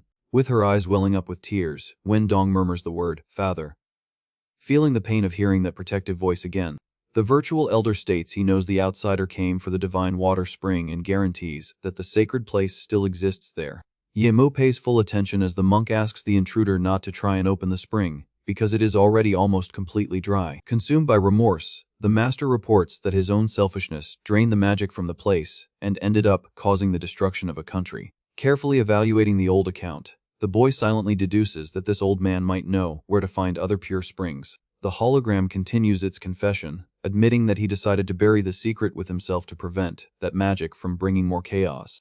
The wise old man predicted that the fatal secret would one day leak, putting his own children's lives in great danger against real mages. Revealing the location once and for all, the projection invites the mysterious cultivator to visit his small, isolated temple on the mountain. The image extends a hand, offering free access, stating that he locked all the dark secrets inside his own prayer room. Bidding farewell to his fellow cultivator, the old monk bows his head, thanking and pleading once more for his family's safety. Completely shaken by his father's love, Fang Nan keeps his head down in silence, listening to the elder call his name in a gentle tone. Yahello's eyes widen in surprise upon noticing that the message contained a secret trigger exclusively in case his own son activated the stone. Continuing the secret message, the projection congratulates his son for reaching a new level and apologizes for leaving so suddenly. Overcome with emotion, the warrior stammers the word "father," while his sister clasps her hands in prayer, crying a lot. With a serene smile, the old man implores his heir not to seek the spiritual spring and to focus on living well with his sister. The recording begins to shine intensely, warning that time is running out as it calls the young man's name affectionately. Noticing the energy dissipating, the protagonist quickly extends his hand to try and capture the last bit of magical essence. Enveloped in light, the monk's ghost asks for forgiveness one last time before beginning to fade away for good. Yahello touches the luminous energy with the palm of his hand, absorbing the rest of the magic that still lingered in the air. The flash finally disappears completely, returning silence and darkness to that meeting room. Clutching his own clothes tightly, the criminal leader tries to hold back the sadness of losing his father again. Trying to comfort the warrior, Yahello breaks the silence, assuring his colleague that he has already done an excellent job so far. Still with his head down, Fang Nan thanks the student for his words, feeling a slight relief in his heart. Immediately after, he promises to reveal the exact location of the small secret temple, the place where he grew up with his sister. Very helpfully, the outsider offers to guide the guy there the next day, as she needs some time to prepare. The protagonist agrees with the idea and just replies calmly, accepting her schedule. The peace of the agreement is suddenly interrupted by the sound of violent, banging echoing on the glass doors of the building. A glass bottle shatters violently against the wall as a voice tells everyone to go straight to the underworld. Furious in his hideout, Shi Wei throws objects, screaming that everyone looks down on him, and orders a general massacre. Watching the outburst, one of the goons cautiously asks what their gang's next step will be now. The traitor turns his head, consumed by hatred, swearing he will get revenge and return the pain of his injury 100 times worse. Without wasting time, he extends his hand hastily, demanding his ally hand over his cell phone. Already on the call, the villain announces that the plan has been moved up and tells his partners to come to Liu Shi as soon as possible. On the other end of the line, a red-haired suited man guarantees that this part is his responsibility, and he doesn't need to be reminded. Holding a sharp blade, the criminal partner coldly warns that his goons are already fully prepared. With a confident smile, the redhead states that he can take the target's life whenever he desires. Elsewhere, the piercing sound of heavy banging interrupts the silence of the night at the glass door. The facade of Fang Nan's building trembles, with the aggressive insistence of whoever is trying to get in at all costs. Hearing the noise, the protagonist turns his head with a very suspicious and serious expression. The sound of continuous pounding doesn't stop echoing, making it clear that the nightly visitors are in a hurry. Sitting in the armchair, the warrior leader questions who would have the audacity to seek them out at such an inconvenient hour. Yimo analyzes the situation, raising the suspicion that something went very wrong with the lookouts outside. Taking the lead, the student walks through the dark hall to find out who is knocking like that. The metal doorknob is turned firmly, unlocking the heavy door in the dead of night. Upon opening the passage, Yemo's eyes widen in extreme surprise at the visitor he finds there. Wringing her hands nervously, the pink-haired rich girl from the convoy greets the boy, stuttering a lot. Entering the room slowly, she apologizes for the intrusion, assuring she didn't mean to bother them so late at night. Wendong finds the visit strange, demanding her name, while the leader confirms she came with the veteran from the trucks. With a trembling voice, the girl ignores the homeowners and says she is there exclusively to find Mr. Yi. The protagonist points to himself, completely confused as to why a stranger would be looking for him. In desperation, the rich girl lowers her head, begging the boy to help save her grandfather's life. Catching her breath, the young woman explains that the old man returned from a trip with a mysterious illness that is slowly corroding his health. Holding her own hands, she laments that his time is running out and only a legendary cultivator can reverse it. The student thinks he would love to take the job to make some cash, but the mission for the spring is the absolute priority at the moment. Noticing the guy's hesitation, the rich girl hurries to say that she's not asking for a free favor. The young woman displays a purple stone, stating it's a family heirloom linked to mages, and offers it as an advance payment. In that same instant, Imo loses his calm posture upon recognizing that the artifact is the extremely rare purple heart vine. This type of plant requires an absurdly harsh environment to grow, serving to extend life or refine magical power. Evaluating the item, the guy knows that it will accelerate his training, but the big problem is the lack of healing amulets now. Being realistic, the protagonist warns that he needs time and asks for her contact information, promising to go as soon as he's ready. Greatly relieved by the promise, the girl hands over the bracelet on the spot, fully trusting the warrior's word. Holding the valuable jewel, the student flashes a satisfied smile, planning to use it to find the spring later. Back on the sofa, Fang Nan strikes up a conversation, remembering that the young woman's former protector mentioned her family's fortune. Without hiding anything, the rich girl calmly reveals that she lives in the capital, and that her father's name is Zhanlong. The heavy name echoes in the room, bringing to light the magnitude and prestige of that famous billionaire empire. Surprised, Yimo recognizes the name of the chairman of the world's top 5 conglomerate who passed the inheritance to his daughter. His outsider partner clasps her hands, completely speechless upon discovering she is in the presence of such a powerful heiress.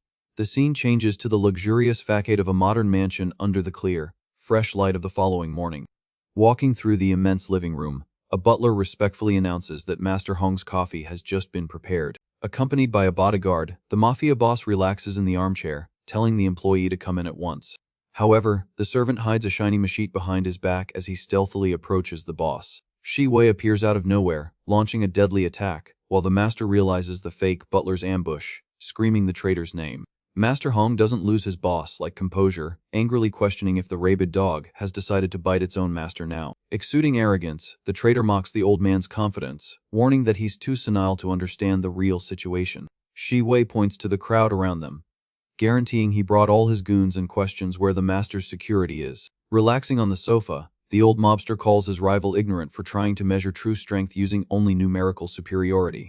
The leader greets his suited partner with a monocle, apologizing for the inconvenience, while his ally confirms he's paid for this. Holding a magic cane covered in purple flames, the so-called Mr. Wu assumes a combat stance, announcing he is ready. However, Shi Wei lets out a malicious smile and simply gives the attack order to the master's own bodyguard. In an overwhelming betrayal, Wu spins his lethal weapon and strikes the other mansion's security guard in the blink of an eye. With a sadistic gleam shining through his monocle, the traitor scoffs that the old mobster never suspected him for a moment. The rival gang leader bursts into laughter, humiliating his ex-master for never expecting a stab in the back from someone so close. Bleeding and choking, Hong questions the reason for this disgusting betrayal, remembering they overcame many obstacles together. Without a shred of pity, the suited man with the monocle brings down his merciless blade, firing the final blow directly at the target. The mafia master takes the fatal blow to the chest, falling completely defeated in the face of that surprising alliance.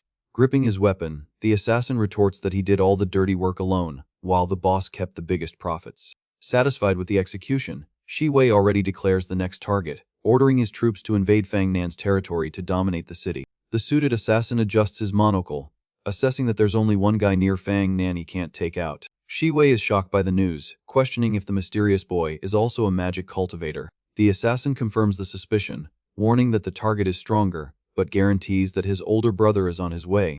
With the combined forces of the two master assassins in a coordinated strike, absolutely no one from the rival faction is getting out of this story in one piece. The scene shifts to show labored steps climbing along, exhausting stone staircase. Completely wiped, Wen Dong confesses she never realized just how high this mountain was. She pleads with Yimo to wait up, claiming she can't take another single step. Our protagonist compliments the isolated temple's hiding spot, figuring no one would find the place easily. Showing no signs of fatigue, he tells his partner to hurry it up, since they still need to deal with that girl from the convoy's grandfather. At this, she grumbles in frustration about his absurd physical stamina as she finally reaches the top of the stairs. Catching her breath while sitting on a step, the young woman points out the entrance to the place where she and her brother grew up. The ancient temple, named Yakshavidyaraja, stands silently, surrounded by the trees of the immense mountain. The outsider duo passes through the wooden gate, entering the quiet courtyard of the abandoned sanctuary. Yemo senses the strong flow of spiritual energy there and concludes that the monk used the place as a training dojo. Walking through the yard, Wen Dong points out that her late father's room is right there in the main house. As soon as they open the old sliding door, the accumulated dust flies up, making the girl cough a lot. Inside, she explains that she and her brother searched every corner and never found any locked doors. Holding the monk's mystical key, the student considers that the object isn't meant for opening a normal box. The young woman observes the old furniture in the room, feeling an immense wave of nostalgia hit her chest upon returning. Several memories flood her mind, recalling the times she ran and played in that room with her brother. The girl remembers always running to complain to her father whenever she lost in their childhood games. The late monk would console his daughter, promising to buy extra sweets just for her at the temple fair. Back in the present, the outsider focuses on the statue, explaining that the monk spent the whole year praying in front of it. Curiously, her father never took the sculpture with him on his travels, always preferring to keep the sacred piece at home. Yemo analyzes the multi-armed divine figure, finding the whole situation pretty weird for a monk. The guy questions the reason for worshipping a wisdom king, and she agrees that it was always a great mystery. Kneeling near the object, the outsider reveals that it was the master himself who hand-carved the entire piece. The boy connects the dots and confesses to being impressed with her late father's hidden forging strength. Without wasting time, the protagonist concentrates his blue aura and applies the magic directly to the mysterious sculpture. The boy's spiritual energy unlocks a hidden mechanism inside the stone, making a sharp click in the room. Immediately, luminous blue lines cover the entire structure of the deity, startling the young woman. Completely shocked, Wen Dong listens as her partner explains that it's a door made of spiritual artifacts. He teaches that cultivation has 12 levels, and the skill difference between each stage is an absolute chasm. The first 2 levels focus only on strengthening raw energy, while the 3rd and 4th unlock true spells. Only warriors who reach the 5th and 6th levels of magical power can be called true immortals. From there, the techniques for refining pills and forging magic weapons reach a level that humans could never comprehend. Holding the mystical key, the guy guarantees that the monk's forging skills surpassed all expectations. The outsider stares at the student, amazed that he knows such ancient secrets despite being so young. With great precision, the protagonist inserts the small object into the magical panel revealed by the glowing statue.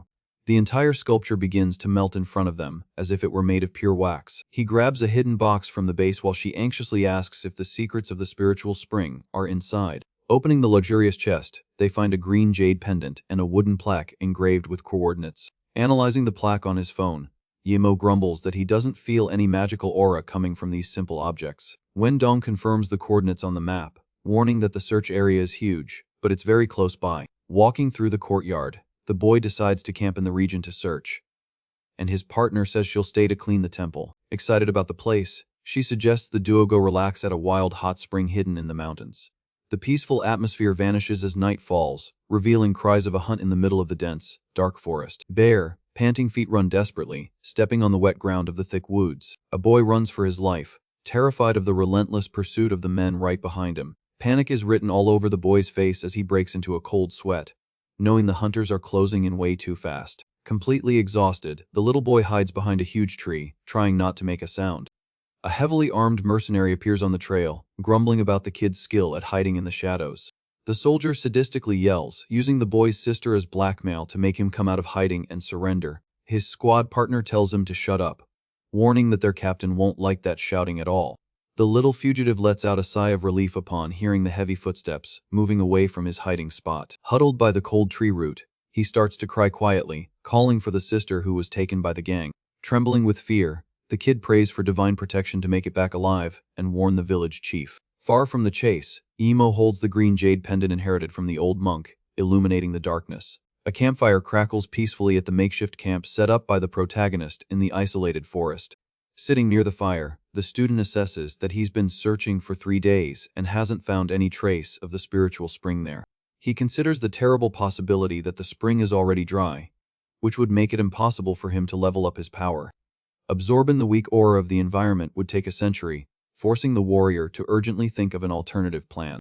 Suddenly, the sound of footsteps in the bushes breaks the silence of the night, catching the boy's attention. The fugitive boy stumbles out of the dark woods, leaving the cultivator confused by the unusual presence there.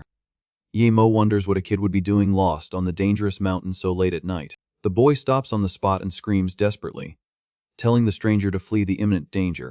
With his eye glowing a pure lethal red, the student detects the swift approach of the enemy troops through the forest. At the top of the embankment, the mercenaries find the duo, thinking the big kid is an accomplice of the little one. The shooter points his machine gun and warns that anyone who meddles in their business ends up gone. Racking his brain, Yemo recalls his partner's warnings about the goons who dominate the war-torn region. Preparing to fire the heavy weapon, the soldier scoffs, calling the guy unlucky for being in the wrong place at the wrong time. The boy cries in terror, begging the young man to run because the mercenaries shoot to kill without mercy. Ignoring the desperate warning, the protagonist becomes a blue lightning bolt and charges up the cliff face at a monstrous speed. In a merciless attack, the boy's magical hand shatters the military firearm as if it were a mere plastic toy. The shooter freezes in total shock, seeing his own weapon destroyed. He can hardly believe it and questions if the boy in front of him is even human. Facing the mercenary, the student warns that he's been threatened with guns way too many times lately. He grumbles that it's really annoying, especially since he hasn't found what he's looking for. Completely out of patience, the boy announces he's in a terrible mood today. With a lethal move, he lands a crushing blow directly to the scared mercenary's chest. Seeing his partner fall, another soldier pulls a knife and charges forward. Furious, cursing the stranger, he tries to avenge his colleague by launching a deadly attack at the target's back. The aggressor puts all his strength into the blow, wanting to slice the enemy, screaming with hatred. The mercenary tells the boy to go straight to the underworld. But Yemo dodges the cutting attack with absurd ease, using his monstrous agility. He grabs the opponent's armed arm before the blade gets close. Using the momentum, the student throws the soldier's body onto the dirt ground. The violent impact instantly breaks the enemy's posture. The mercenary's knife flies through the air during the heavy fall. Without losing rhythm, the protagonist grabs the enemy weapon in mid-air, already preparing his next move. Like an unstoppable blue lightning bolt, the boy charges the rest of the squad. He executes precise and swift cuts, taking down several soldiers at once in the middle of the forest. Hiding in the bushes, the little boy watches the massacre, amazed. He can't believe the savior took down the group alone and suspects he's the man his sister always talked about. With the entire squad defeated on the ground, the protagonist discards the dirty knife. He just sighs tiredly, grumbling that the whole situation was a huge pain in the neck. Walking through the woods, the boy laments having wasted 3 whole days searching there. He's furious for not finding the spring and still getting guns pointed in his face. Cutting off his thoughts, a timid voice catches his attention. The little boy approaches slowly, trying to talk to his savior, making Yemo turn his head curiously. Full of admiration, the little one asks if the young man is the great celestial god. The boy is sure of it, stating that only a true deity would have such strength. The student doesn't understand any of that crazy talk. He cuts off the boy's excitement on the spot, warning that the kid has the wrong person and that he's no god. Grabbing the protagonist's arm, the little one insists on calling him a god. He introduces himself as a resident of Shea Village and reveals that his older sister is the village's saint. In an act of desperation, the boy kneels in the dirt, Begging for help, in tears, he pleads for the hero to save his sister, who was kidnapped by those bad men. Yahello analyzes the situation with a very serious look. He mentally deduces that the armed mercenaries he just crushed were the ones responsible for taking the girl. Noticing the stranger's silence, the child panics, crying hard. The little one asks in anguish if the deity doesn't believe his story. In a flash, the boy remembers a crucial piece of proof to convince the hero. He excitedly announces that he carries a very important mystical symbol given to him by his own sister. The boy extends his hand, displaying a small, shining green pendant. He guarantees that the village saint said the true celestial god would recognize that object on sight. The student's eyes widen in complete shock at the piece in the boy's hand. He immediately recognizes the familiar jewel, losing all his relaxed posture from before. Holding the jewel, the guy confirms that the shape is identical to the one he already has, just looking a bit newer. The kid celebrates the reaction, confirming the prophecy. Kneeling beside the child, the boy tries to confirm if his sister really protects that sacred village item. The boy affirms that the piece is passed down from generation to generation there. Processing everything, the protagonist connects the dots of the mystery. He suspects that Wen Dong's late father was the so-called deity, and that the divine spring is linked to this village. Putting the pendant in his pocket, the student lets out a slight sigh of relief. He concludes that all the headache of that long journey through the mountains was finally worth it. With his objective set, Yahello assumes a posture of pure determination. He calls the child to follow him and announces that the two of them are going to rescue the kidnapped saint right now. The scene cuts to a heavily protected military base in the middle of the night forest. The mercenaries' camp is illuminated by floodlights and surrounded by high walls. In one of the warehouses, a soldier violently throws a young woman into a dark cell. The mercenary yells for the prisoner to stay quiet in there and locks the door. Lying on the cold floor, the pink-haired girl is revealed to be Shi Wonking, the village saint. Gagged and with her hands tied, she glares at the wall, exuding pure indignation. Heavy footsteps approach the defenseless prisoner in the cell. An intimidating voice echoes through the room, complimenting the girl's beauty and calling her a rare legend of that region. The man stops in front of the kidnapped young woman, revealing his dirty intentions. He comments on the fame of her village for protecting the secret of the divine spring for millennia. Kneeling beside the tied-up girl, the villain tries to give a false sense of security. With pure cynicism in his voice, he tells the saint not to be afraid of his presence there.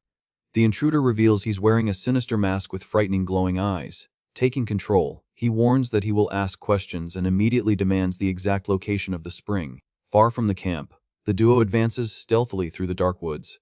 The little boy strikes up a conversation very worried, asking what the grand plan is to save the trapped girl. The protagonist replies that they need to reach the enemy base before coming up with any strategy. He analyzes that the gang looks like a well-trained organization. Enveloped in blue magic, Yahello remembers the time he stopped a missile with his bare hands.